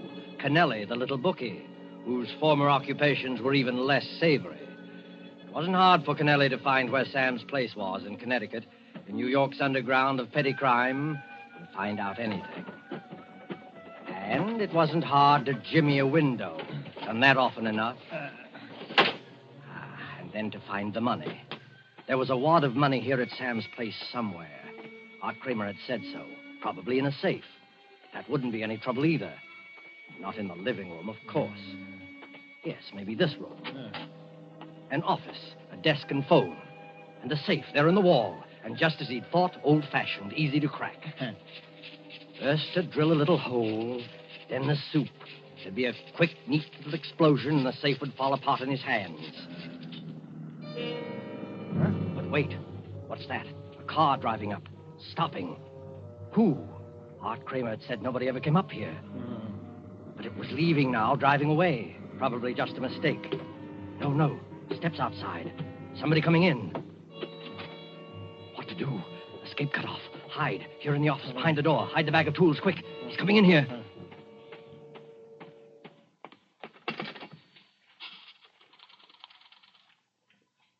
Well, operator. I want New York City. Atwater 35562. Yeah, that's right. Hello, Rita? Sam. Listen, Rita, get a hold of everybody. Artie, Mac, Moore, everybody you can. I've got a tip-off there's going to be a raid. Yeah, cops. Tell the boys to duck. Lay low until they hear from me. Find out where they're going to be and call me right back as soon as you contact everybody. Got it? Yeah? Oh, okay. I'll get hold of Mac myself as long as he's up here. Artie, too? Well, I'm calling from my place now.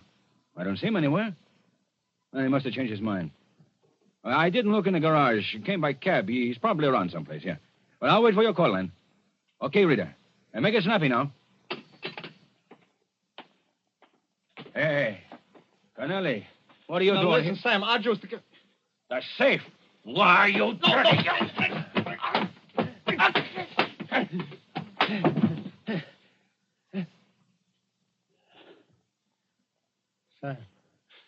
Sam.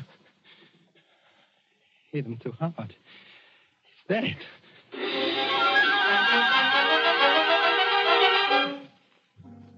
Dead. Yes, hit him too hard. Murder. That's a lot different from housebreaking. Murder. The phone. Somebody calling Sam. Fear, blind, unreasoning fear. Smash it. Rip it out of the wall. Though whoever was on the other end could actually hear, actually see what was in this room. Murder and a murderer. There. Why, oh, why had he done that? Foolish. Just nerves. Got to get hold of yourself. Think. What now? The money. Yes, have to have the money now. Make a getaway. Mexico, South America. Maybe Sam. Yes, the body. He'd even touch him. But turn him over. There, the wallet. Empty. That's funny. Other pockets. No, nothing. The safe, then. Finish the job quick. Then get out. Find the drill again. Hurry. Again, somebody coming. Who? Never mind. Not going to be caught this time. Can't be. A murderer. Close the door. Lock it quick. Pocket key. Hide. Maybe whoever it is will go away. Then come back and get the money later. Here he is.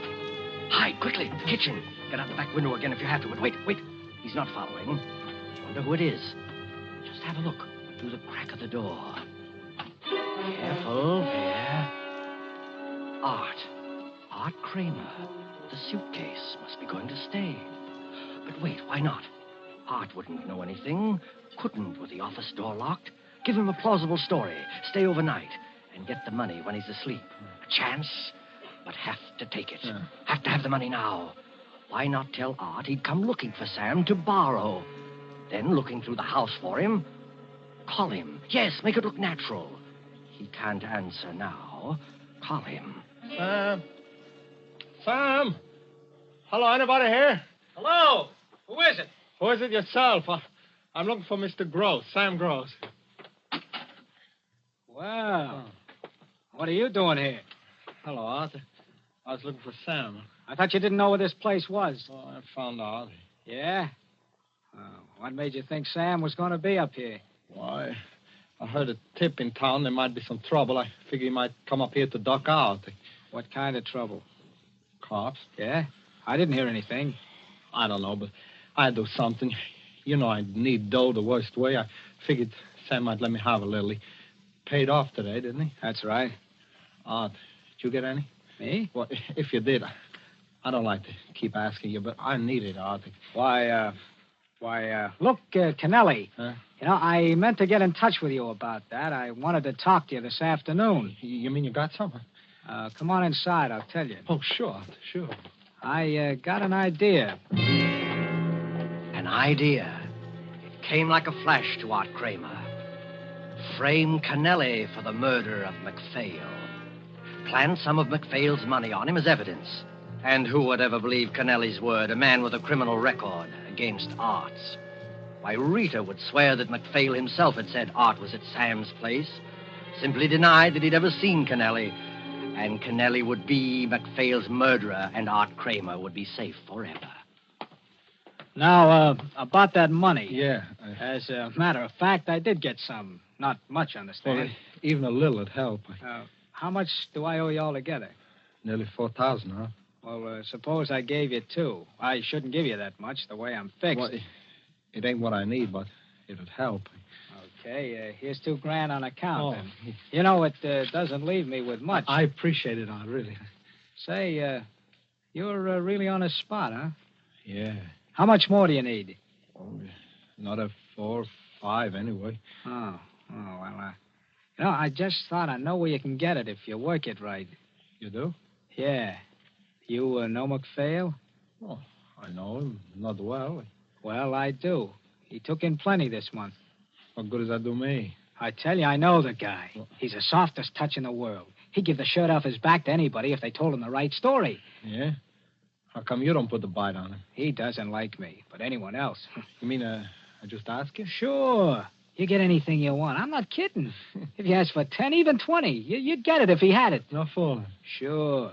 He's up here in the country now, too. Right up this same back road, 4.5 miles. Hey, how do I recognize the place? It's a big place on the right. The only house for a mile. You can't miss it.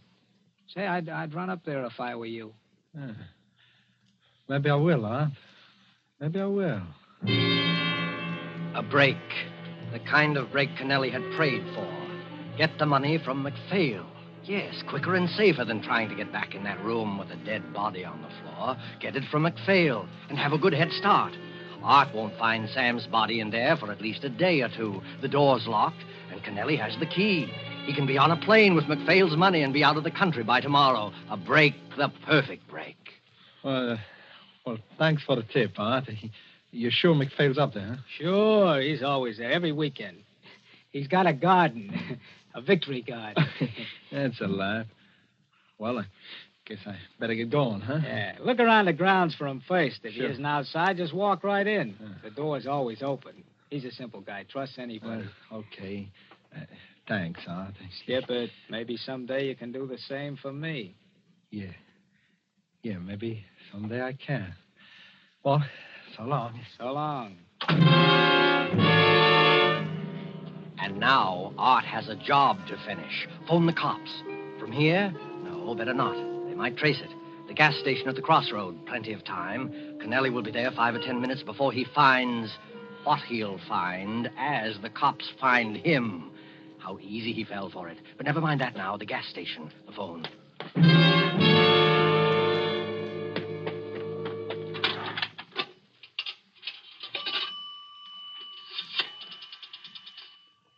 Hello. I want the police. Hurry, please. Hello, Riverside Police? Listen, I was just driving down 9 Mile Road. I was going by the old McPhail place. You know the place I mean? Yeah, that's the one. I was going slow and I heard something. It sounded like someone was being killed. Yes, a murder. There were shots and somebody screaming and more shots. A man's voice. Oh, it was terrible. You better get up there right away. Oh, never mind who I am. I don't want to get in any trouble. No, but get up there. Yes, murder. Get your call all right, sir? Yeah, thanks.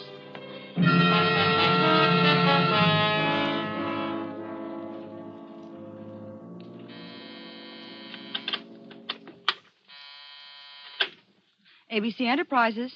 Yes, did you locate him yet? Oh, well, keep trying and call me back. Joe, I'm worried. Don't worry about him. If you can't find Mo, neither can the cops. I'm not thinking about him. I'm worried about Sam and Arthur. Maybe they went out. Sam said he'd wait for my call. It isn't that. The phone's dead. I've got to get in touch with them somehow. Can it wait? You know it can't. Not with the cops raiding the warehouse and arresting everyone in sight. Well, how about a telegram? Too slow. I hate to send anyone around to the house, but Sam will understand this time. What are you going to do? Get the telephone company to help. Hello? I want the Riverside, Connecticut traffic operator, please. Yes. You know, it's funny about that phone. It rang 2 or 3 times, and then suddenly it went dead. Hello, traffic operator? Have you a phone listed under the name of Gross? Samuel Gross. Well, there's something wrong with it, and it's very important that I get in touch with Mr. Gross right away. I'm his secretary. Will you send a man up right away? Thanks. And would you tell Mr. Gross that I've been trying to reach him? Thank you. See? When Sam finds out there's something wrong with his phone, he can phone me from outside. You're a pretty smart girl sometimes, Rita. Yeah. Don't you believe me? I just wish I was smart enough to get some sense across to that guy, Art Kramer, once in a while. You kind of like him, don't you?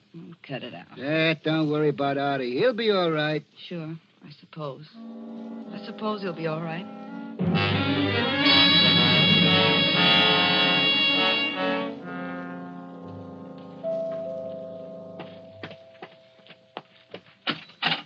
Mr. Gross, I'm from the telephone company.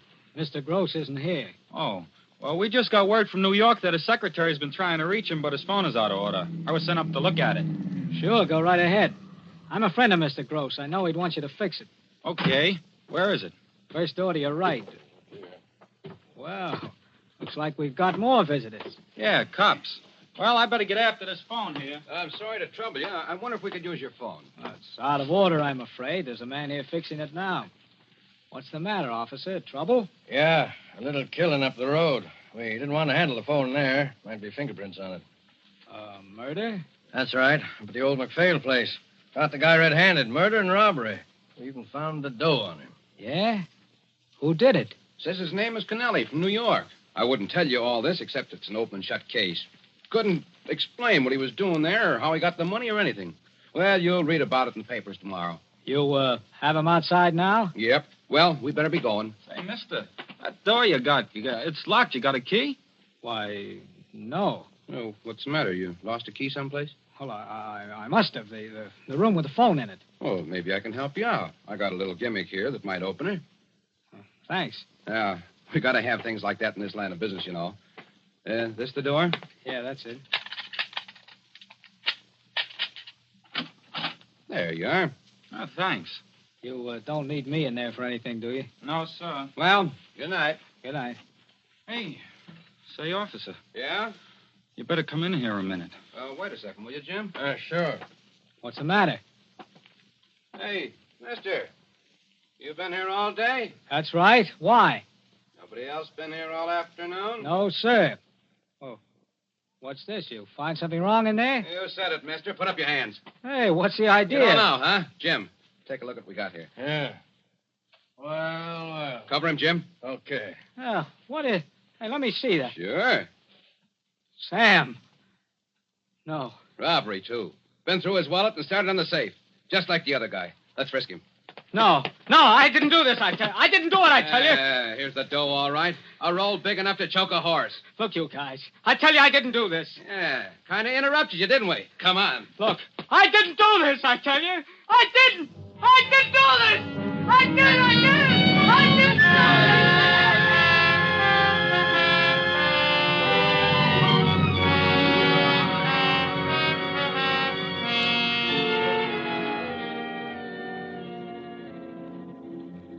And the story ends with a newspaper clipping. I'll read it to you.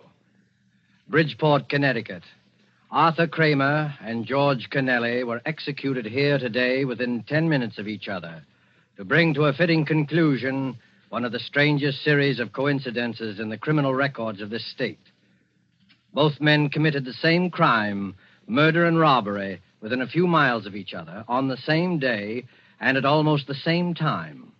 Both victims were operators in the New York black market. Kramer was convicted of the murder of Samuel Gross. Kennelly killed Edward MacPhail.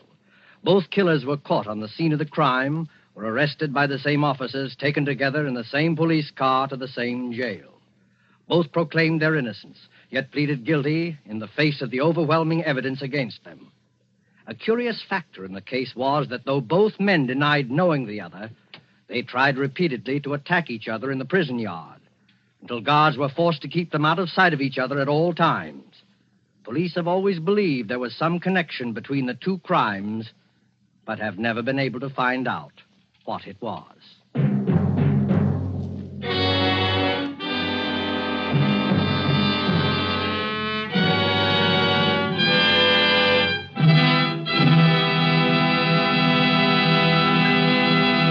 And so closes Thieves Fall Out, starring Gene Kelly.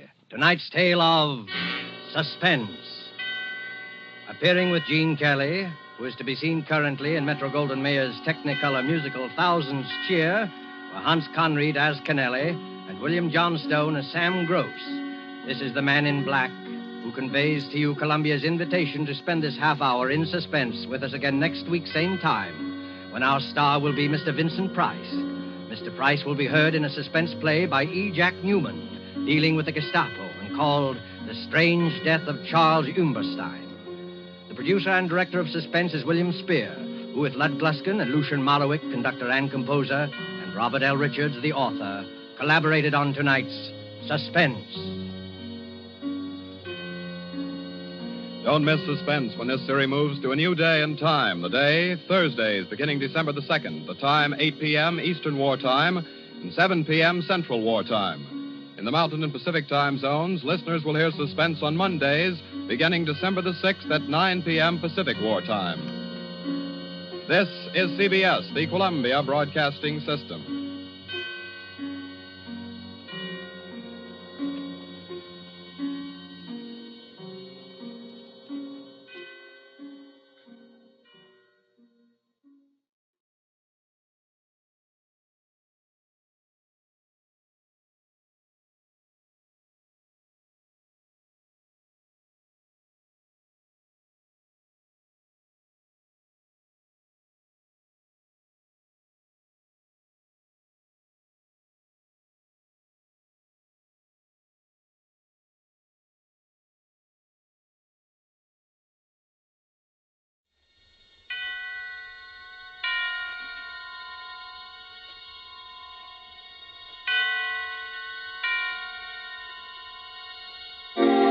Suspense.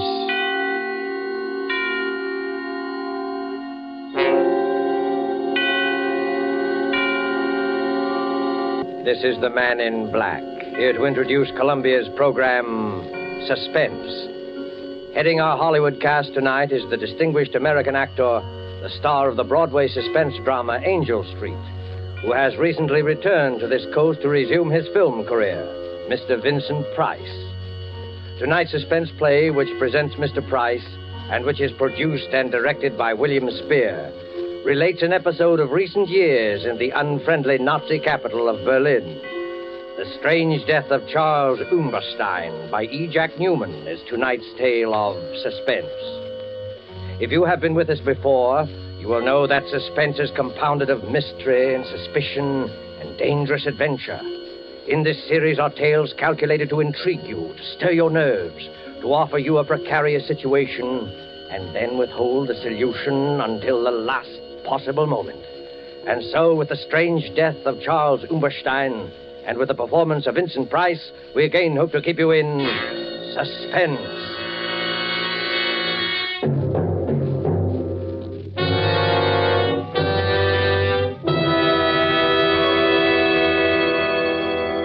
I was infuriated to think I had been trapped.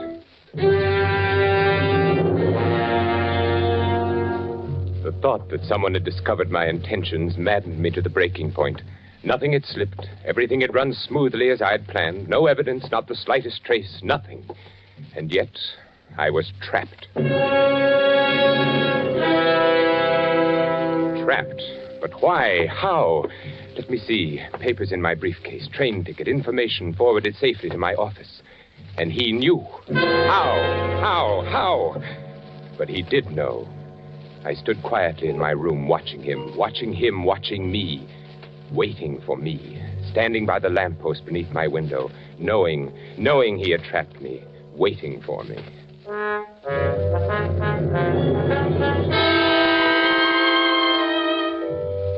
I recognized him almost immediately. Captain von Hind. Once before I had seen him briefly in Herr Miller's office. I had been working on some corrections. Herr Miller was escorting him through the plant on an inspection tour. They stopped for a moment outside my office. I glanced up as Herr Miller gestured my way through the partially open door. Aha, Herr Hauptmann. Das ist unser neuer Architekt. So, ist Ihr neuer Architekt? Well, here it was. They were talking about me. My heart stopped. He was explaining how I had been recommended by the Führer himself, my qualification. They continued on their tour. Herr Miller explained later when I went to his office. Aha, Umberstein, there you are. Herr Miller, you sent for me? Yes, Umberstein. This morning, when Captain von Hind and myself passed by your office, I knew it was you. You knew it was me? Yeah. Captain von Hind is head of Gestapo intelligence in this area. He was conducting a routine inspection this morning, and it was he who suggested that What? Well, since your recommendations were by the Führer himself... Yes? Your work here has been excellent. I knew you were the man when I passed by today. My work? Huh? Oh, no, of course, not that. Why, you have become one of our best men. Oh, thank you, Herr Miller. No, this is it. Yes, Herr Miller. Through various posts, we are releasing more prints on munitions areas in this country and other countries. Huh? You are to be in complete charge of their release from the war. I understand, Herr Miller. As a citizen of the Reich, I am greatly honored that I have been given such an opportunity. An opportunity to show your loyalty. An honor. I will give you the combinations. You will see that no other person enters the war. Of course, Herr Miller. One moment, Umberstein. Yes? I think I should tell you that a few months ago, in one of the neighboring plants, the Gestapo apprehended a spy. Yes?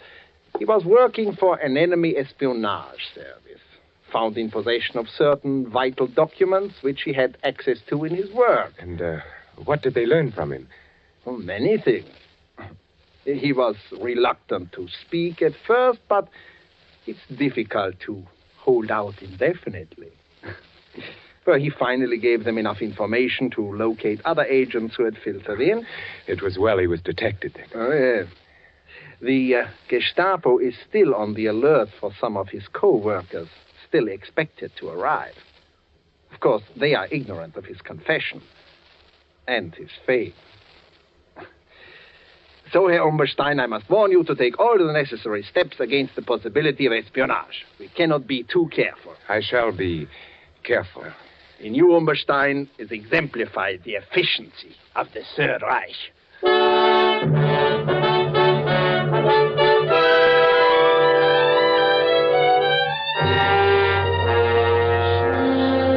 I closed my suitcase and looked down on the street. I watched him standing there.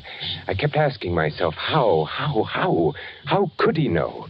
This Captain von Hind, how could he know? The plan was perfect, the best yet, and yet I was discovered, trapped. It was a late Saturday afternoon, and the silence of the day hung heavy in the room. Outside it was cold, very cold, but in my room it was warm, stuffy. The radiator hissed and spewed as though it were the judge of the events to come. I was almost angry at it. A radiator. It was still light enough that he might see me if I crossed to raise the window. He wasn't aware that I was in the room. I hadn't turned on the lights. Now he stood there, waiting for me to return. I lay down on the bed, smoking, my thoughts troubled by the one question, how? How had he discovered me? Safely, I had avoided all connections with anyone who might have a chance to spy on my work. There was not the least cause for suspicion. An established citizen of the Reich, well-recommended, pure Aryan, employed as an architect in one of the country's largest munitions plants. Certainly there was no reason for him to suspect me. The Gestapo, this Captain von Hind, waiting to take me. Fräulein Keller. Absurd. Oh, of course not. Not she. But could you ever trust a woman? Fräulein Keller. Did I give her any reason at all?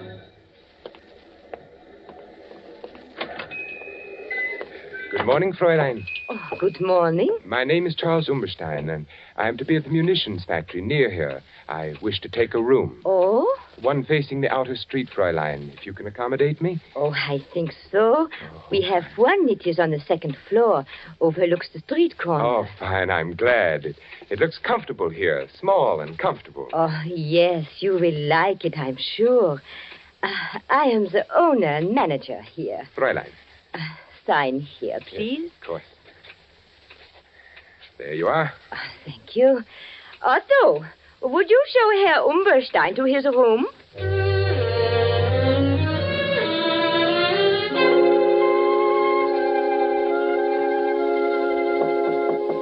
Yes? Yes, who is it? It's I, Fräulein Keller. Oh, just a moment. Yes, Fräulein? I have brought you some extra blankets. Oh. You may be cold. Oh, that's very thoughtful of you, Fräulein. And Herr Umberstein, down the street, a little cafe. You may find nice meals and a little music, too. Oh, wonderful. I am indebted to you, Fräulein. Oh, but you are my charge. I look after my guests. It is my job. Oh, that is most kind, Fräulein. Herr Umberstein, yes. I also dine at a little cafe often. Oh. I hope I see you.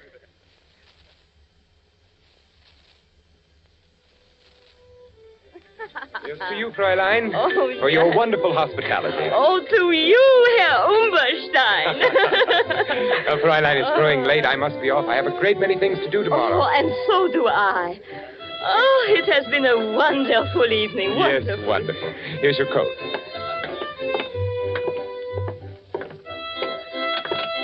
It's growing colder now, isn't it? Yes, the winter will be here soon. Too soon. Yes, but I won't be... You won't be? Oh, nothing, Fräulein, nothing. You will be here long. Certainly, Fräulein, certainly. I was just, wishing. Wishing? For what? No, I had done it. I'd started to thinking perhaps she could... For what? Oh, nothing, Fräulein, nothing important. Only the hopes of every man...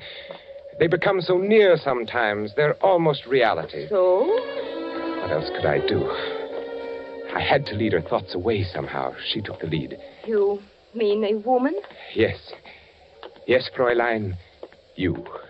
Oh, but we have known each other for such a short time. Only 2 weeks. That's true, but I've been aware of you for a longer time, though I've just met you. Oh, Herr Umberstein, Charles. Oh, Charles?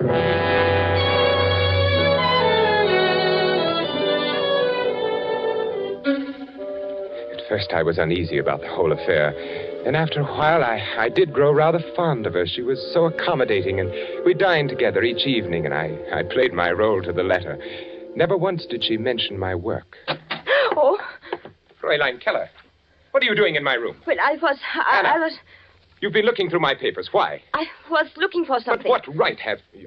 What are you looking for? I was looking for a letter. A letter? What letter? One that you haven't got. I thought perhaps you might have it. Now, out with it. A letter from a woman. Very well, Charles, if you must know, I suspect you of nothing filthy. She was actually looking for a letter from some woman. Any woman. She didn't trust me. She didn't trust her Charles.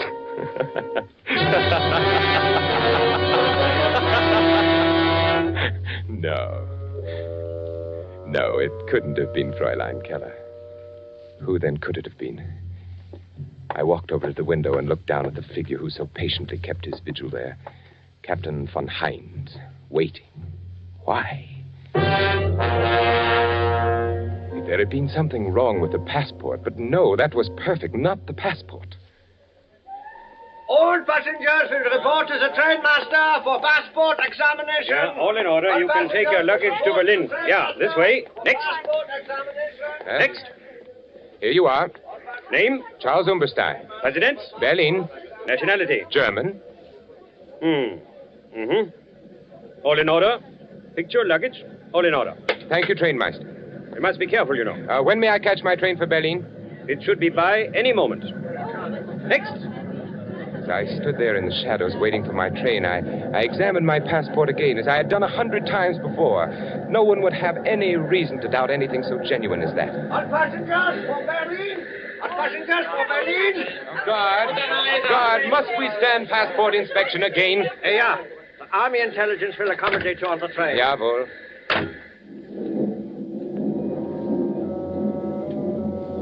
At 3 stops, my passport was inspected. A good test?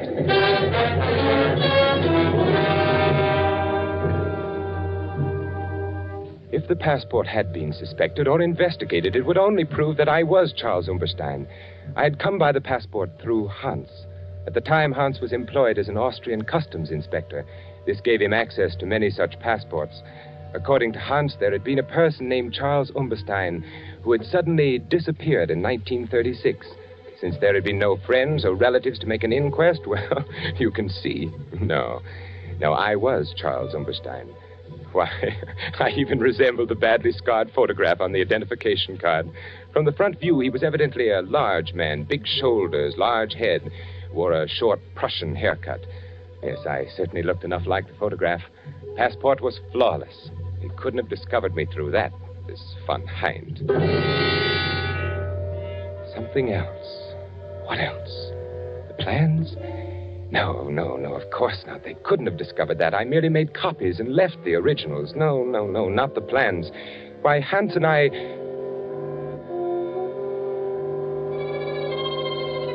Hans. Oh, no, not Hans. Never. We'd worked so well together. Oh, no, not Hans. A strange, silent boy, perhaps, but surely... That night in 1936, when he gave me the passport, he was our man in Austria, but strange things happen even to the most loyal. All set, Charles. Then I will not see you again, Hans. Until I arrive, eh? I will be attached to an Army Ordnance Division in the city.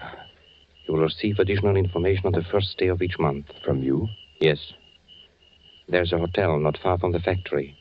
Here is the address. Fräulein Keller runs this hotel. Now, on the second floor in one corner sits a mahogany table. On it are a set of silver candlesticks. 4 of them.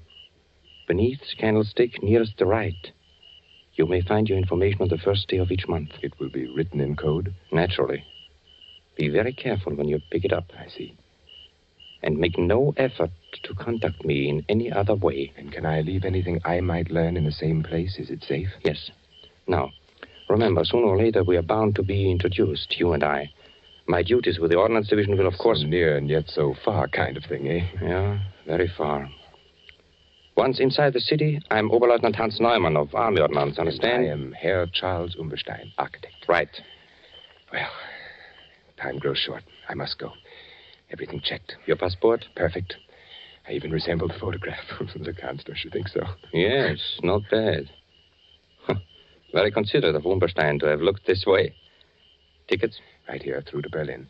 I report to Franz Miller in the munitions factory, produce my credentials. He's been expecting me. I haggle a little about the salary, then I accept.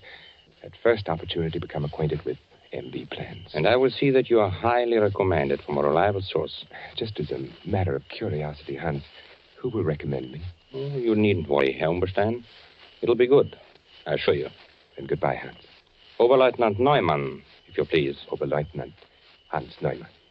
Well, then, my Herr Charles Umberstein, auf Wiedersehen. Wiedersehen. Heil Hitler. Heil Hitler.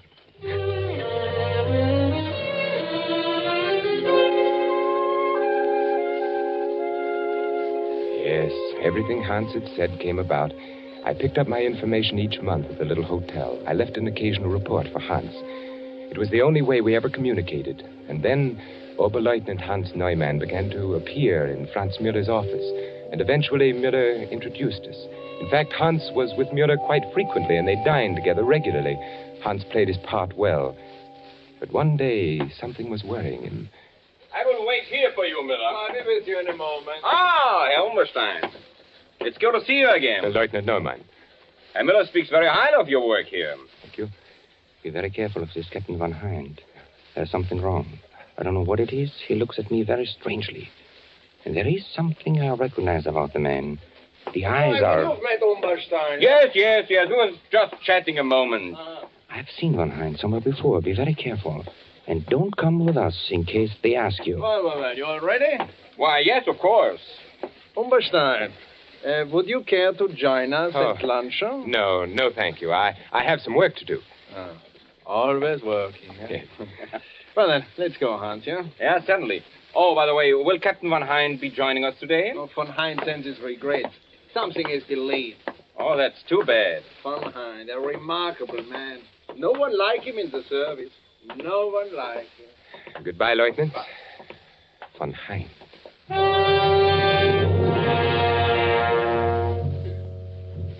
Such a brief warning. Curt and sinister. Hans was frightened. He would never have taken the chance to speak to me if he had not been frightened. Something that he recognized about Von Hind. Saturday was the first of the month, and there was no information at the hotel. Hans didn't appear again to lunch with Herr Müller. Something was wrong. Something had happened to Hans. Today I found out. We will enjoy ourselves today, eh, Umberstein? Yes. We should lunch together more often, you and I. I like good company when I eat. Good food, good company, good digestion, Herr Müller. Now, this is a wonderful restaurant that we are going to. You know, they serve Norwegian smoked salmon that is exquisite. And cheap, too. Nothing like these new foods we are getting from Norway. I've heard of Norwegian salmon. And this is the best. You and Oberleutnant Neumann dine here often, don't you? Hans Neumann, yeah. We came here often, yeah. Hans Neumann will not come here for a long, long time again, I'm afraid. I don't understand. Yeah, you don't.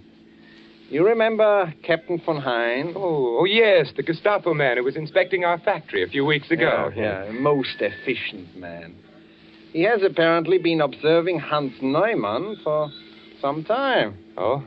Oberleutnant Neumann is being detained by Captain Von Hind, no? Was he... He was a spy. Spy?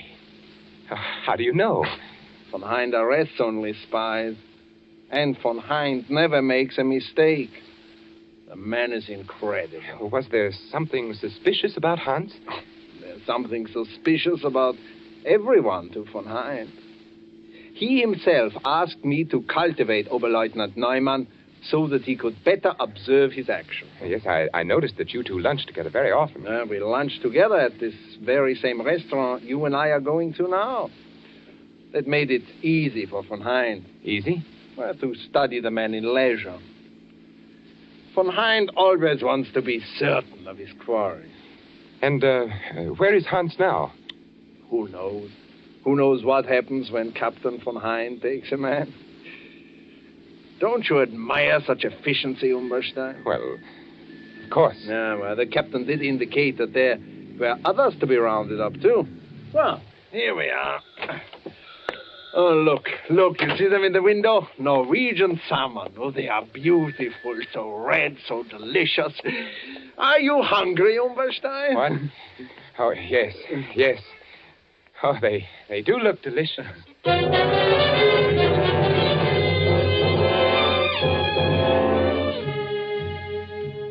Captain von Hind. I looked at him out of the window again. I could see his breath now. It was growing very cold. He was well dressed in a neatly tailored overcoat and dark hat. It was too dark to tell the exact color. The only thing I was sure of were the hands and the gloves on the hands. Heavy, thick, powerfully mounted prongs encased in a gray, tightly fitting material. Style, lines running across the back. I noticed when he lifted them to light a cigarette. What beautiful weapons.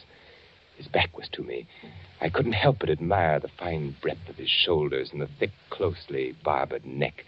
He stood quietly by the lamppost, smoking, watching his breath and the smoke battle for existence in the icy air. Once when he turned to look up at my window, the single eyeglass he wore caught the reflection of the light. I wondered how much he weighed. Carefully, I retraced each step over again in my mind. I couldn't find the flaw that made me a marked man. The absurdly easy way I had gone through Mueller's office carrying an innocent-looking bundle of blueprints, then to the vault, the superstition of copies. No one could suspect what I had done. No one had any reason to. Why then was I trapped? Of course he was after me, waiting down there. I wondered why he didn't come up and wait in my room. Surely he didn't know I was in the room. Perhaps he had searched my room one day while I was out. But what could he find? Nothing, absolutely nothing. A passport proving I was Charles Umberstein. A monogrammed suitcase bearing the initials C.U. A few letters and old papers. Nothing at all. I had never talked. I had never known anyone else in service except Hans. Franz Mueller was too stupid to suspect anything. Fräulein Keller, no. The passport, perfect. Only one other way. Only one other way could he possibly know. For an instant, the possible answer flashed through my brain. For a full 5 minutes, I watched him very discerningly. Could it be? Could it possibly be? The stillness of the street below was broken from time to time by the blare of an occasional horn and the rattle of armored cars carrying soldiers to different parts of the city. Turning from the window, I groped about in the darkness of my room, searching for the automatic I had concealed in the slit compartment of my traveling bag. When I found it, I tested the chamber. Yes, it was loaded. I jammed it in my coat pocket, and putting on my hat, I stood there by the window, watching him. He seemed very ominous, very assured, waiting for me. He must have been getting anxious with his long vigil. I watched him signal to an accomplice across the street. Walking back and forth under the streetlight, I noticed something familiar. Very familiar.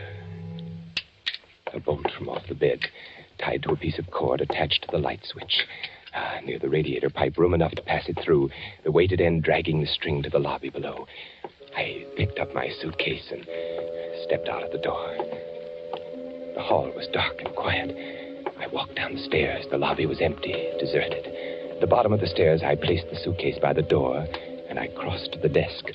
Hastily, I jammed a few bills in an envelope and addressed it to Fräulein Keller. Now, as I picked up my suitcase, I could see him very plainly on the corner. He was only a few feet from the entrance. The cord with its weighted end had fallen just short of the door. I stood there quietly. He looked up at my room. I pulled the cord. He was startled when the light went on upstairs, searching the window for a view of the occupant. I walked to the door. As I opened it, he looked at me, looked my way, gazed at me, point blank, seemed surprised. Then, assuring himself, he took a step toward me. Herr Umberstein. Herr Umberstein. Oh, you are... You are Charles Umberstein? Why, yes, I... Charles Umberstein, who entered Germany in 1936 from Austria? Here's my passport. Your passport, yes. I have always wanted to meet you, Charles Umberstein. I have always wanted to meet you face to face. You know who I am? Why, yes, you... I wonder. You know, the others I have had my men pick up. But you, I wanted to attend to personally. It's because you are Charles Umberstein. Now we will just... I'm sorry, my friend.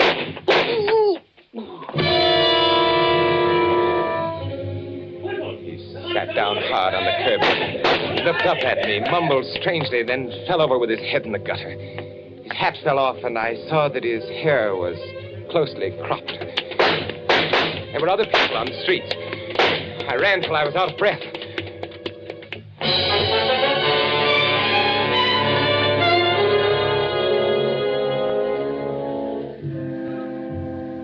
The next day, I picked up a Berlin paper on the railroad station. On the second page, I read the headline, Gestapo official murdered.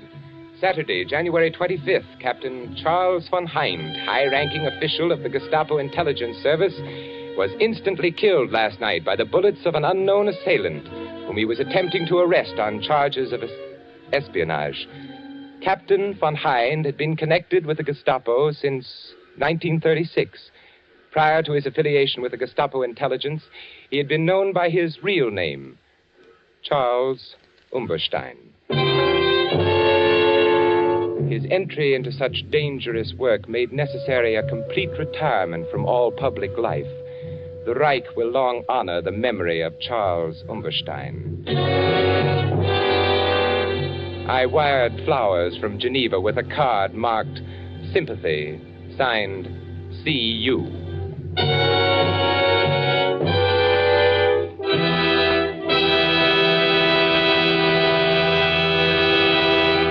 And so closes The Strange Death of Charles Umberstein by E. Jack Newman, starring Vincent Price. Tonight's tale of suspense.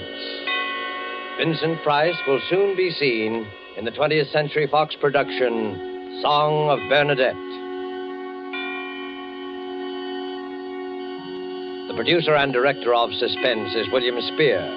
Music was composed by Lucian Marowik and conducted by Lud Gluskin.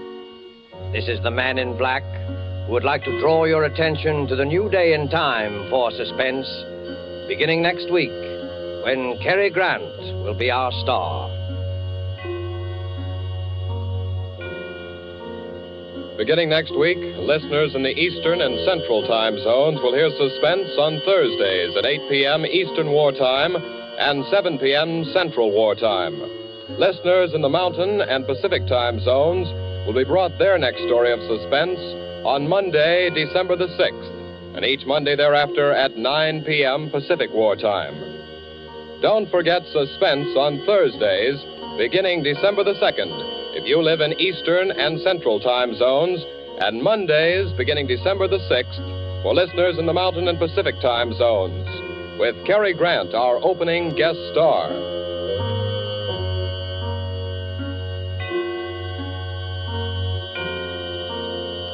This is CBS, the Columbia Broadcasting System.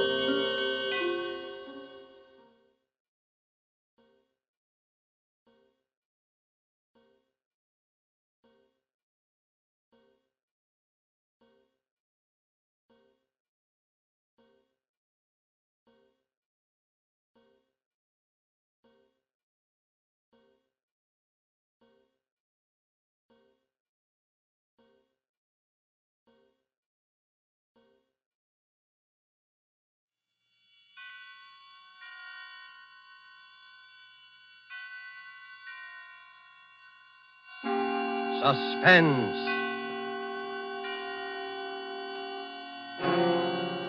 Presented by Roma Wines, made in California for enjoyment throughout the world. Salud. Your health, senor. The world toasts Roma, and Roma toasts the world. The wine for your table is Roma, made in California for enjoyment throughout the world. This is the Man in Black, here for Roma Wines to introduce this weekly half hour of Suspense. Tonight in Hollywood, we are honored and happy to have with us one of the entertainment world's most distinguished gentlemen, Mr. Cary Grant. The suspense play which stars Cary Grant and which is produced and directed by William Spear is the exciting and tense bestseller by Cornell Woolrich called The Black Curtain. Suspense is compounded of mystery and suspicion and dangerous adventure. In this series, Roma brings you tales calculated to intrigue you, to stir your nerves, to offer you a precarious situation and then withhold the solution until the last possible moment. And so, with The Black Curtain and with the performance of Cary Grant, we again hope to keep you in suspense.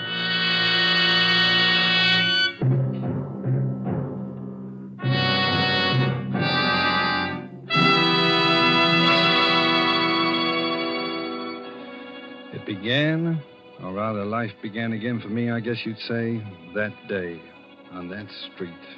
My head was pounding terribly. I could hear all the noise and the people milling around. Everything was a jumble at first. All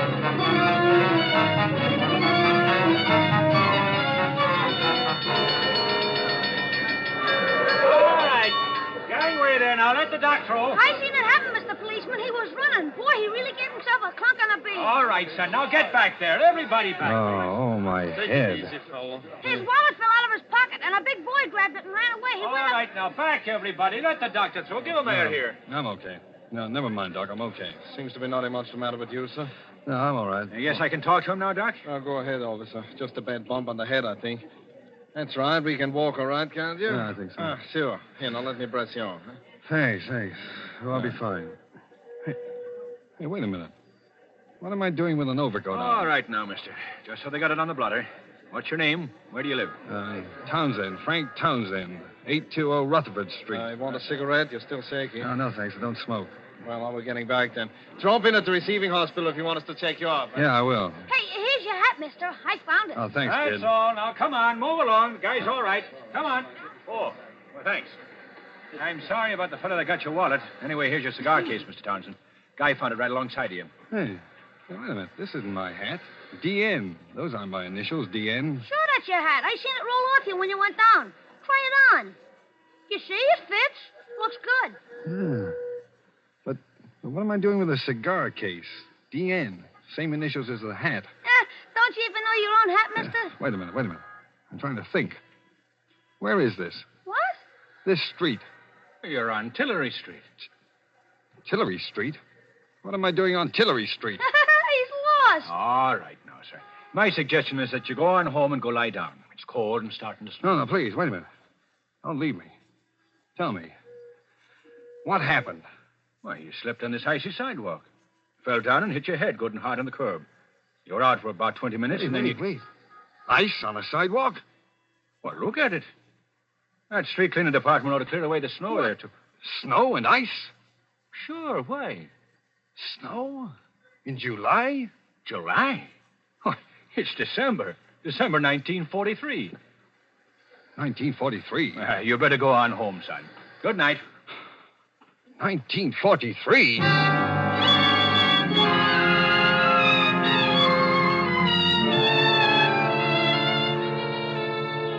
December 1943. The last I remember was July 1940. 3 years just gone. Amnesia. A black curtain comes down over your mind. That black curtain had been over mine for 3 years. Where had I been? Who had I been? I hadn't been Frank Townsend. I'd been someone else. DN. Someone whose initials were DN. I walked along Tillery Street thinking about it those 3 years. I could have been married. I could have been a thief. I could have... Something made me turn around on the street for a moment. That was when I first saw him. Gray eyes. He'd been talking to the cop who took my name. He looked up as I did. And then he started to walk rapidly in my direction. I backed away instinctively. Something about him spelled trouble. He called to me as he came forward. Hey, you, stop! Townsend! Instinctively, I knew I should run, get away from him. Hey, you! I looked back as I rounded the corner. He had a gun in his hand. He raised it. Then I turned, ran for my life.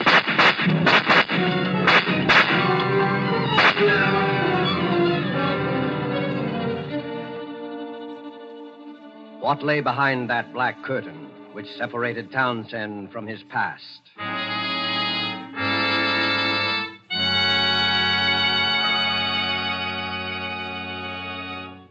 With this remarkable story, and with Hollywood's distinguished Cary Grant as our star, the Roma Wine Company of Fresno, California, tonight assumes the sponsorship of Suspense, radio's outstanding theater of thrills. This is the dinner hour at an exclusive yacht club in Latin America, and we discreetly eavesdrop on that gentleman and his lady there at the table. This has been a lovely dinner, Ramon, and only you would have thought to have such a delicious wine as the finale. It was so perfect. Is it truly a wine from California in North America? Yes, see? This is the noted Roma port of California in the United States. We were fortunate to have it tonight, for now, in time of war, only occasional ships can bring us Roma wines. I knew that you would. Fortunate? Yes, for Roma wines please the exacting tastes of wine lovers in many countries. And we in the United States are most fortunate of all, for we can enjoy any of those delicious wines from the famous Roma wineries located in choice wine districts throughout California at prices unbelievably small for wines of such distinguished character. Because we do not have to pay heavy shipping costs and duty, here at home in America, Roma wines cost only a few cents a glass. What's more, you'll find Roma California wines just around the corner at your favorite dealers. Right there, waiting for you now, the types of Roma wines you most enjoy. So if you haven't yet discovered the delight of Roma wine regularly with meals or when entertaining friends, make your first purchases of Roma tomorrow. R-O-M-A, Roma, America's largest selling wines. Made in California for enjoyment throughout the world. And now it is with pleasure that we bring back to our soundstage Mr. Cary Grant and The Black Curtain, a story well calculated to keep you in suspense.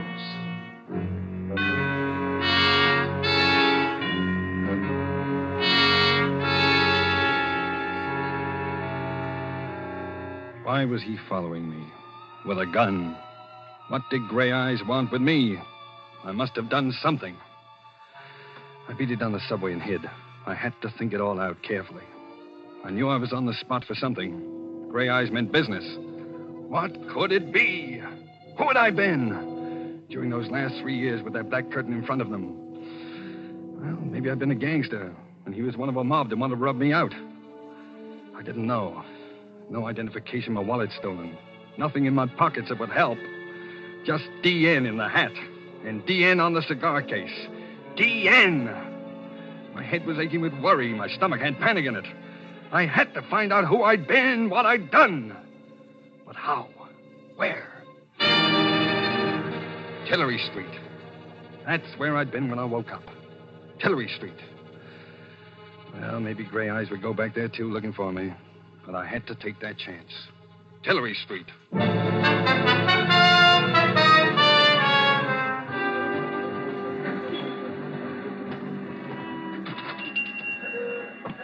Yes? Oh, good evening, Pop. Oh, hello there. Couldn't see you under that hat at first. Oh, you know me? Sure. What can I get you, son? Oh, well, you got an evening paper I could look at? Nope. Sorry, never read 'em. Too much trouble in the world these days, anyhow. See, how you been? You haven't been around 2 or 3 weeks. Oh, well, I've been kind of busy. Look, Pop. Yeah? I made a bet with a guy that even though you see so many customers, you'd walk right up and give me my full name. Oh. Well, I'm sorry I don't know it. I don't think I ever heard your name. Oh. But I know your girl. My girl? Mm-hmm. You do, huh? Yeah. Well, now, maybe I can still win my bet if you'll give me her name. Gee, I've heard you mention it. I'd know it if I heard it. What? Well, see if I can steer you a little. Now, is it Mary? No. Alice? Lillian? Margaret. Huh? No. Wait a minute. Wait. I know. Ruth. That's it, Ruth. Ruth? Yeah. Well, sure, you got it. Now, what's Ruth's last name? Gee, I don't know her. I know where she lives, though. You do? Yeah, right across the street, the Tillery Apartments. Well, it's right. But now, what apartment? What's the number of Ruth's apartment? 3C. Apartment 3C. Say, that's pretty good if I do say so. I was only there once, remember? The night I brought the sandwiches over. Well, thanks. Will you win your bet, mister? Huh? Oh, yeah, I think I will. What's your name so I'll know it next time? Oh, I'll tell you tomorrow. I hope. So long. So long, Pop. Thank you. I'll be... What's the matter? Nothing. I just tying my shoe. I'd just been going to walk out when I saw him standing across the street, gray eyes again.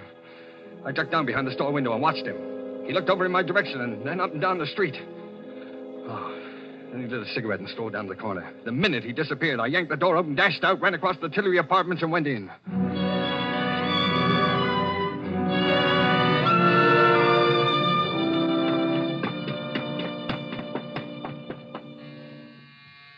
Who is it?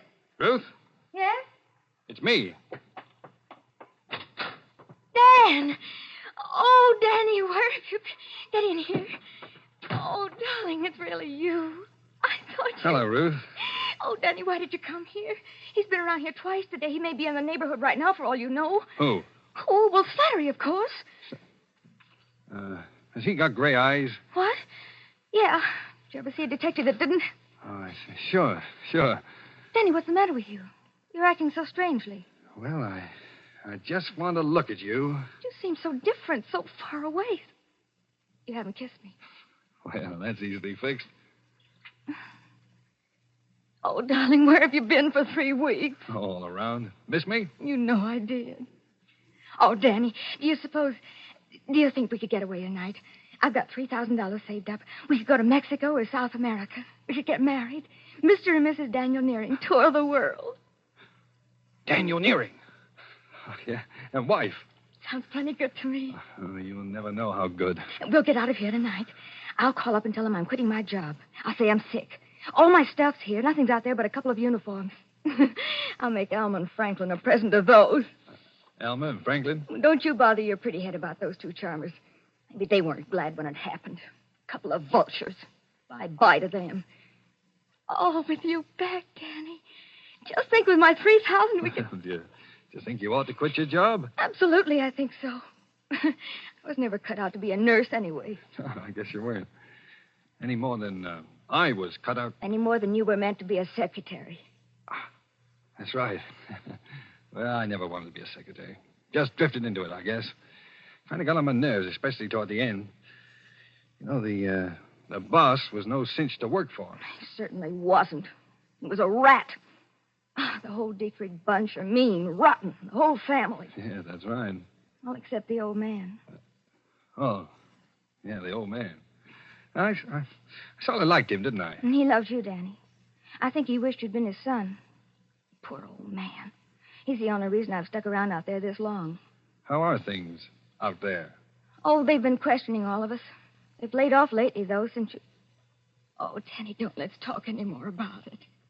You're back. That's the main thing. I just want to forget New Jericho and the whole... New Jericho, huh? Yes. Oh, Danny. Danny, if only it hadn't happened. What hadn't? You know what? Oh, Danny, what's going to become of you and me? I wish I knew. Danny, get away from that window. Leave that shade down. He's down there. Who? Gray eyes. He's standing in front of the hydrant. He's coming in here, in the building. Oh, did he see you? Ruth, will you help me? What are you going to do? I'm going to give myself up. No, Well, you're... it's better than getting shot at. What can they do to me? You crazy fool. They can send you to the chair. The chair? Well, what do you think happens to a man when he's guilty of murder? Murder? Ruth, listen to me. I'm not a murderer. If the whole world says I committed murder, I say I didn't. The me that's in me says I didn't. I never said you were, Danny. I always said you didn't do it. Oh, if you hadn't run away. So that's it. All right, Nearing. Open up. Why did you come here, Danny? Why? Ruth, wait.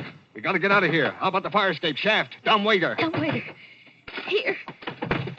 All right, get in. I'll stand on top and work the ropes. I don't think it can hold us both. Got to. Can you hear me? Yes, Danny. Danny, what do we do? We're going back there to New Jericho. New Jericho. No, Danny, don't, please, for me. Got to. I've got to find out. We're going together. No, Danny, no. I've got the money. We can get out of here and we... Stop it. Danny, ouch! My arm. You're hurting me. From here on in, we're sticking together. You're going to take me back there. Back where it happened. All right, darling. You're crazy, but I'll go wherever you go. I can't lose you again.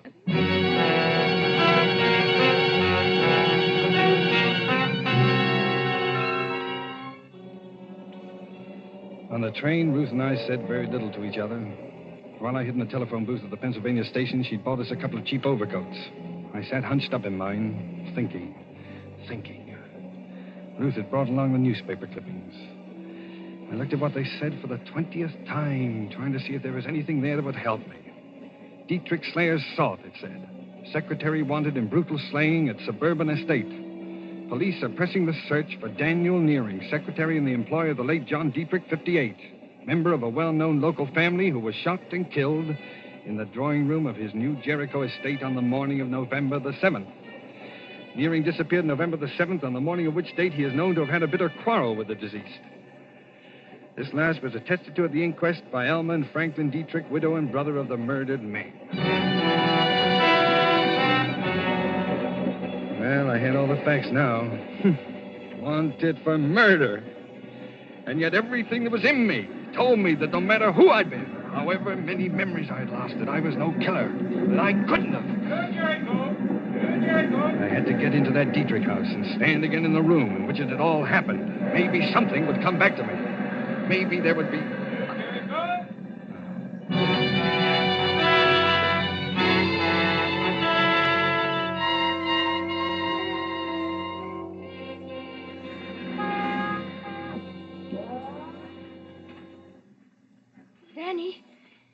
Danny. Over here, Ruth. It's so dark, I couldn't see you. Alma and Franklin just left. They drove down to the village. Did they say anything about you being out here on your day off? Yeah. Alma said something, but I said I had nothing to do in town and came out to write some letters. Let's go, then.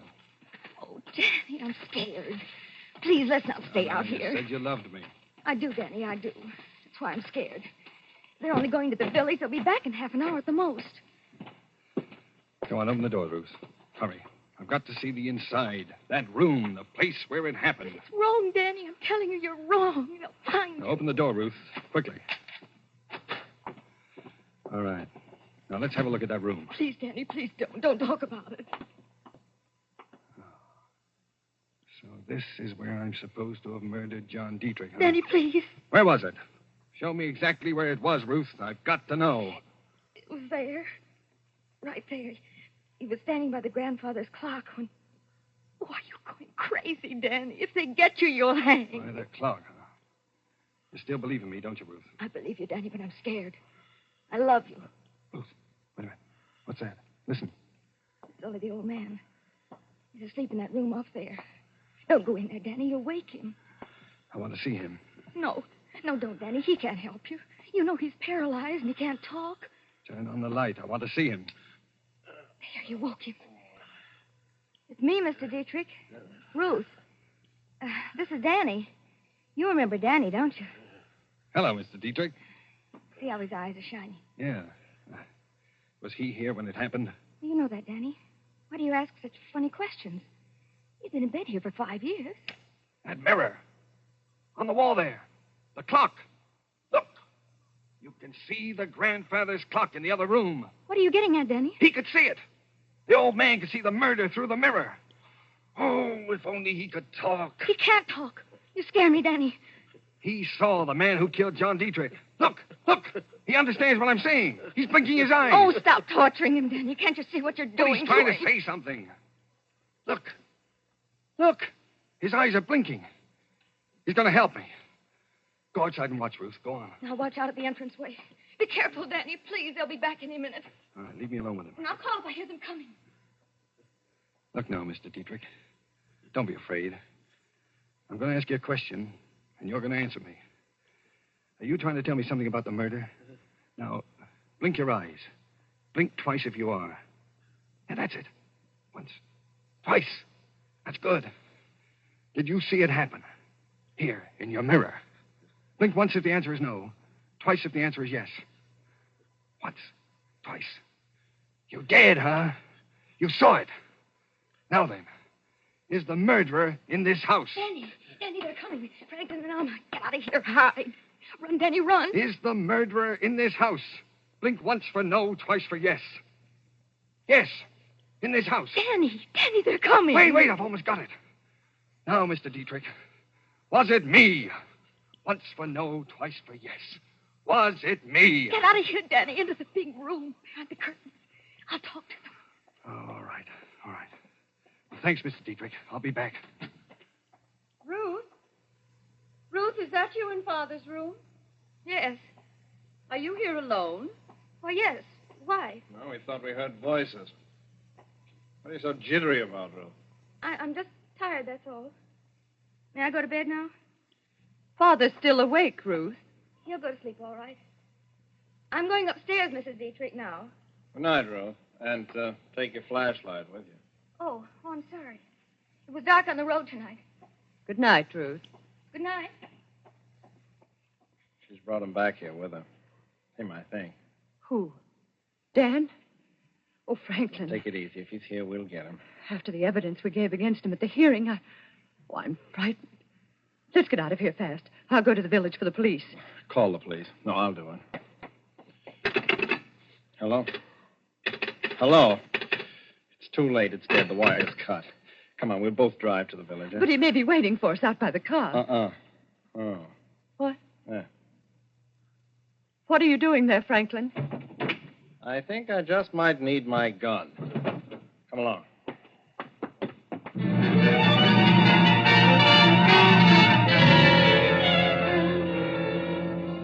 The moment they left the house, I made for the old man's room. I called for Ruth, but she was gone. Maybe Franklin and Alma had caught her after she cut the telephone wire, but I couldn't wait. My life was hanging on minutes now. I shot the flashlight on the old man's face. Now, Mr. Dietrich, you're helping me fine. You know I'm trying to save my life, don't you? Now, the murderer. Was it me? Was it me who did it? Me, Danny Nearing. Blink once for no. Once! Oh, you're sure? You're sure it wasn't me? Oh, you're smiling, Mr. Dietrich. Smiling. Now, it was somebody in this house. Then who was it? Oh, can't you make a sound? Help me, you've got to. Was it Elma? Twice for yes, once for no. Once. Not Elma. All right, then. Was it Franklin? Up with the hands, Neary. Up or you'll never go to trial. Franklin. Look, you've got to listen. You've got to. Shut up and drop that flashlight. Trying to kill the old man, too, huh?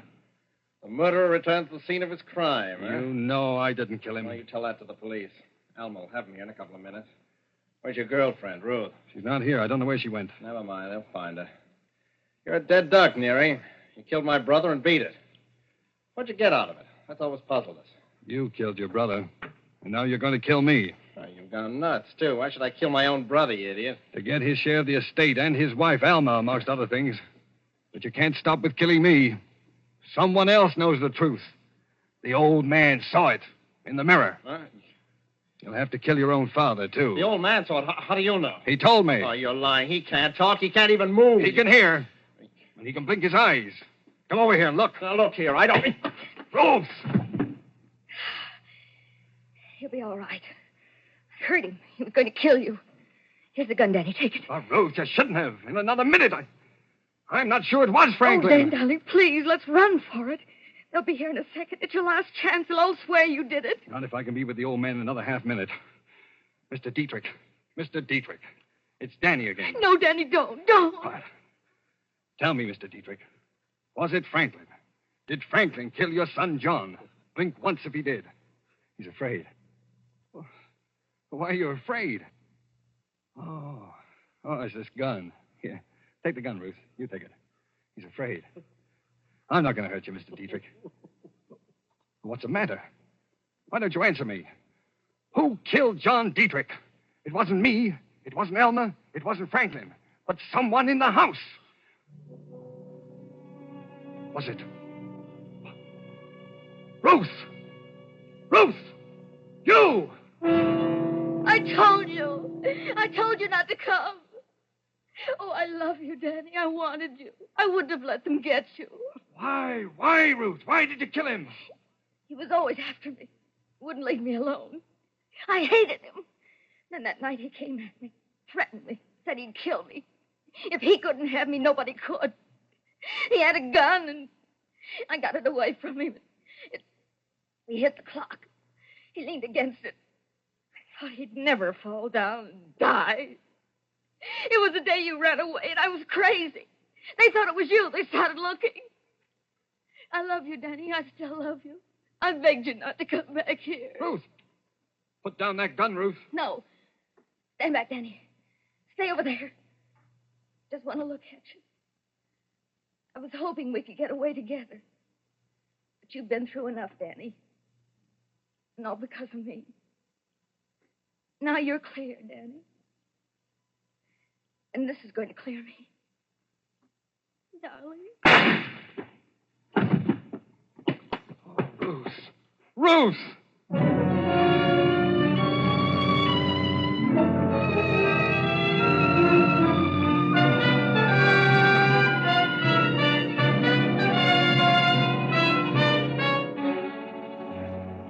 Well, I guess that's about all there is to tell. I tried to put it all behind me, to resume my life where it left off over 3 years ago. Sometimes when it gets toward evening, I go and walk along Tillery Street. Once in a while, somebody I don't know, will say, "Hello, Danny." I just say hello and walk on. I don't want to find out anything anymore. I want it all to die away and be still. And it will. All except Ruth. Because somewhere behind that black curtain I was loved and loved someone. We must have known a love that I'll never know again.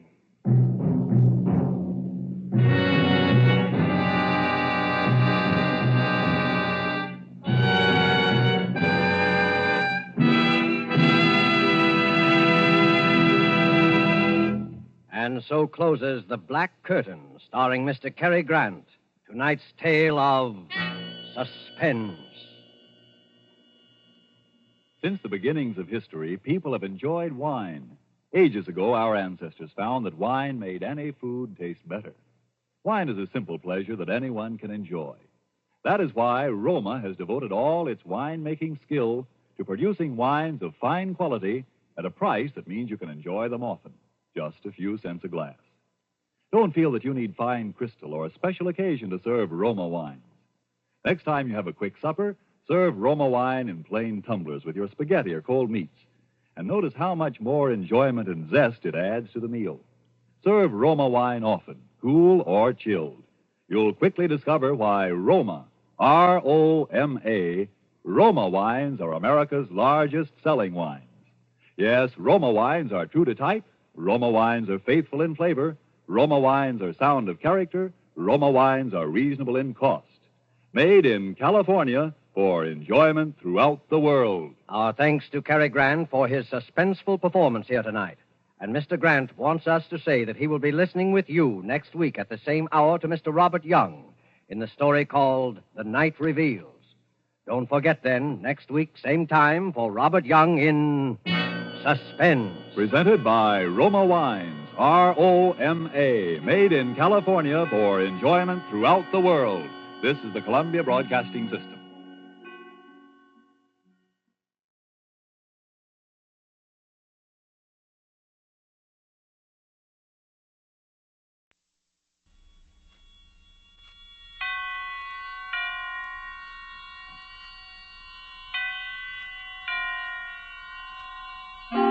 Suspense.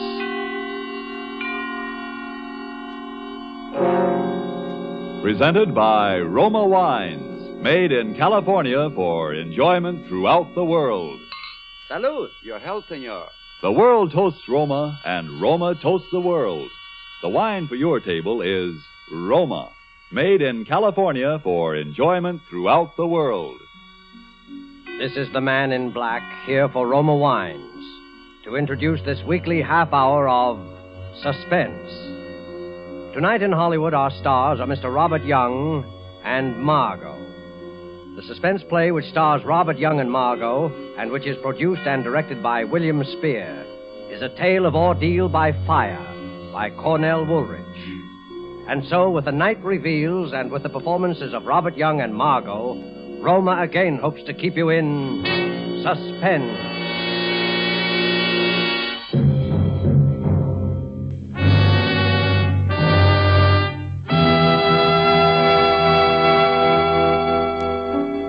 Go ahead, tell us the story, Mr. Jordan. Might help to get it out of your system.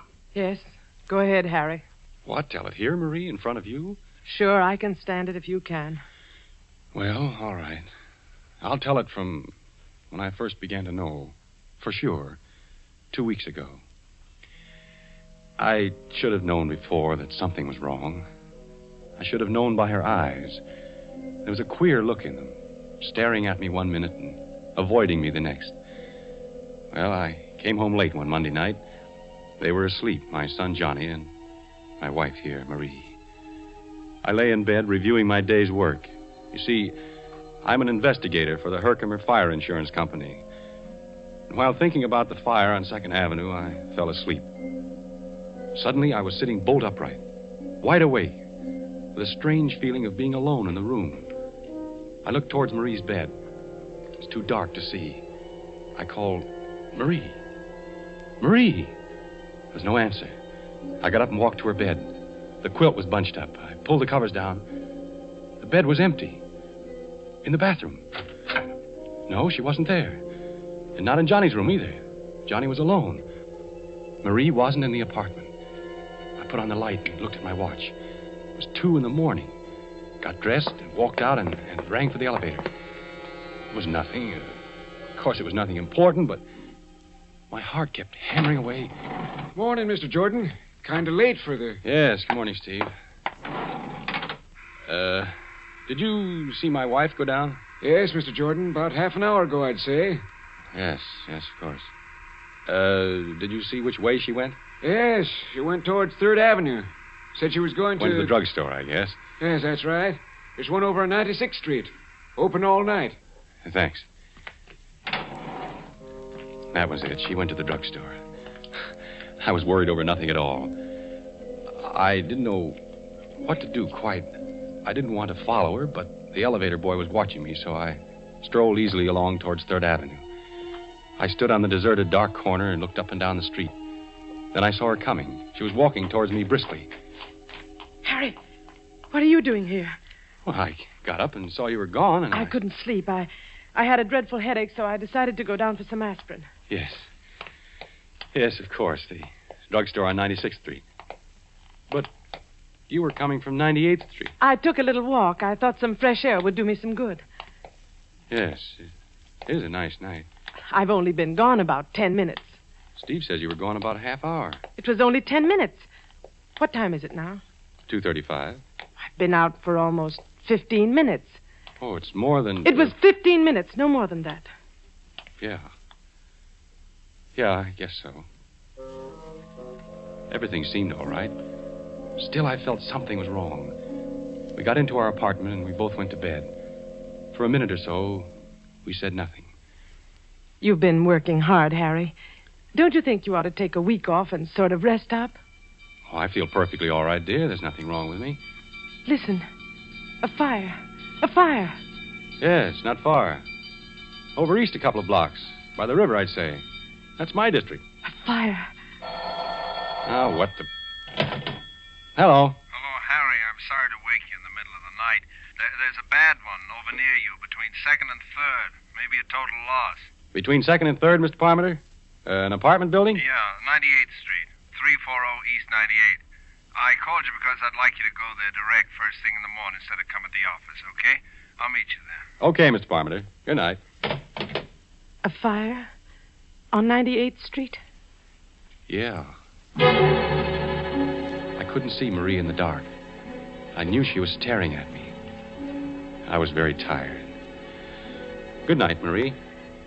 Good night, Harry.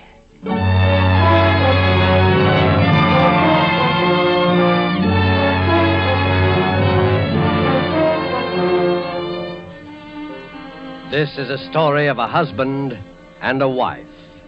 In a moment, as the story continues, we shall learn how they came to know that death was living with them.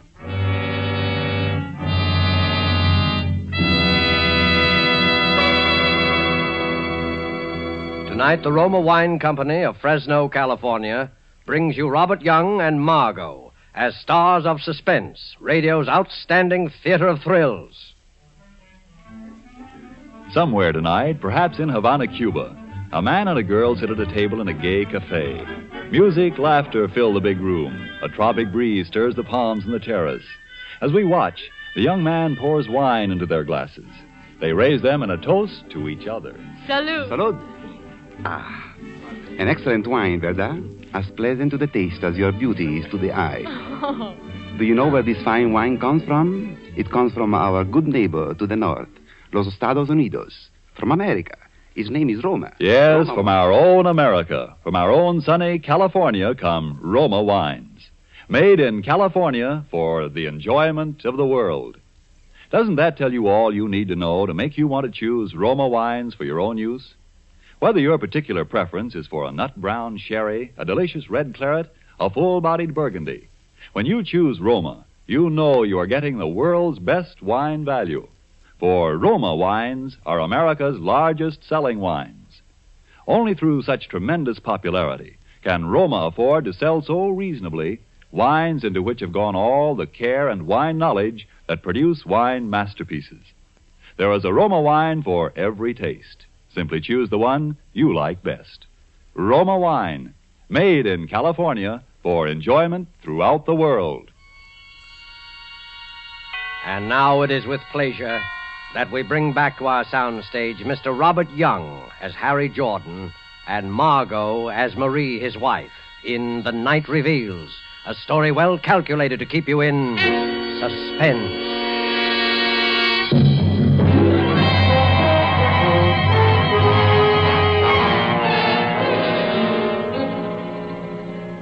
Go on, Mr. Jordan. Well, gentlemen, the next morning I went over to 98th Street to inspect the remains of number 340 and to see if there was evidence of anything suspicious about the origin of the fire. Mr. Parmenter was there. Well, there it is, gutted. I guess we'll be paying off on this one, all right. Yeah, completely burned out. Anyone hurt? Well, a few, but no one dead. Lucky they just installed the new fire escapes. Just the walls left. That fire must have been quite a sight in the height of its glory. Yeah, quite a sight. Hey, those walls look pretty bad. They might collapse almost any time. And the building will have to be raised. That fire did a good job. Oh, here's the commissioner. Hello, Parmenter. Jordan. How are you, Mr. Morale? You know anything about the fire, Commissioner? No, not a thing. Well, we'll take a look. I wouldn't go in there, Jordan. Those walls are pretty I bad. can take care of myself. Maybe you better not go inside, Harry. Don't worry about me. I know fires as well as anyone. You stay outside, Mr. Parmenter. I'm going in. I walked gingerly into the blackened, ruined hallway, in ashes up to my ankles, until I reached the remains of the stairway. Underneath were several baby carriages, just twisted pieces of metal. A burned fragment of something fell nearby. Come on back, Jordan. I'm all right. I poked around the carriages, sifting through the clean, fine ashes. Something caught my eye. A glob of yellow metal. I picked it up, and I worked my way out. Going through, isn't she? Yep. Clean through. Nothing left of her. Did you find anything, Harry? Nothing much. The fire started in the hallway, all right. Cellar's untouched. Fire works its way up. What's that in your hand? Well, that is just a piece of metal I found. Here. I just picked it up for my kid. He likes shiny things. What do you think, Commissioner? Probably one of those gadgets they have on baby carriages. No, I guess you're right. It isn't anything. But it was something. I had run my fingernail across this glob of metal. It looked like gold. I decided to examine it in detail at home.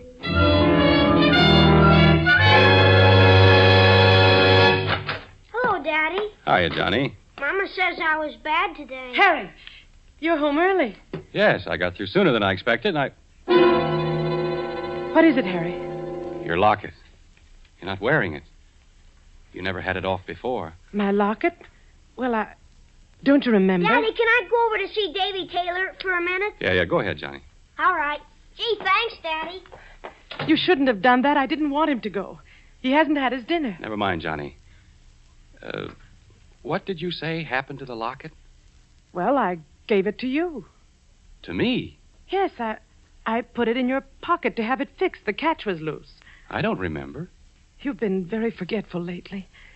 Very forgetful. Maybe you thought you gave it to me. No, I put it in your pocket, Harry. I forgot to mention it to you. I wanted you to take it to the jeweler's and get the catch fixed. I just put it in your coat pocket while you were shaving. When? Yesterday? Yes. Yesterday morning.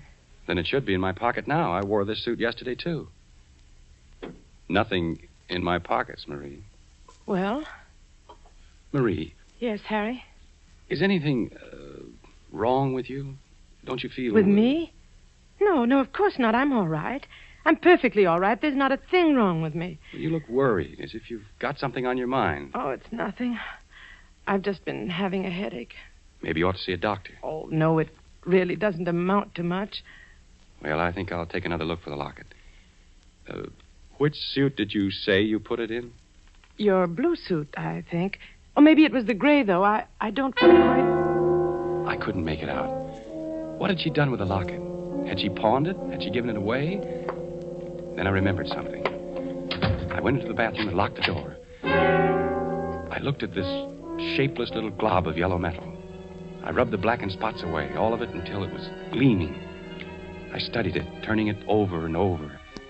I noticed a thin crack. It was small, so I took a nail file out of the medicine chest and began to file it. I kept filing until I had enlarged the crack to the full length of the piece of gold. Then I slipped the nail file inside and pried it open. Tiny fragments of glass, and then I saw a piece of scorched paper. It was a photograph. Picture of my son, Johnny. This glob of metal was my wife's locket. I put the locket and the picture in my pocket and walked out.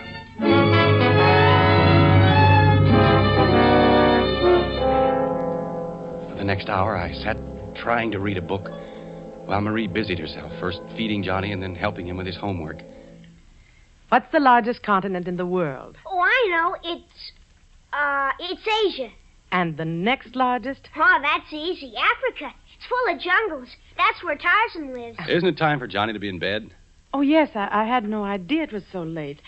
Run along to your room, Johnny. I'll be in a minute. All right, Mother. Good night, Dad. Good night, Johnny. Sleep well. He's getting along very well in school, except for arithmetic.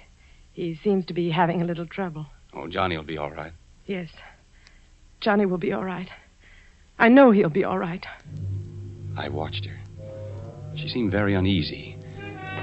I walked over to my pipe rack where I kept several books of matches in a jar. There weren't any there. All this time, I knew she was watching me closely. I looked behind the rack. There wasn't a match around. What the devil happened to all my matches? I have a match here. Let me light it for you. Did you take the matches out of the jar, Marie? Well, Did you?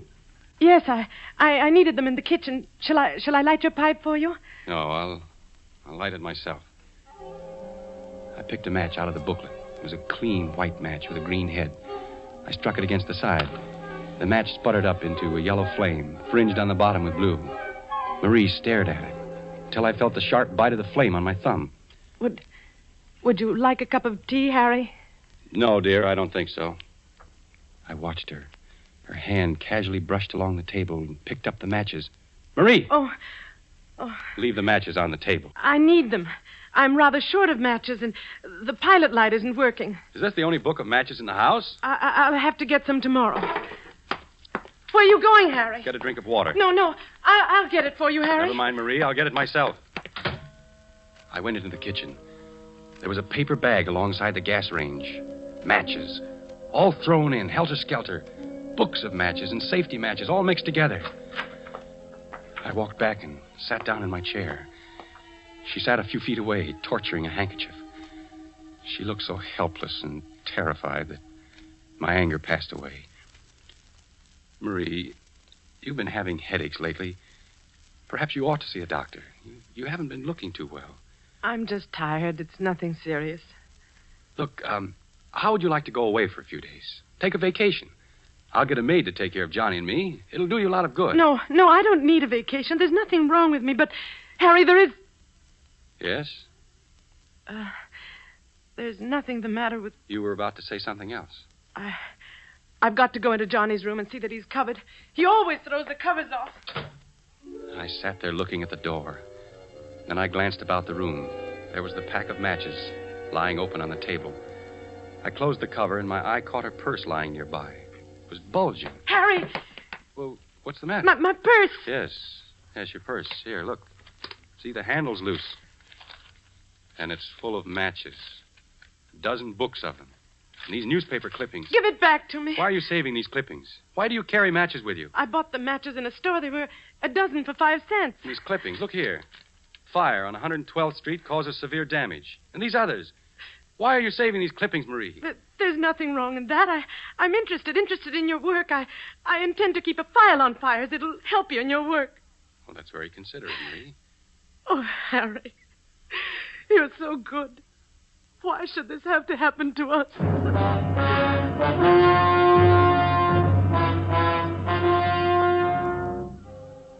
Towards midnight, I went to bed. Marie didn't follow me. I lay in the semi-darkness, wide awake, trying to think what I should do. I couldn't collect my thoughts. Every time I closed my eyes, I could see the flame of the match, yellow and blue, crawling along the matchstick. Then Marie came in with a cup of steaming liquid. Drink this, Harry. It'll help you sleep. Oh, what is it? It's cocoa. It's very good for you. I'm not the one that's having trouble falling asleep. We both couldn't sleep last night. I'm taking some of this myself as soon as I go to bed. All right, leave it on the nightstand. Be sure to drink it while it's hot. Yes, Marie, I will. Good night, darling. Good night, Marie. Cocoa. Then suddenly I knew. I looked around quickly for something to pour it in. There was the radiator pan. It was empty. I poured the cup of liquid into it. Then I lay back and waited. Waited for her next move. About a half hour later, I heard the door open softly and Marie tiptoed towards my bed. Harry. Harry. Are you asleep? I didn't answer, but breathed evenly.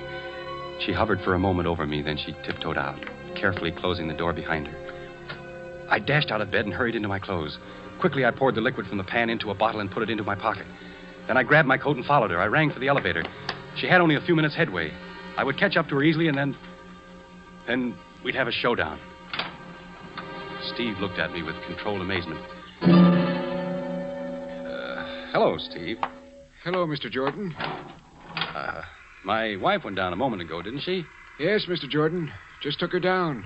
She went towards 3rd Avenue, didn't she? I think so. She sort of stopped me for a minute and then turned towards 3rd. Had to get back to the elevator because you were ringing. When I reached the corner, I looked up and down 3rd Avenue, and I saw her. She was walking north. I crossed to the other side of the street and followed her, keeping at a distance. At 98th Street, she turned east. Down the middle of the block was the remains of last night's fire.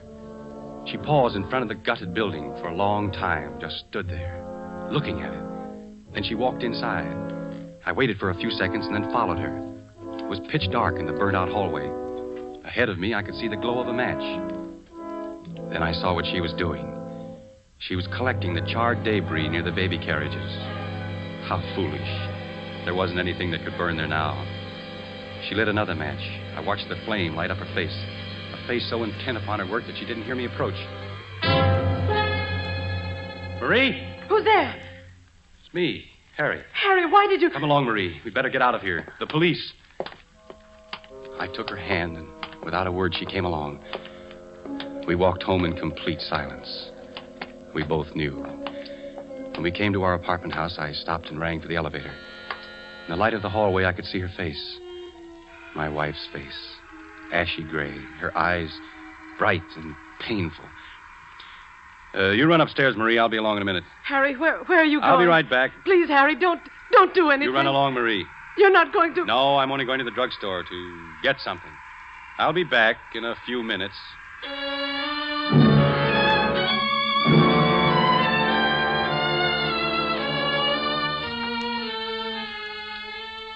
I came home a half hour later. She was waiting for me. Did you do it, Harry? Harry, please tell me. I've got to know. I had the cocoa you gave me analyzed. I'm sorry. I had to do it. Don't you see? I couldn't help it. It was very easy for the druggist, especially when I told him what I thought was in it. Sodium amytal. That's the stuff that makes you sleep through an earthquake. Please try to understand, Harry. You must understand. Is the kid asleep? Yes, Johnny's all right. I was sorry for Marie. She looked so haggard and worn. It wasn't her fault.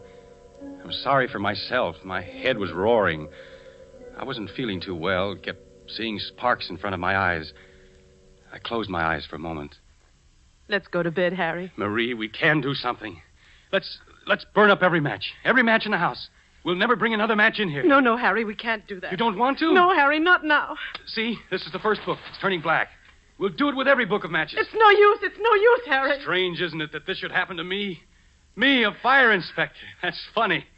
Give me the matches, Marie, all the matches. No, I can't do it. I won't. Give them to me. Please don't take them. I'll do anything you want, anything. Where did you hide them? Tell me, where are they? Inside the range, behind the paper bag. I dropped her hand and she sank to the floor in a huddle, weeping. Then I went into the kitchen and got all the matches. By now, my anger was cooling off. Look, Marie, look up. See? I'll light each book of matches one at a time until they're all gone up in smoke. The yellow flame licked its way down the matches. The cover caught fire and blackened. I watched her look at the flame with dazed eyes. Listen, Harry, do you hear? Just someone in the hall. Oh, it's more than someone. Something's happened.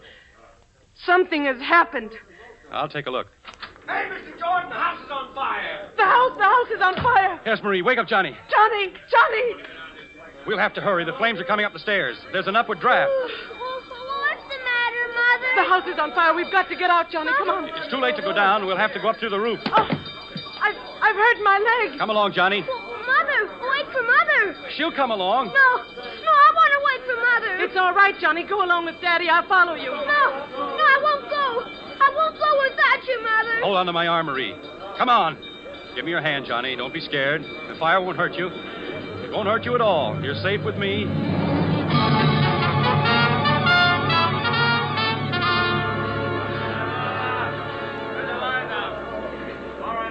We made our way upstairs, very slowly because of Marie's sprained ankle. Finally, we got to the roof. There were some firemen on the next roof. About 10 feet separated the two buildings. Don't get panicky. We'll get you off safely. Are we going to have to jump across, Daddy? Because Mother won't be able to jump. Her foot. It's all right, Johnny. Don't be scared. They're putting a board across the two roofs. We'll just walk across. All right, now. One at a time. Tie the rope around you and come across. Johnny, you go first. Don't be afraid. There. Now, the rope will hold you in case you slip. Mother, you gotta go first. I'll go right after you, Johnny. You promise? Go ahead, Johnny, and others will follow you. Don't turn around. Keep walking. All right. Kid's safe. Now, you lady. Be careful, the board. Hey, the board slipped off. Hurry, one of you guys. Get another board. Mother! I want my mother. Your mother's going to be all right, kid. You pushed the board off, Harry. I saw you do it. No, I didn't, Marie. I didn't. All right, lady. Just tie the rope around you. Don't be afraid. Don't look down. Ready? Okay, boys. She's all right. Now you, mister. That's right. Tie the rope around you. Okay. All set? Okay.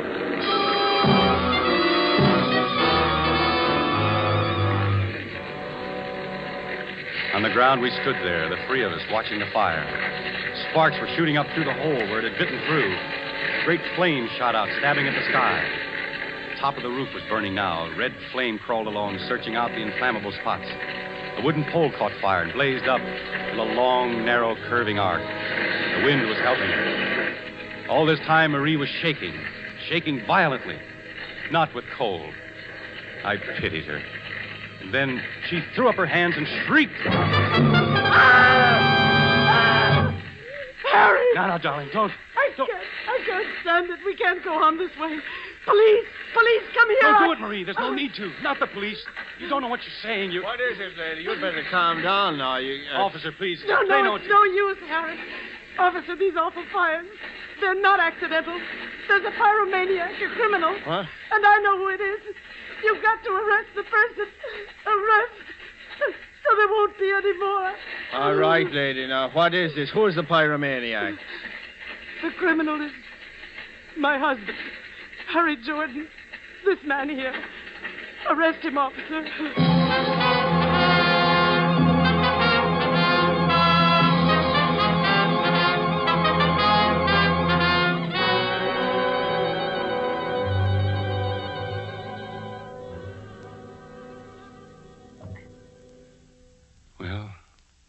That's about all there is to the story, gentlemen. Then I was brought here. Must have sounded kind of, well, painful for you to hear it all over again, Marie. No, it was all right, Harry. I wonder, I got a cigarette. Could I... No, I'll light it for you, Harry. You don't have to worry. I won't try and keep the matches here. She's been awfully good to me, gentlemen. You'll take good care of her, won't you? She tried everything to help. She hid the matches so as to keep them from me. She even tried to give me sleeping pills so I wouldn't... It's all right, Harry. I'm sorry about the locket, dear. Must have fallen out of my coat when I was in that building at 98th Street. It's all right, Harry. You can buy me another one sometime. You can't blame anybody for liking fires. It's not their fault. Fires are beautiful to watch. So bright and clean. They burn up all the filth and dirt. And they're magnificent to watch. Especially the big ones. The way the flames roar and crackle, lighting up everything around you. The beautiful fire. The beautiful fire.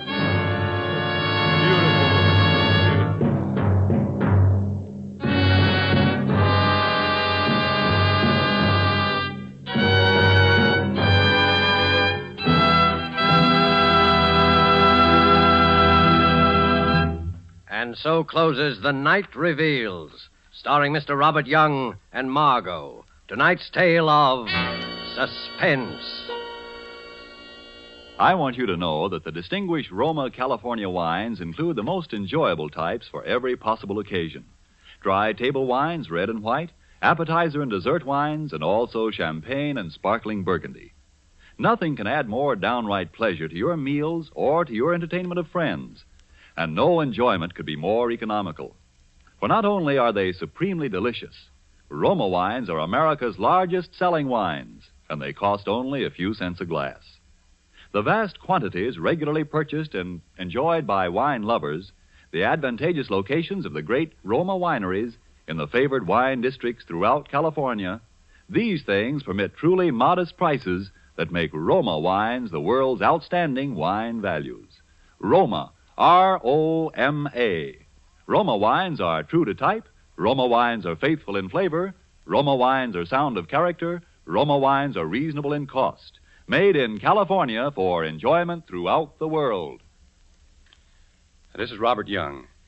It's been a great pleasure for me to appear tonight on Suspense, one of my very favorite programs. And I know you'll want to be listening next Thursday when my friend and colleague at Metro-Goldwyn-Mayer, Mr. Charles Lawton, will be your star. Don't forget then, next Thursday, same time, for Charles Lawton in Suspense. Presented by Roma Wines, R-O-M-A, made in California for enjoyment throughout the world. This is the Columbia Broadcasting System.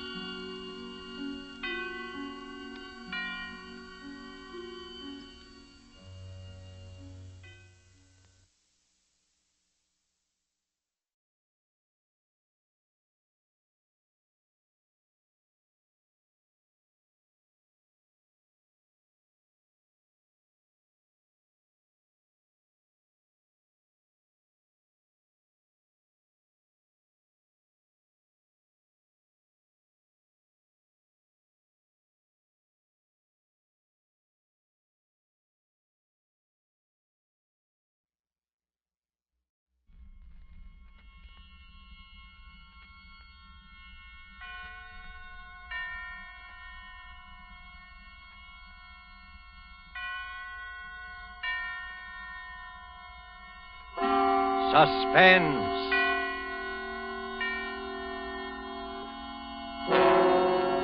Presented by Roma Wines, made in California for enjoyment throughout the world.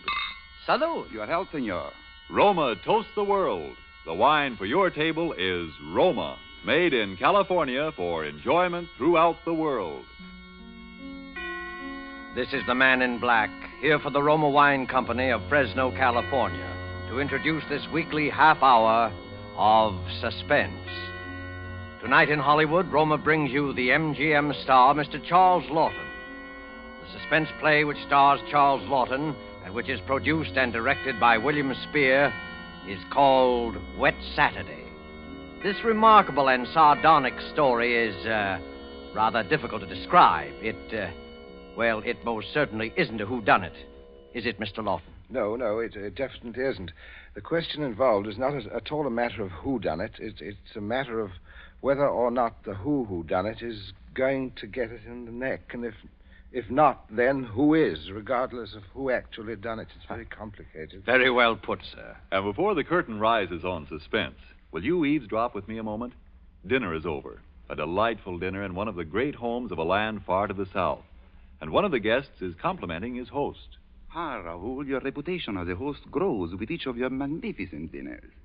That superb wine tonight, where did you find such perfection? I will tell you a great secret.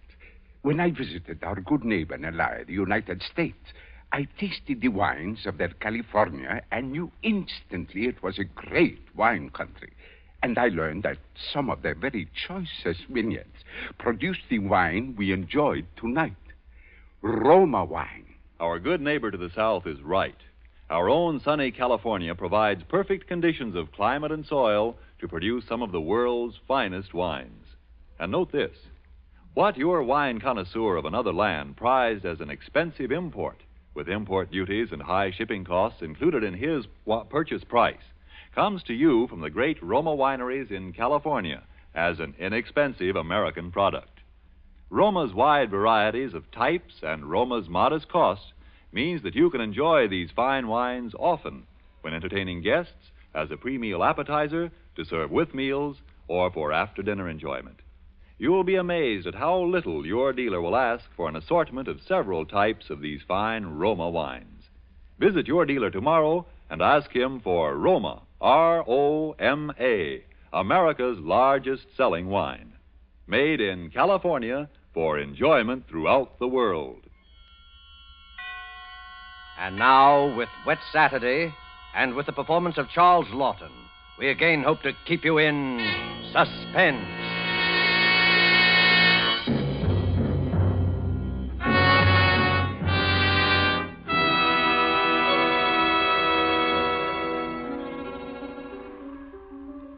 On this rainy afternoon, we should like you to meet the Princey family and their visitor. They are, of course, at home. Mrs. Princey, daughter Millicent, George, the son and heir, sprawled on a couch, and finally, Mr. Princey, biting on a dry pipe. Their living room is dull and overstuffed. Rain beats at the windows. They are any middle-class family at home on a wet day, except for one small item. As you sit with them in the living room, you can see through the door to the sun porch a pair of men's feet encased in high black shoes. They look like the feet of a curate. There is a tenseness in the room. The air is charged with excitement. But the feet are very still.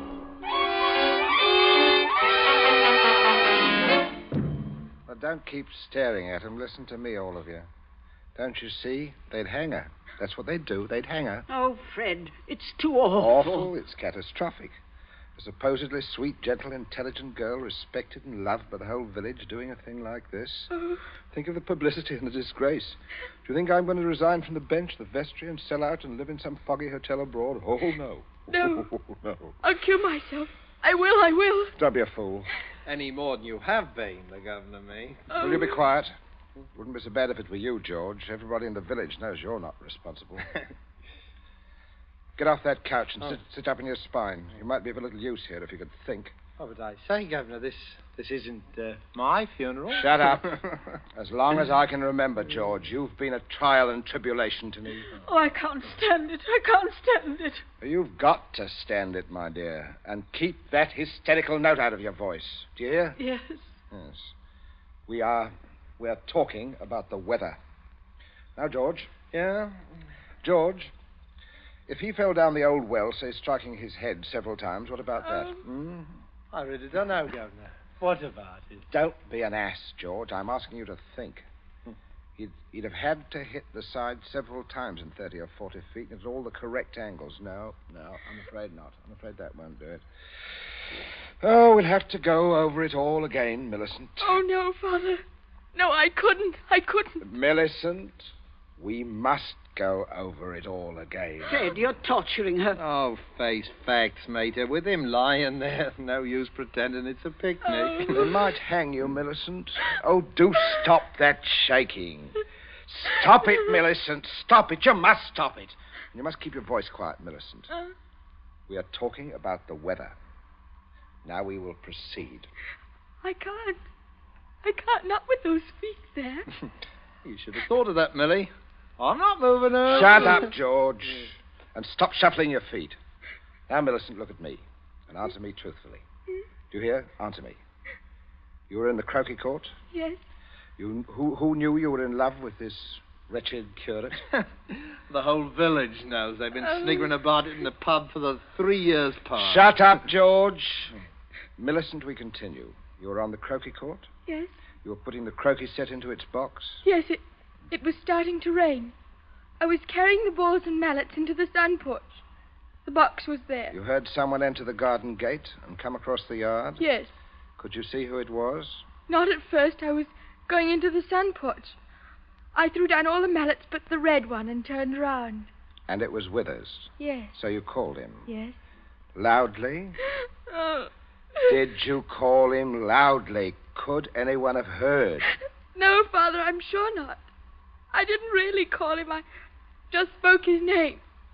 He saw me as I went to the door, and he just waved his hand and came over. Now, can I find out from you whether there was anyone about, whether he could have been seen? I'm sure not, Father. I'm quite sure. So you both went into the sun porch? Yes, it was raining hard then. What did he say? He said, "Hello, Millie," and excuse his coming in the back way, but he'd set out to walk over to Liston. Yes? And he said, passing the park, he'd seen the house and suddenly thought of me, and he thought he'd just look in for a minute. He had something to tell me. Yes, go on. He said he was so happy he wanted me to share it. He'd heard from the bishop he was to have vicarage, and it wasn't only that. It meant he could marry. And he began to stutter and get all confused, and because I thought it meant me. Don't tell me what you thought. Tell me exactly what he said, nothing else. Yes, answer, Governor. Well,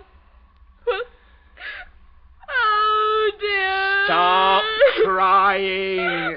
It's a luxury you can no longer afford. Tell me what happened. He said, no. He said it wasn't me. It's Ella Bragdon Davis. Oh. And he was sorry and all that. Then he went to go. And then? I got mad. He turned his back. I had the red mallet of the croquet set in my hand. I'd forgot to drop it in the box when I came, and I was just... Did you shout or scream? I mean, as you hit him? No, I'm sure I didn't. Did he? Come on, speak up. You've got a tongue in your head. No, Father. And then? I threw it down. I came straight in here. I went to look for Mother, that's all. My poor baby. And you're sure no one else was about? No one. Leave the child alone, Fred. You're not such a child, mate. Oh, Millie, I had no idea. George, will you keep quiet? I'm thinking.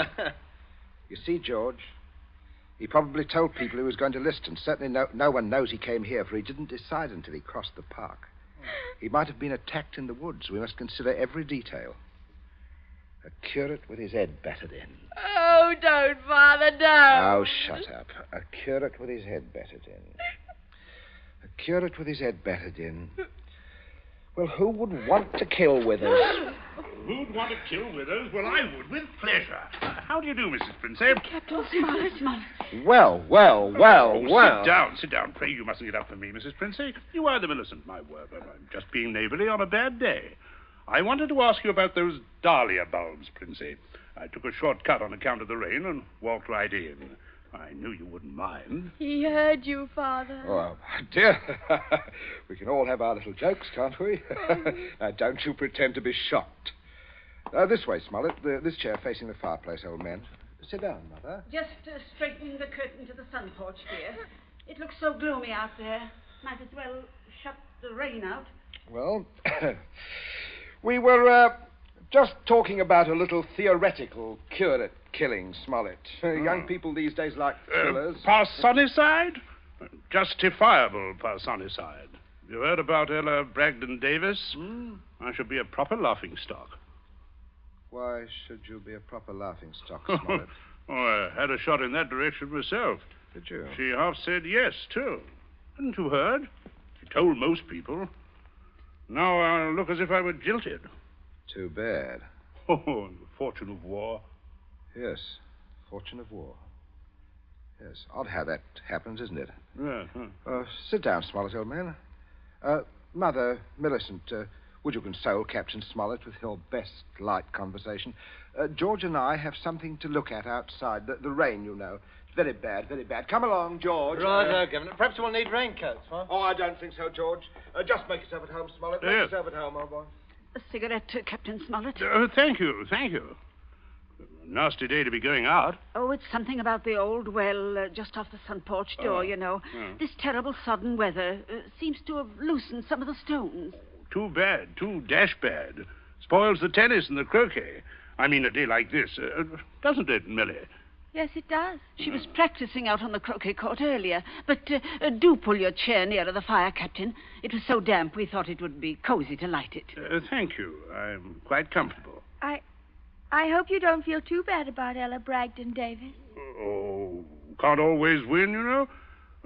Can't understand, though, what you women see in these bloodless clerics. Oh, I always thought Mr. Withers was is a very charming man. I quite agree, but why should anyone want to marry him? You wouldn't want to marry him, would you, Millie? Not now. That is, I used to. Oh, no, of course not. Smollett. Yes, Prince. Good Lord, man, you come on a fellow suddenly. I suppose I did. You don't mind this old double-barreled shotgun, do you, Smollett? Huh? I've been working on it. Might I have your attention for a minute? There's something on the sun porch I'd like to show you. Yes, of course. Smollett, George and I went out to see if we could shoot some rats which had been driven out of the old well by the high water. We were afraid they might get into the house. But you must listen to me very carefully, or you'll be shot. By accident. Princey, what's the matter with you? You heard me ask as you came in who would kill Withers. You also heard Millicent make a comment. An unguarded comment. Well, what of it? Very little, unless you were to hear that Withers had met with a violent end this afternoon. And that, my dear Smollett, is what you are going to hear. What? Withers dead? Yes.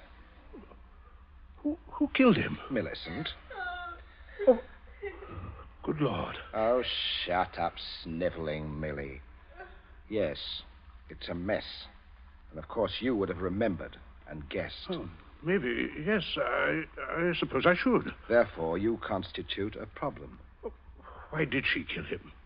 It's one of those disgusting things. Pitiable, too, I think. She deluded herself that he was in love with her. Good heavens. Millie, yes, of course, I see. He told her about the Davis girl, Ella Bragdon Davis. I understand. I have no wish, as you will comprehend, that she should be proved either a lunatic or a murderess. I could hardly go on living here after that, could I? Besides, I'm rather fond of Millie. Quite. On the other hand, you know about it. Yes, I see that makes me a problem. You were wondering if I could keep my mouth shut. If I promised? I'm wondering if I could believe you. But if I promised? If things went smoothly, yes.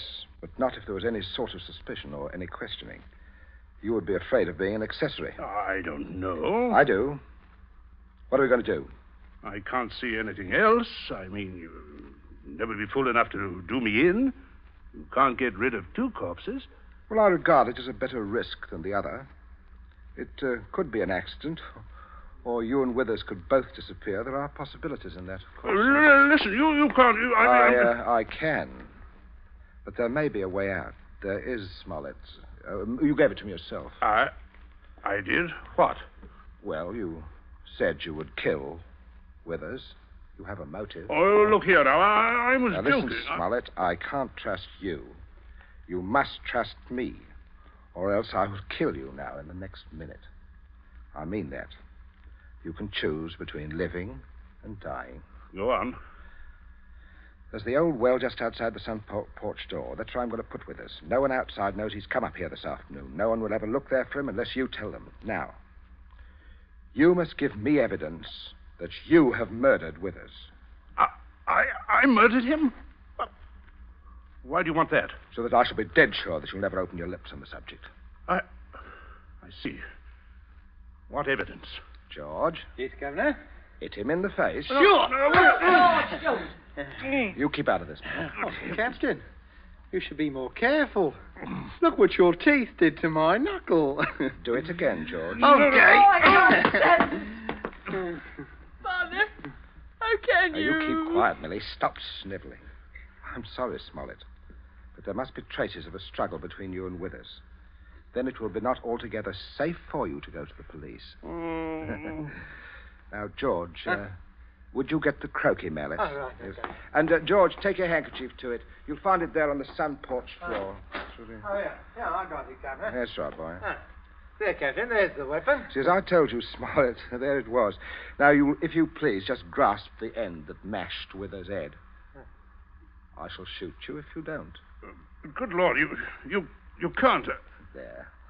All right. That's it, old boy. That's right. Now, deposit it by the side of the house. Out of the rain, of course. Now, wait, George.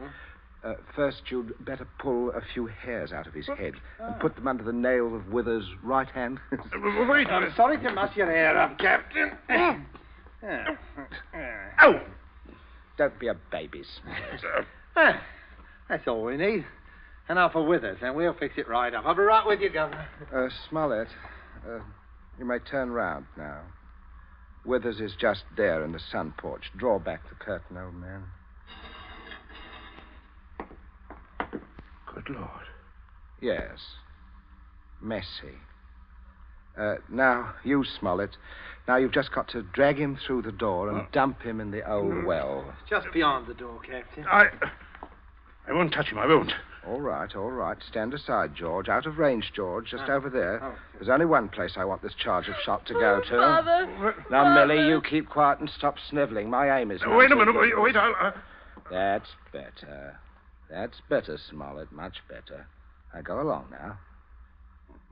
In here. You've got to take him outside, old boy. By the shoulders ought to do it, Captain. You keep quiet, George. Now, go on, Smollett. Go on. Under the arms. You've seen dead men before. Now, don't go green. Drag him out. Drag him, old boy. Do a little pulling. I'll just hold the gun here to make sure. Everything goes all right. Steady now. Mind the step there.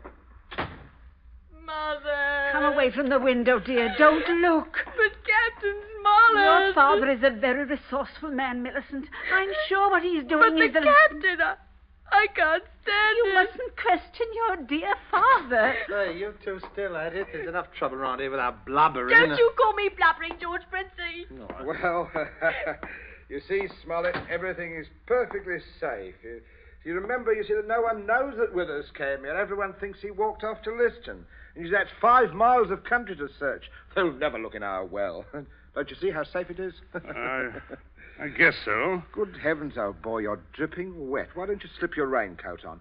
Is the tea ready, dear? In just a minute, dear. I'll ring for Bridget. It's exactly what you need, Smollett. A nice, hot cup of tea. It's the best thing in the world to ward off a cold. Sit down, won't you, old man? Don't you mind getting the chair wet. That's all right. Would you have a cigarette? No. Help yourself, old boy. See, I stick to my pipe. Funny how you get attached to pipes. My wife always says to me... Everything's hot, ma'am. Oh, Bridget, yes. Put the tray in front of me here on the table. That's it. Say, Captain. Why, you've cut your lip. I just knocked it. Why, how dreadful. Here, Bridget, give the captain this cup. No, thank you. I rather think I'll be running along, if you don't mind. Why, Captain Smollett, without any tea. If you don't mind, Mrs. Princey, if I could just have my raincoat. Oh, I'll get it for you, Captain. This is very distressing, Smollett. Very odd. I'll be all right presently, I'm sure. Oh, here we are. Let me help you, sir. Thank you, young man. There. You'd better go out the front way, Smollett. The walk is drier. Oh, let me hold the door for you, Captain. And don't worry, old fellow. Don't worry at all. No. I won't. Good afternoon. It's nothing serious, I imagine, dear. A little rest, of course. He'll be as right as rain. Oh, by the way, Millicent, you're not looking any too well, dear. Not well at all. I'm sure it was that croquet court. Being outdoors in weather like this is simply foolhardy. Huh? Mate is right, Millie. You saw what happened to Captain Smollett. Come along, dear. I shall give you a hot foot bath and put you to bed.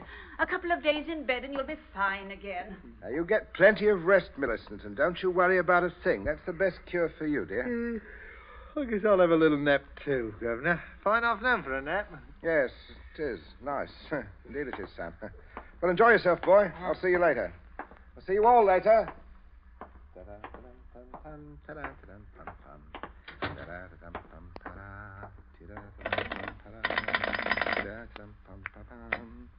number, please. Oh, would you get me to the police station? Police station? Right away, sir.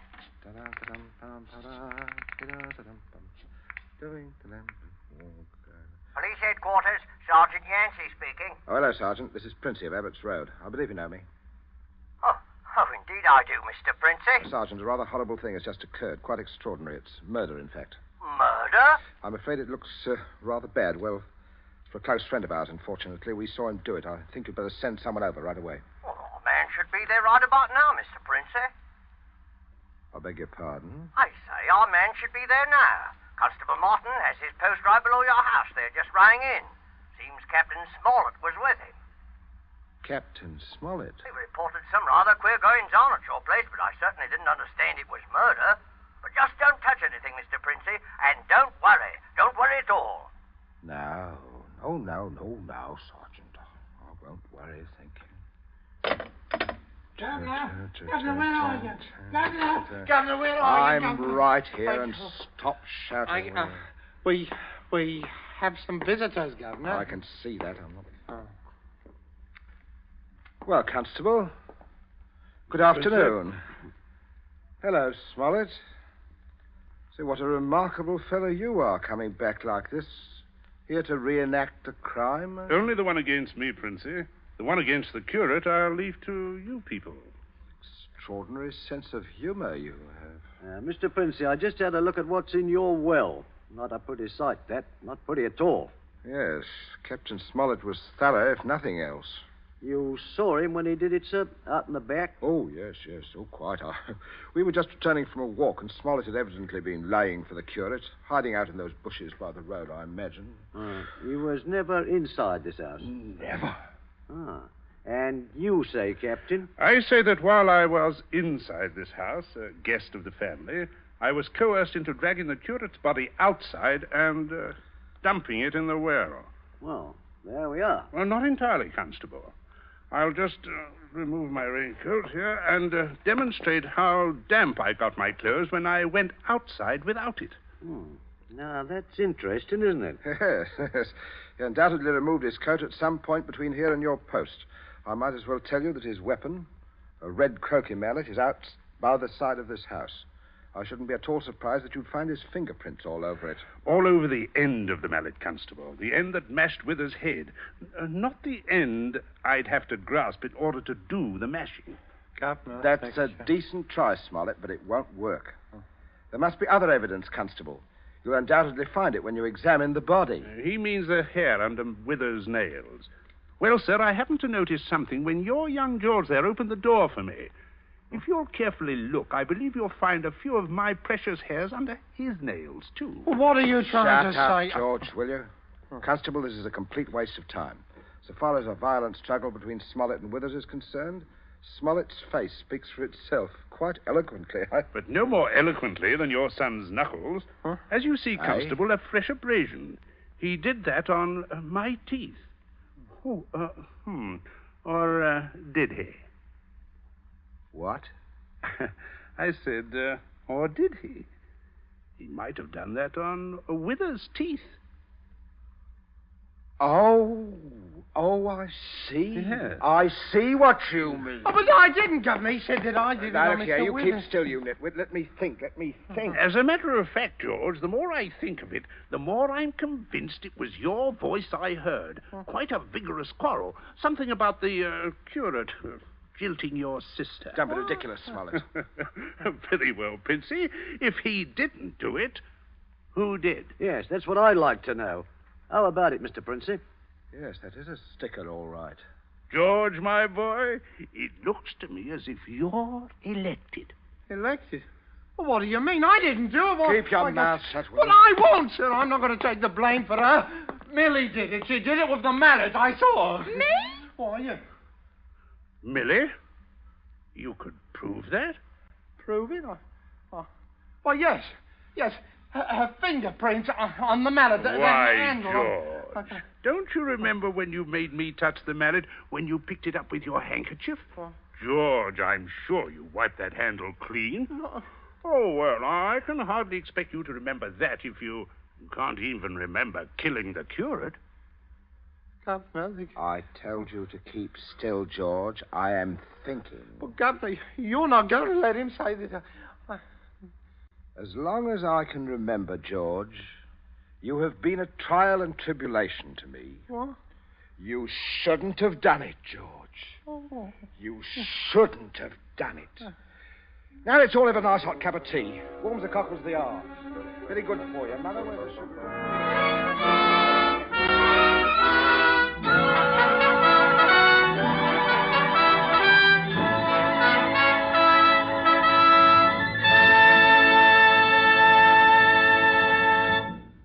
And so closes Wet Saturday, starring Mr. Charles Lawton, tonight's tale of Suspense.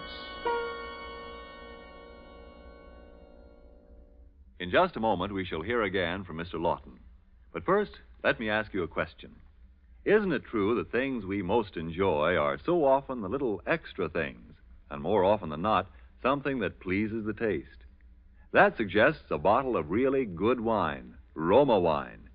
It's so easy for you to make certain of high quality in your wine because all you have to do is to go to your dealer and ask for Roma, America's largest selling wines. They are made in California, one of the world's greatest wine-producing sections. You'll have your choice of Roma's great variety of types, from a delicious tangy sherry, a brilliant claret, or a hearty burgundy to a sweeter, heavier port. And you will be so impressed by the modest cost of Roma wines, you will want to enjoy them regularly at home as well as when you entertain. For this traditional form of hospitality is smart, yet inexpensive. A full measure of enjoyment, yet moderation in its best sense. For wines with greatness of character, always ask for Roma wines, R-O-M-A, made in California for enjoyment throughout the world. But remember, before you buy wine, buy war bonds and stamps. Hello, this is Charles Lawton. I hope you enjoyed our play this evening. Next week, I'm told that Suspense will bring you another of John Collier's stories. It's one of my very particular favorites. It's called Back for Christmas, and your star will be Peter Lorre. Charles Lawton appeared by courtesy of Metro-Goldwyn-Mayer, producer of the Technicolor musical Thousands Cheer.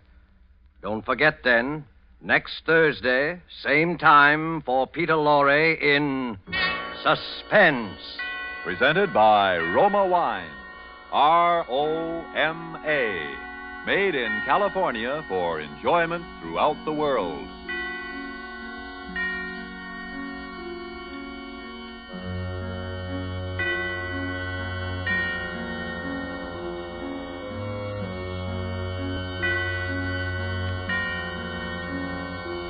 This is the Columbia Broadcasting System.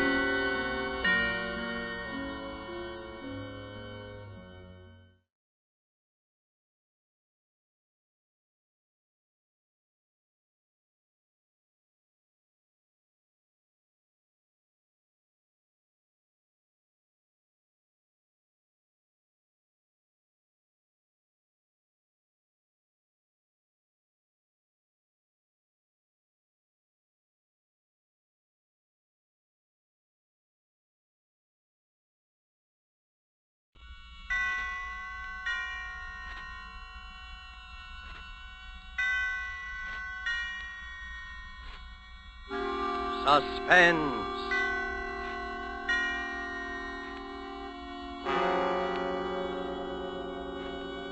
Presented by Roma Wines, made in California for enjoyment throughout the world. Salute. Your health, senor. Roma toasts the world. The wine for your table is Roma, Made in California for enjoyment throughout the world. This is the Man in Black, here for the Roma Wine Company of Fresno, California, to introduce this weekly half hour of Suspense. Tonight in Hollywood, Roma brings you as star Mr. Peter Lorre. The suspense play which stars Mr. Lorre and which is produced and directed by William Spear is called Back for Christmas. In this series, Roma brings you tales calculated to intrigue you, to stir your nerves, to offer you a precarious situation and then withhold the solution until the last possible moment. And so, with Back for Christmas and with the performance of Peter Lorre, we again hope to keep you in suspense.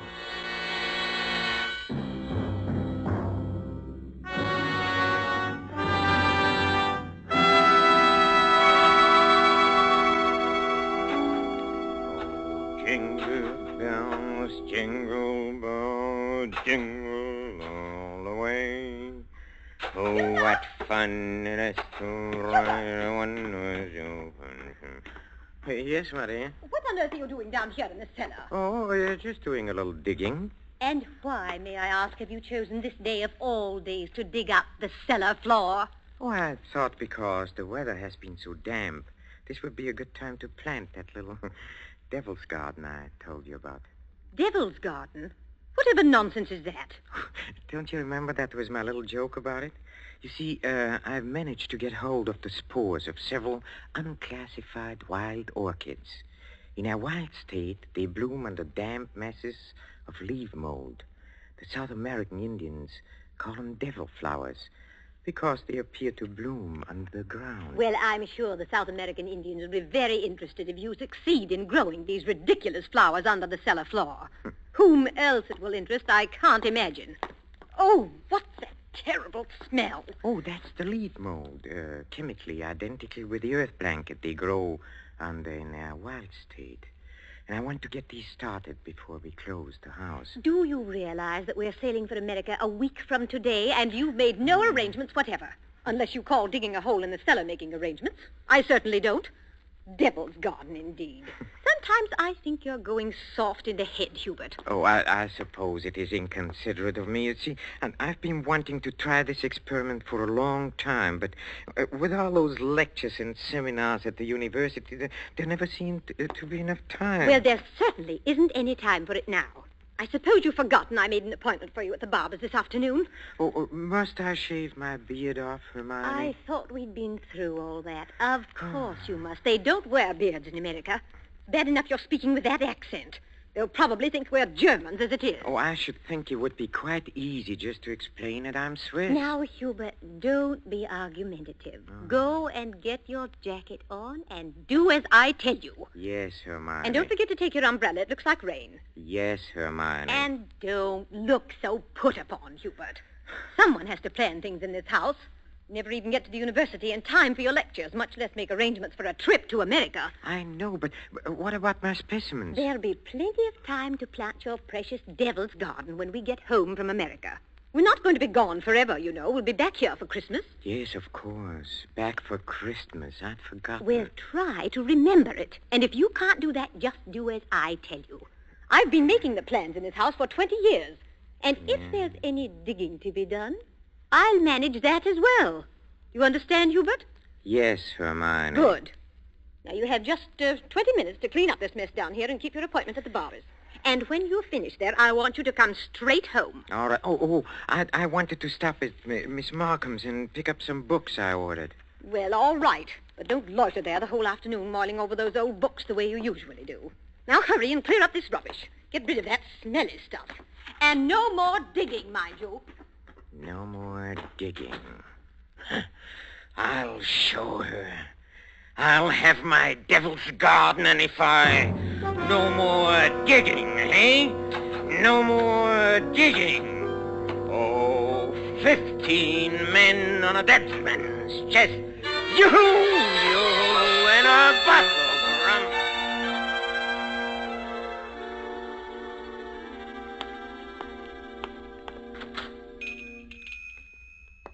Good evening, sir. Oh, good evening, Miss Markham. Why, it is Professor Schumacher, isn't it?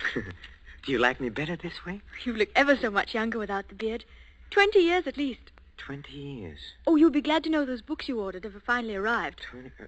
Oh, yes, the books. Let me see. The Phytotomy of Phalloid Gametophytes and Coniferous Shrubs of North America. Those are the ones you ordered, aren't they? Yes, thank you. You're very kind, Miss Markham. Why kind, Professor Schumacher? Well, not many young ladies in bookshops would go out of their way to look up rare books for an old professor of botany. Why, you're not old, Professor Schumacher. Really, you look... What do I look like? And besides, I adore botany. It's my particular hobby. Oh, really? You've never told me that before, Miss Markham. Well, I was afraid to. You looked so imposing with the beard and all. Miss Markham, forgive me if this sounds foolish, but since talking with you today, I feel that shaving off my beard is the most important thing I've done for 20 years. Oh, it is. I'm sure it is.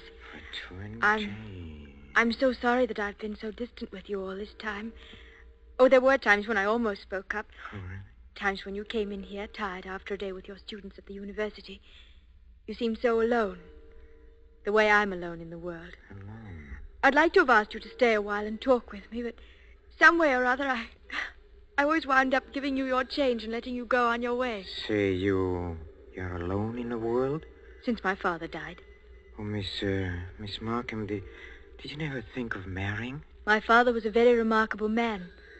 I never found anyone who seemed to measure up to what he led me to expect of men. Miss Markham... Oh, it's been so long since anyone called me by my first name. I'd like you to, if you want to. It's Marion. Marion?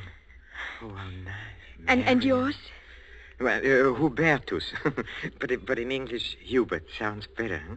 How long have you been alone, Hubert? Alone? I knew you were a widower, of course. The first time I saw you.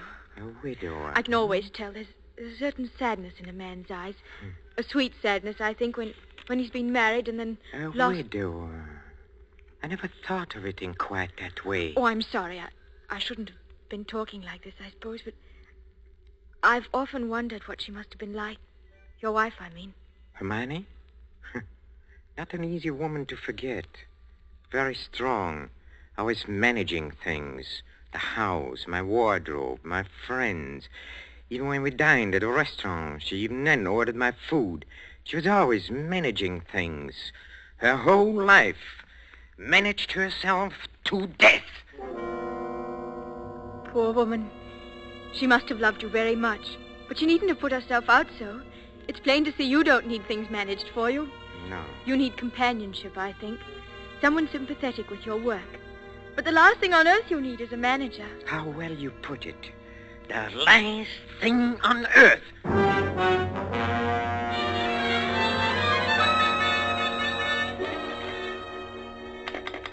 Operator, are you there? I'm still waiting on that call to Salisbury. Well, put them on quickly. Hello. Is this Paul Holt and Sons? It's Mrs. Hubert Schumacher. Did you receive my letter? Good. Now remember, we'll be back for Christmas and I want the job done without fail. What's that? No, I'm sure he doesn't suspect anything. Send it to me in New York as I instructed you, addressed in my name, of course. Yes. I've already put them in the mail. You'll get them tomorrow. Thank you. Thank you so much. Oh, here you are, Hubert. Where have you been? Oh, backstairs. I dismissed the servants. Dismissed the servants? Mm-hmm. But I've asked some friends of mine into a farewell luncheon. Go and tell them it's a mistake. Well, I'm afraid it's too late now. They've packed and gone. You have messed things up properly. How many times have I told you to leave things to me? I make the plans around here. Yes, Hermione. You have to do better than this when I plan the trip home, or we'll never in the world be back for Christmas. Back for Christmas. Back for Christmas. Must you keep saying that? Why not? We are coming back for Christmas, aren't we? Oh, supposing I were offered a professorship in one of those wealthy American universities. Nonsense. Americans care nothing for botany. Well, Luther Burbank was an American, wasn't he? That's different. What have you ever done except muck around in the dirt with a lot of roots and tubers? Well, they asked me to lecture, didn't they? All right. Now, there's no use getting yourself in a state about this, Hubert. No doubt this extra money will come in very handy when we arrive back for Christmas. I know. Precisely. No good to make a joke of it. Heaven knows where you'd be today if I hadn't got a sense of time. Yes, Hermione. And as you've been so foolish as to dismiss the servants, you may empty the ashtrays and straighten up this room while we're waiting for the guests to arrive. I'm going in to have my bath. Call me when they get here.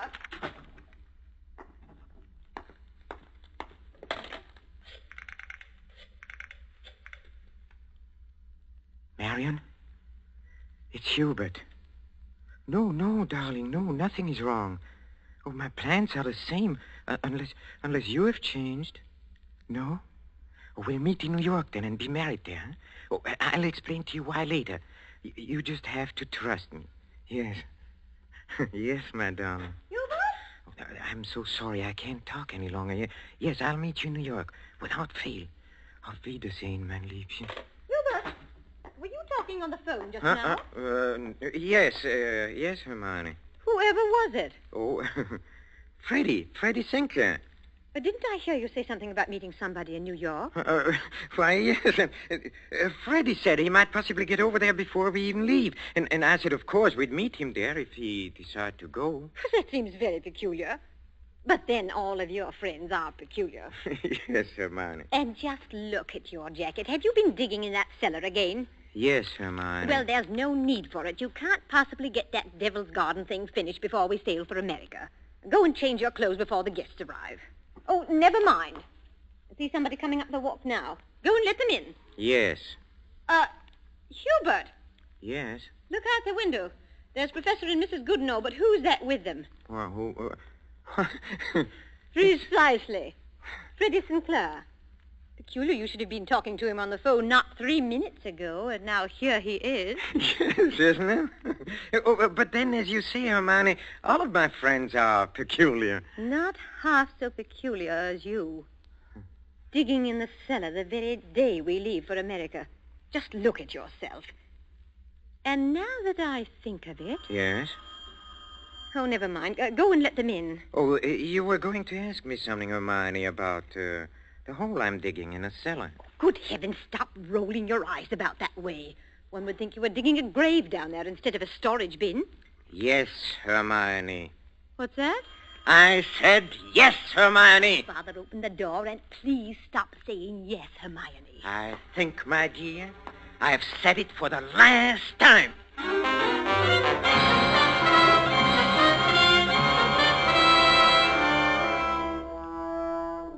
A professor of botany, his loving wife, and an oblong pit in the cellar. Just the right size for his botanical specimens, his devil's garden. With these ingredients for a story of a perfect crime, Back for Christmas by John Collier and starring Peter Lorre, the Roma Wine Company closes the curtain for a moment on another breathless study in suspense.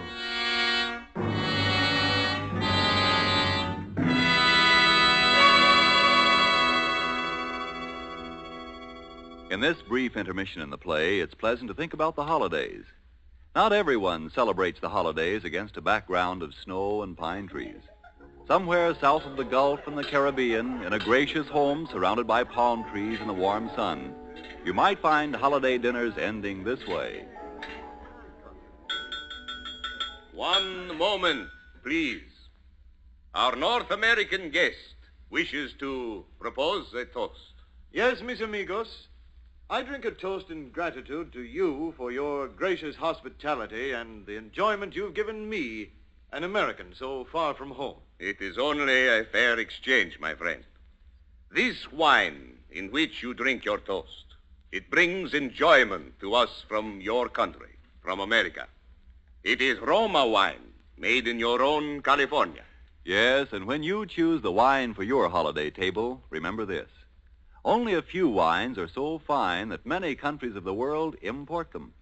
And among these greatly enjoyable wines are the wines of Roma, R-O-M-A, made in California for enjoyment throughout the world.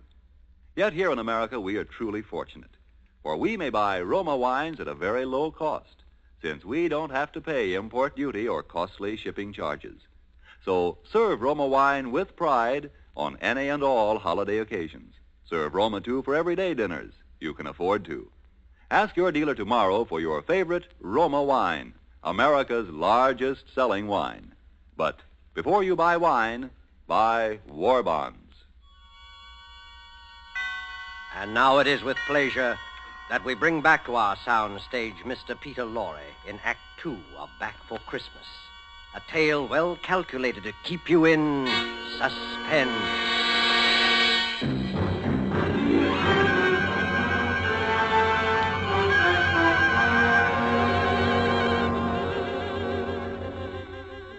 Back for Christmas. Hermione was so positive we would be back for Christmas. That last afternoon, pouring tea out for a few friends who had come in to say her last-minute farewells, she kept reiterating it. Now, mind you, Hermione, don't let those Americans lure your husband with one of their fat university jobs. We absolutely must have you with us for Christmas. He shall be back, I promise you. Well, it's not absolutely certain, of course. Hubert, now what do you mean it's not certain? Of course it's certain. After all, Hubert, old boy, you've contracted to lecture for only 3 months. Oh, that's quite right, but then, of course, anything may happen. Hubert adores being unpredictable. Now, what other man would decide the very day, mind you, before leaving for America, to dig a great hole in the floor of the cellar? In the cellar? Yes. He's going to put some unclassified wild orchids down there. A devil's garden, if you please. It sounds so mysterious. That's Hubert, though. It's really quite simple, however, once you find out what he's up to. Now, take that telephone call he put through to you a few minutes ago, Freddie. To me? Of course. Now, Hubert wanted to surprise me about your plan to meet us in New York next month. Wasn't that why he called? To ask you not to mention it? My dear Hermione, Hubert couldn't possibly have telephoned me within the past hour. I've been walking in the park since 3. He didn't telephone you? Well, how could he? As for my going to America... No. Come, Freddie, come. You may as well confess. Hermione has just found me out again. But, Hubert, old chap, I really You don't... see what a poor liar Hubert makes. He's red as a beetroot. Aren't you ashamed of yourself, Professor? Stringing poor Hermione along like that. And as for you, Freddie, I'm furious you said nothing to us about going to America. But look here, old girl. I've been trying to tell everyone here that I'm... Stuff and nonsense. The game's gone on long enough. Besides, we must start getting ready. Now, it was marvelous of all of you to come in to say goodbye. And don't worry about Hubert's little jokes. I will bring him back for Christmas. You may rely on it. They all believed her. For years, she had been promising me for dinner parties, garden parties, committees, and the promises had always been kept. This time, they would not be. I had seen to that. The servants were gone for good. The farewells all said. I had timed to the minute how long it would take to fill in a hole in a cellar. My devil's garden. Upstairs in a bedroom, I undressed and put on my old bathrobe, and then I opened the door into Hermione's room. Hermione, have you a moment to spare? Of course, dear. I'm just finished. Oh, then, will you come in here for a moment, please? There's something rather extraordinary here. Oh, good heavens, Hubert. What are you lounging about in that filthy old bathroom for? I told you to put it into the furnace. Oh, I'll do it. I'll do it today. Yes, really, I will. I promise. Well, high time. Now, what is it you want to show me? Oh, here, in the bathroom. Just look. Who in the world do you suppose dropped a gold chain down the bathtub drain? Nobody has, of course. Nobody wears such a thing. Then what is it doing in here? I don't see anything. Well, look. I'll hold this flashlight here for you. If you lean right over, you can see it shining. It's deep down. Oh, such a lot of nonsense. Just as well. Well, I don't see it, Hubert. Go on looking, Hermione, in just a moment. Hubert, I absolutely refuse. Hubert, what are you doing? Take your hands off my neck. I will, Hermione. Just as soon as I've finished the arrangements for my trip to America. What are you talking about? You thought you were the only one who could plan things, didn't you? Didn't you, Hermione, huh? Oh. Well, I've been making some plans of my own this past week. In exactly 2 minutes and 16 seconds, you'll be dead. You see, I planned it very accurately. You'll never get away with it. Oh, I thought you would say that, Hermione, but I will get away with it. You won't mind the smell of the leaves mowed down in a cellar when I take you down there today? Yes, That is where you are going, Hermione. Right into my devil's garden that annoyed you so much. My friends all expect me back for Christmas. They do. If they don't hear from me, they'll start asking questions. No, they won't. Because you'll write them letters, Hermione, on a typewriter, as you always do.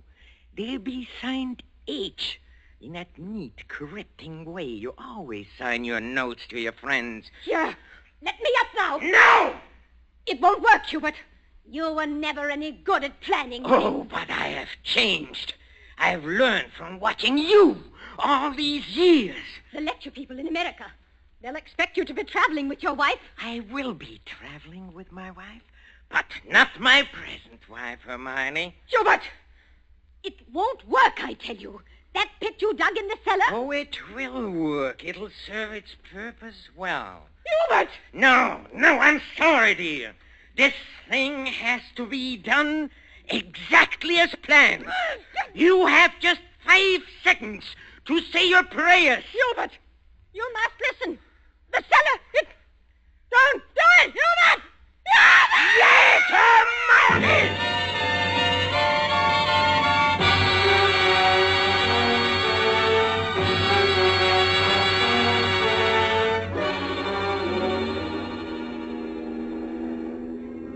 Oh, Steward?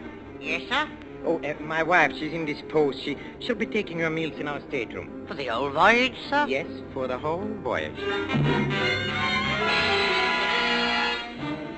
I trust your wife is feeling better this morning, Professor Schumacher. A little.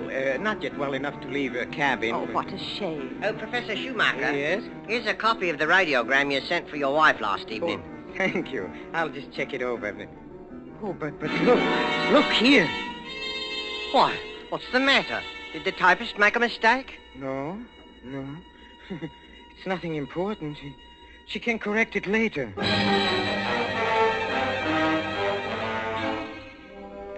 For a moment, I had a feeling that Hermione had been leaning over my shoulder again, correcting when I had written as she always did. I had written a radiogram to Professor Goodenough and his wife.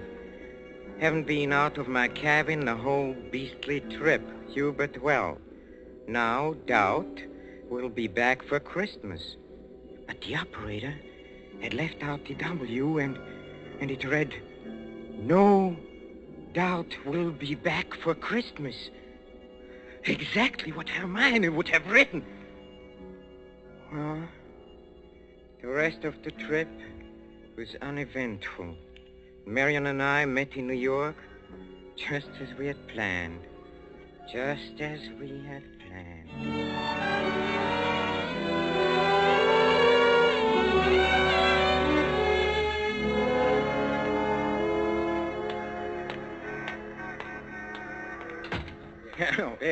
Professor and Mrs. Schumacher, we have reservations, I believe. Oh, yes, we've been expecting you, sir. Boy, take Professor and Mrs. Schumacher's luggage up to their suite.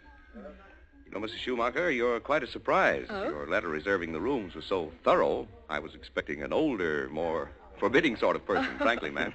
No. As a matter of fact, we're just married, but my letter reserving the rooms. Oh, I wrote the letter, my dear, and I signed it Mrs. Hubert Schumacher. Just a joke. What a cunning old fox you are, Hubert. Now that I think of it, I almost forgot.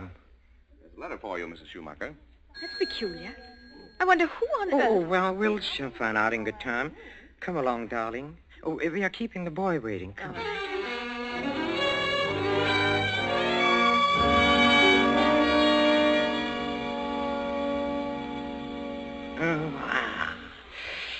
Nothing like a cold, brisk shower to put a man to rights. Hubert, this letter. Oh, yes, the letter. Oh, dry my hair, will you, darling? Please. It seems to be a bill of some sort from a building contractor in Salisbury. Oh, really? Oh, bother, dry your own hair. Thank you, darling. Let's see this bill, or whatever it is. It's very puzzling. Hubert, you were a widower, weren't you? I mean, Hermione isn't still alive. Good heavens, no. Well, let me read that. Dear Madame, this is to acknowledge your order together with the keys to your house in Launceston Place.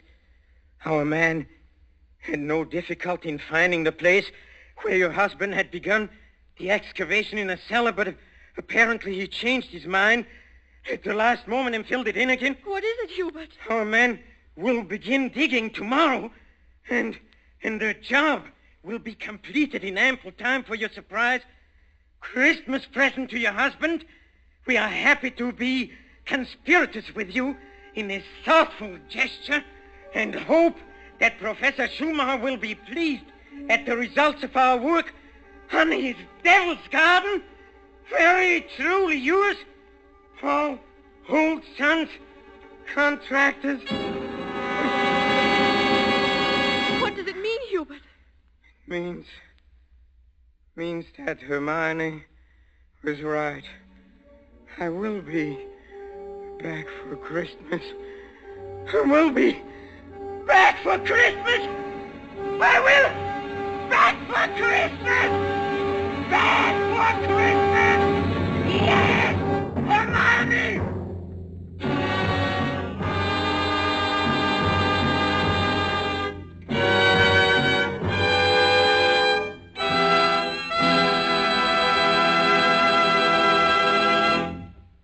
And so closes Back for Christmas, starring Mr. Peter Lorre, tonight's tale of suspense.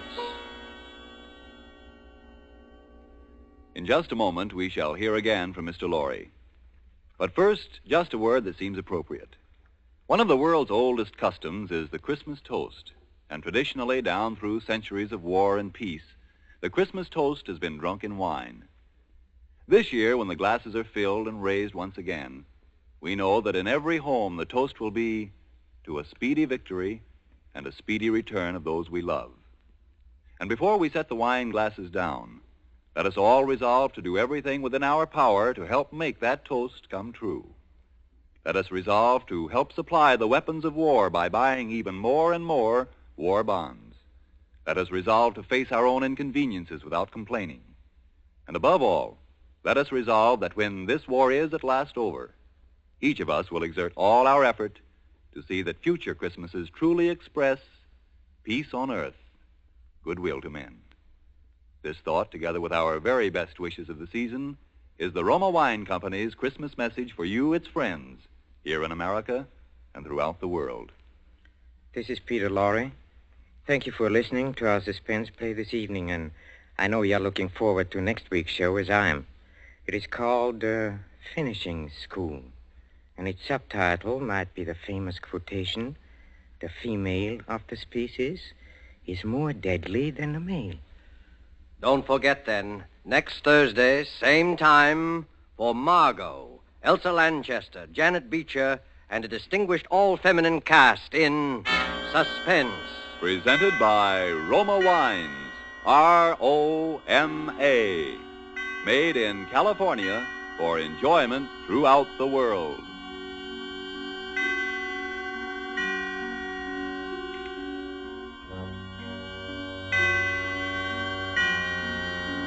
This is the Columbia Broadcasting System.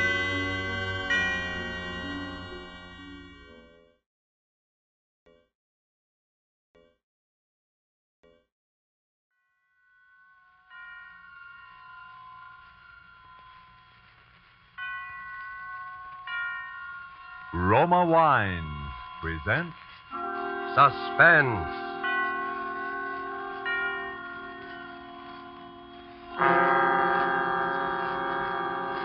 Roma Wines, made in California for enjoyment throughout the world. Salud. Your health, senor. Roma Wines toast the world. The wine for your table is Roma Wine, made in California for enjoyment throughout the world. This is the man in black, here for the Roma Wine Company of Fresno, California, to introduce this weekly half hour of suspense. Tonight in Hollywood, Roma Wines bring you a distinguished all-feminine cast of stars headed by Margot, Miss Elsa Lanchester, and Miss Janet Beecher. The suspense play which stars these ladies and which is produced and directed by William Spear is called Finishing School. Despite the absence of male participants in Ethel Lena White's story, we can promise you there is nothing dainty about the proceedings. And so, with finishing school, and with the performances, in the order of their appearance, of Margot as Caroline Watts, of Janet Beecher as Melody, and of Elsa Lanchester as Dean Sterling, Roma Wines again hope to keep you in suspense.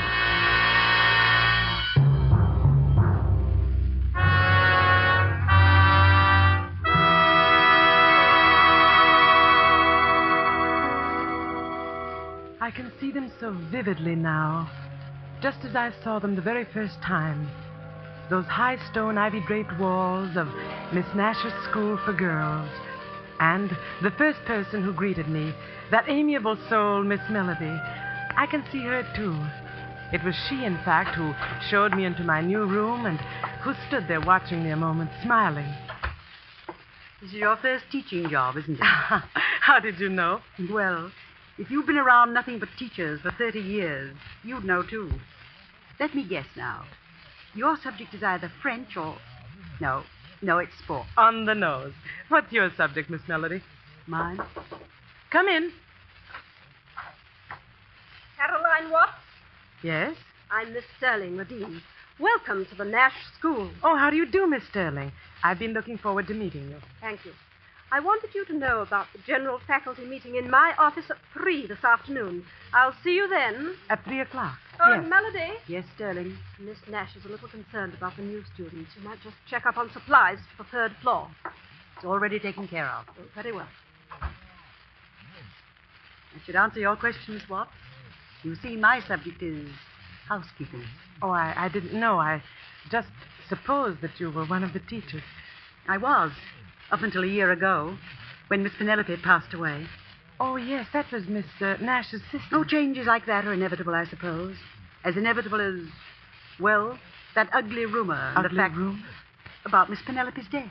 But I hadn't heard any rumor or anything about her death. Oh, then I'm sorry, Miss Watts. I assumed you were that familiar with the school. What was the rumor, Miss Melody? Oh, it was nothing really, not even worth repeating. But I imagine Wait, Miss Melody. Look, I'll hear about it sooner or later. Well, it was just a silly, stupid tale. But somehow it got around that Miss Nash's sister had been frightened to death.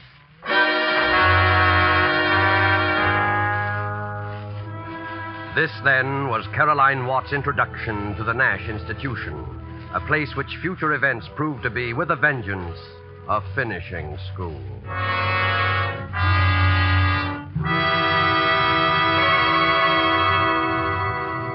Thus, the prologue for tonight's tale of suspense. The narrative will be resumed in a moment. But first, let's take a little journey. We'll journey to a capital in Latin America. Here at a gay legation party on a lantern-hung terrace beside a garden pool. Listen. Everything is perfect at your wonderful party, including this exquisite wine. It is a wine that helps to bring back pleasant memories. I, of course, agree. It helps good friends such as us to appreciate good food, too. And this sherry has come far to add enjoyment to our legation party. It is of the famous vineyards of California in the faraway United States. See? It is the celebrated Roma wine. Yes, Roma wines are prized in other countries for the great enjoyment their superb quality affords. They are esteemed as something rare, a luxury. But you in America may enjoy Roma fine wines in all the variety of types as an inexpensive everyday delight. So trifling in cost are these fine Roma wines here in America that you can be a most generous host, offering to each of your guests his or her favorite. A delicious, tangy California sherry, a fine California claret or burgundy, or a heavier, sweeter California port. You'll be delighted to learn from your dealer at what small cost you can get an assortment of several types, permitting you now to boast of your private wine cellar. Ask for Roma, R-O-M-A, America's largest selling wine. Roma wine, made in California for enjoyment throughout the world. And now it is with pleasure that Roma Wines bring back to our soundstage Margot, Elsa Lanchester, and Janet Beecher in Finishing School, a tale well calculated to keep you in suspense.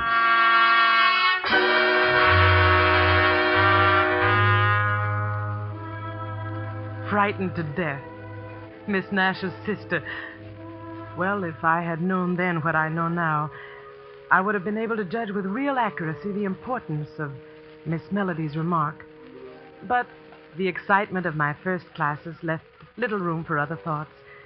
A week or so later, out on the athletic field, one of my students, Flora Nash, the niece of the owner, became quite ill. I sent her to the infirmary, but within 10 minutes she had returned. Miss Sterling, she said, had ordered her back. I was furious, and, well, I told her I was going to have it out with that woman. Miss Watts, wait. I know it isn't my place to say this, but please, for your own sake, don't antagonize Sterling. Oh, now, really? I tell you, I know what I'm talking about. Listen, you know Miss Melody, don't you? Of course. Miss Watts, she practically started this school with my two aunts. When Miss Penelope died, everybody thought she'd move up to take her place. But she didn't. Somehow or other, Sterling saw to it she was left with the job of housekeeper. Miss Watts, don't have any trouble with that woman. Please. Oh, all right, Flora. I'll go see Miss Nash. Oh, no. Why, Flora, Miss Nash is your own aunt. But Sterling would find out. Please, you mustn't. Oh, I never heard such nonsense in all my life. Hurry straight to bed.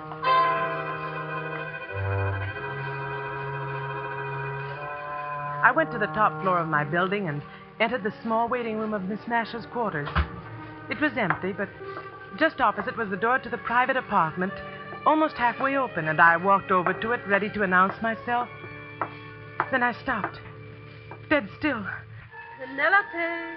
For it was then that I heard... Are you there, Miss Sterling's Penelope? voice. We're almost in touch. Yes, I hear her now. Very faint, but nearer. Nearer. It was an incredible sight. Penelope. Seated at a table wholly unlike the elderly but austere white-haired lady I'd seen before was Miss Nash. Her eyes were closed, and swaying gently, she seemed utterly transfixed as she listened to Dean Sterling's low murmur. We're here, Miss Penelope. We're waiting. Yes. Speak to her, Miss Nash. Speak to her now. Oh, all right. Can you hear us, Penelope?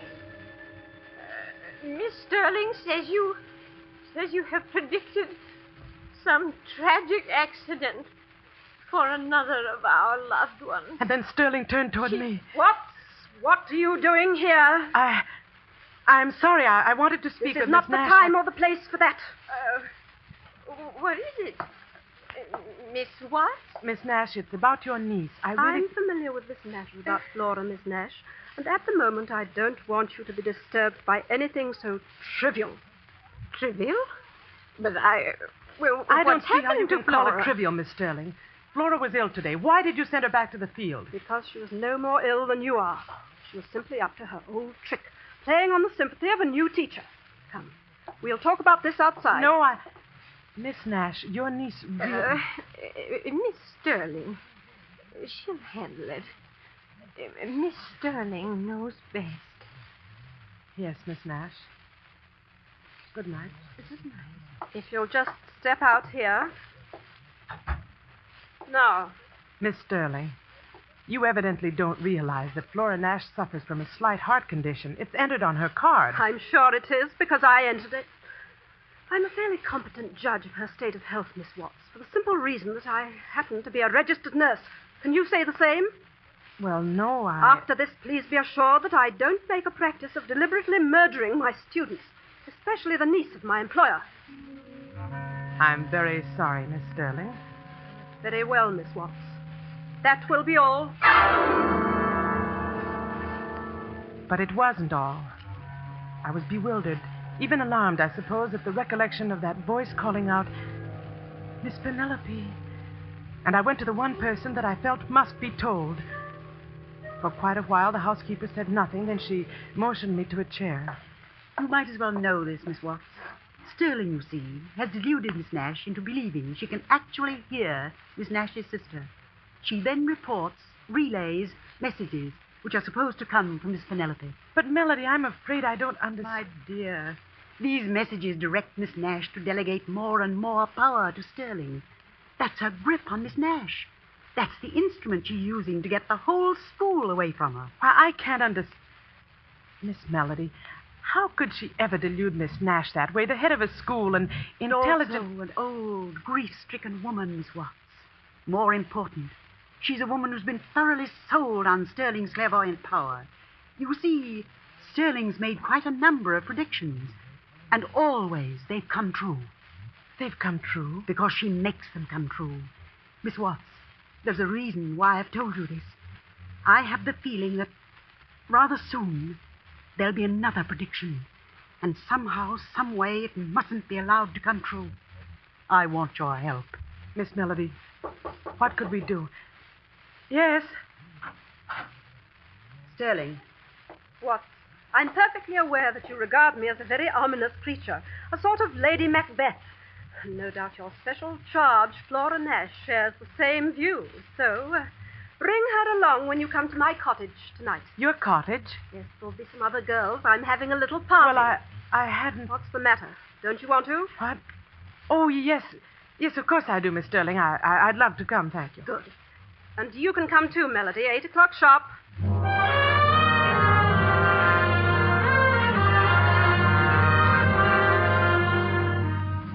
We were prompt, Flora and I, and the sharp tenseness and alertness we carried with us into that cottage vanished almost at once.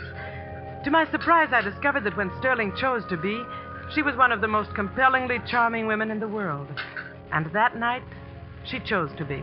Flora, since you're the one student in the whole pack of teachers, we'll make you the guest of honor. Now, what would you like to do? Gee, I don't know, Miss Sterling. Anything, I guess. Have you any ideas, Miss White? Well, we can always play cards. That, of course, is exactly why we shouldn't. Sterling, I've got it. What?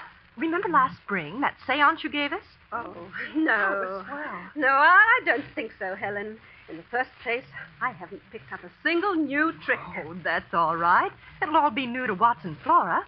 Come on, give them a chance to see you demonstrate your real powers. Yeah. All right, then. Oh, no, I'd rather not. Flora, you're not scared, are you? A little, maybe. Well, don't be. It's all in fun, like watching card tricks. Need any help in here? Oh, thank you. Yes, we'll use this large table. Come on, Flora, you stick with me. All right, Miss Watts. So presently, in a room quite dark, we ranged ourselves about a large bare table, at the very head of which sat the dean. And then, for several long moments, there was quiet, broken at last Yes. by the low drone of Sterling's voice. Yes. I hear you. Yes. Yes. But you must announce your presence. Let us know you're here. Speak louder. Louder. Your name is Coleman. Miss Watts. Coleman Nash. That's my great uncle. And you're trying to warn? To warn?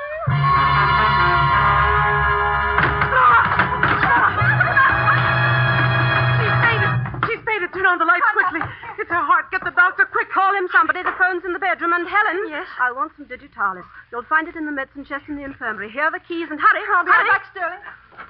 Here, Watts. Here, let's pick her up. We'll put her on the sofa. That's it. Must have been frightened. Yes. Frightened nearly to death. There. Miss Sterling, you did this deliberately. Deliberately? You knew that girl's heart condition. Why, Watts, you can't anticipate a thing like that. I was simply going to tease her, warn her not to fake any more illnesses. Yes, well, you see how she's faking this one. You planned this, Miss Sterling. The party, having her here, finding out her uncle's name. I happen to know her uncle's name. It was a joke, a game. Everybody knows that. A game. She's coming to. You tell these women it was a game, but will you tell that to Miss Nash? You don't know what you're saying. Oh, yes, she does. You'll show Miss Nash the proof of another successful prediction. Melody. You'll have her completely at your mercy. Flora's the only remaining heir to the school. The only person who stands in your way. Caroline, don't leave. Oh, it's all right, Flora. I'm only going to get my coat. We'll be right back. Please. Don't worry about a thing. Come along, Miss Melody.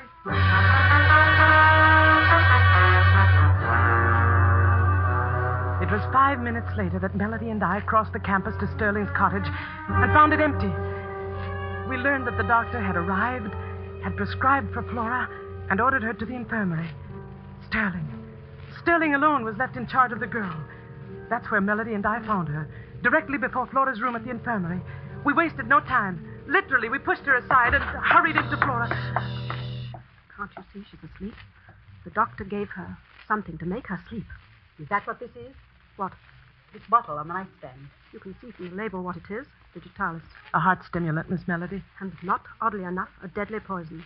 The doctor left it here, and it's been given to Flora every 2 hours.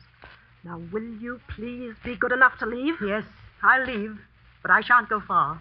I expect to stay very close to this girl until she's safely under someone else's care. You're completely mad, aren't you? That's an odd remark, Sterling, coming from you.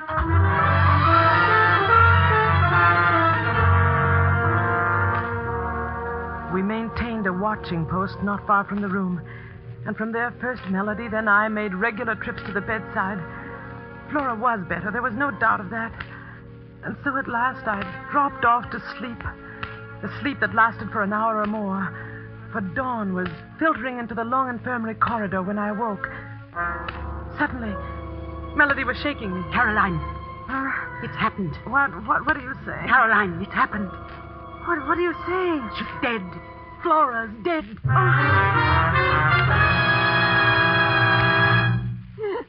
Oh, Sterling, just tell us what happened. It was only a few minutes ago. It was time for her medicine, and I went over to wake her up for it. Her heart, it had just stopped beating. The medicine? The digitalis, you mean? That's right, Melody. Where is it? What? Where is it? Where's the bottle of medicine? Why, it's... It used to be on that nightstand there. But it isn't now. Where is it, Sterling? What have you done with it? I don't know. Let's see. Under the bed. It might have rolled under... But it didn't. Nor under the chest of drawers, either. Perhaps we should look out of the window. Maybe Sterling decided not to give her any medicine at all. Miss Melody, this medicine chest, it's locked. Locked? Yes, do you happen to know where the key is? One of a housekeeper's major duties. See if this will work, Caroline. Being keeper of the keys. It works. Melody! Miss Nash, look! What is it? It's Sterling's bottle of medicine. Unopened. Unopened? And unused. I was right, Sterling. You just sat there and watched her die. That's not true. Helen, you saw me give Flora some medicine early tonight, right after the doctor left. Helen, you remember that, don't you? Well, it looked like a different bottle, Sterling. A different bottle, yes. And I can guess what was in it. A sleeping draught. That's what you gave us, Sterling. You knew that even a slight overdose would stop a weakened heart. All right, Sterling. We found one bottle. The one that would have saved Flora's life. Where's the one that took it? You should know that, Melody. What? You should know where that bottle is because you took it out of this room just a little while ago when I was calling Miss Nash. You are insane. What's more, you brought it into this room tonight in one of your countless visits. You brought in a bottle of heavy sleeping draught and exchanged it for digitalis. You were hoping I couldn't tell the difference and that I'd give that to Flora instead of the heart stimulant. And that's what I did. You did it all right, but without any help. Sterling, just how, for example, could I produce a bottle of sleeping draught so exactly like the digitalis that you couldn't tell the difference? You had a whole medicine chest to work with. That's how you did it, and that's how I knew you did it. Helen? Yes, Sterling. I know what you're thinking. It just came to me. Go on. When we were at the cottage, when you sent me over here for the bottle of digitalis. That's it. And there wasn't any. There wasn't any in that chest. Of course not. Sterling didn't put it there until tonight. Well, that's not the point, Melody. She couldn't have put it there at all because she had no way to get into the chest. You see, when Sterling sent me over here, she gave me her keys. Well, I forgot to give them back to her. Here they are. I still have them. In other words, Melody, you were the only one who could have put the digitalis bottle there in the chest. It's very true what you said before. One of a housekeeper's major duties is being keeper of the keys. Miss Melody, that isn't true, is it? Miss Melody, it isn't true. Oh, no, of course it isn't. Don't listen to them, Caroline. No, Caroline, don't listen to us. Listen to Melody. Let her keep drugging you with lies until you see everything she wants you to see. And hear everything she wants you to hear. That's what she did to Flora, you know. She flooded that poor girl's imagination with absolute terror. And then she killed her. I didn't kill her. Why should I? Why would I want to? Why? So you could get Flora out of your way. So you could accuse me of killing her and get me out of your way, too. So you could have a clear path to Miss Nash. Well, Melody, your plan backfired. But you're not getting me out of the school. Helen, Watts, go phone the police. I'll never leave. Do you hear that? I'll never leave. Never. Oh, yes, you will, Melody. Yes, you will.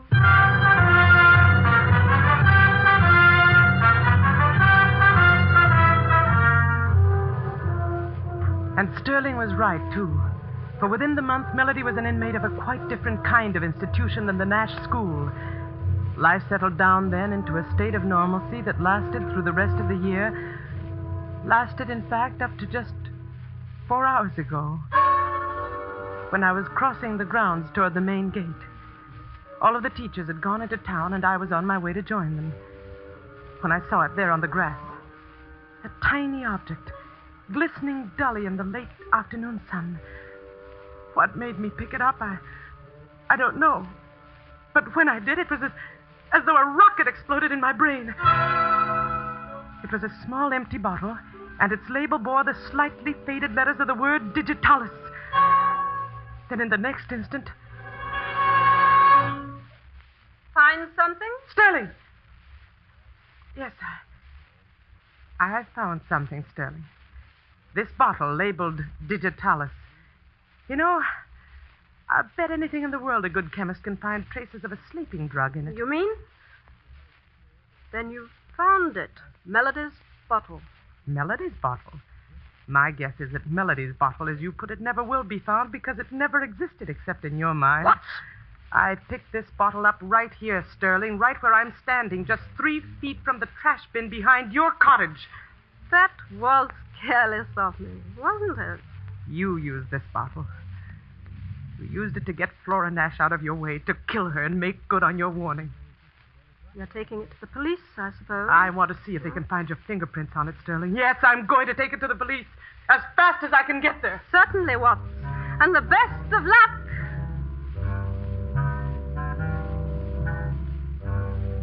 She went on inside her cottage, and I struck out across the grounds for the main gate and the road into town. I reached the gate just in time to hear the school caretaker clang it shut. Miss Sterling, he explained, had just telephoned the order. An early closing hour. I remembered the service driveway then, the other passageway through those high stone walls which encompassed the grounds, and I found that it, too, was locked. I was a prisoner. And then, it was right then that the solution came to me. I should have thought of it before. Miss Nash herself was in those grounds, right on the top floor of my own building. I would take the bottle to her. I would show her the proof. I flew up the stairs, down the corridor, entered her small waiting room, and then stopped. Just beyond me, through the open doorway of the darkened suite, was Sterling and Miss Nash. Tragedy. Before this school year ends. That's the warning I hear. A warning? From Flora, did you say? From my niece? From your niece. Oh. She says there will be more tragedy. Oh, no. Before this school year ends. Tragedy. Oh. For one more woman here.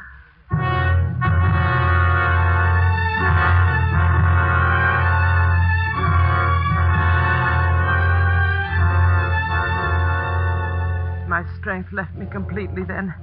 I don't know whether I fainted or not, or how I got back to my room. But I'm here in it now. And it is just 10 minutes before midnight. 10 minutes before this school year ends. My door is locked. She has locked it from the outside. But now that door is going to open, and she's coming in. What? What are you going to do with it? This revolver.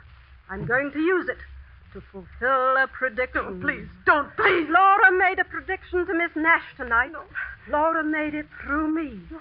Do you understand that? Laura made it. I heard her.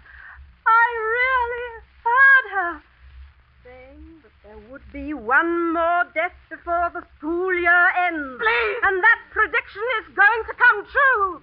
Now!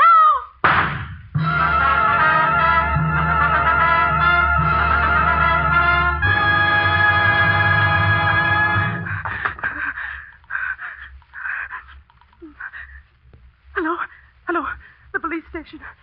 You'd better send someone over to the Nash school right away. There's been somebody's shot herself dead. And please tell Miss Melody that she'll be out soon. Tell her that Lady Macbeth is gone.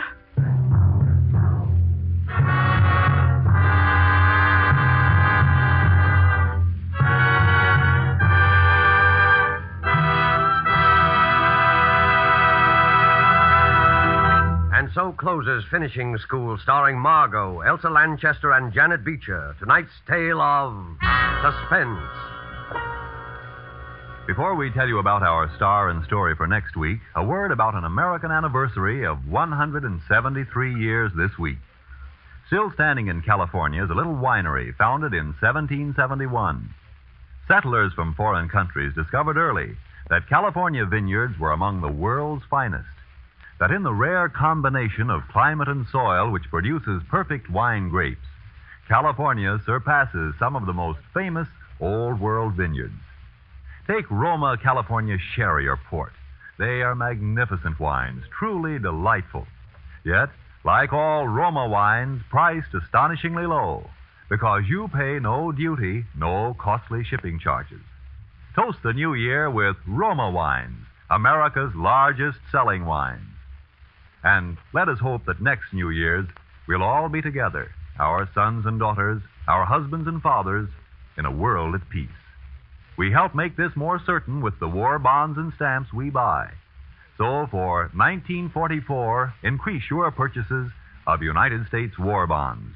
Good luck and health to you one and all from the makers of Roma wines, made in California for enjoyment throughout the world. Next week, Roma Wines take great pleasure in bringing to you, in his first radio appearance of the year, Mr. Alan Ladd. Mr. Ladd will be heard in a swift-moving action drama played against the colorful background of the Midway in an amusement park and called The One-Way Ride to Nowhere. Don't forget then, next Thursday, same time, for Alan Ladd in Suspense. Presented by Roma Wines, R-O-M-A, made in California for enjoyment throughout the world. This is the Columbia Broadcasting System.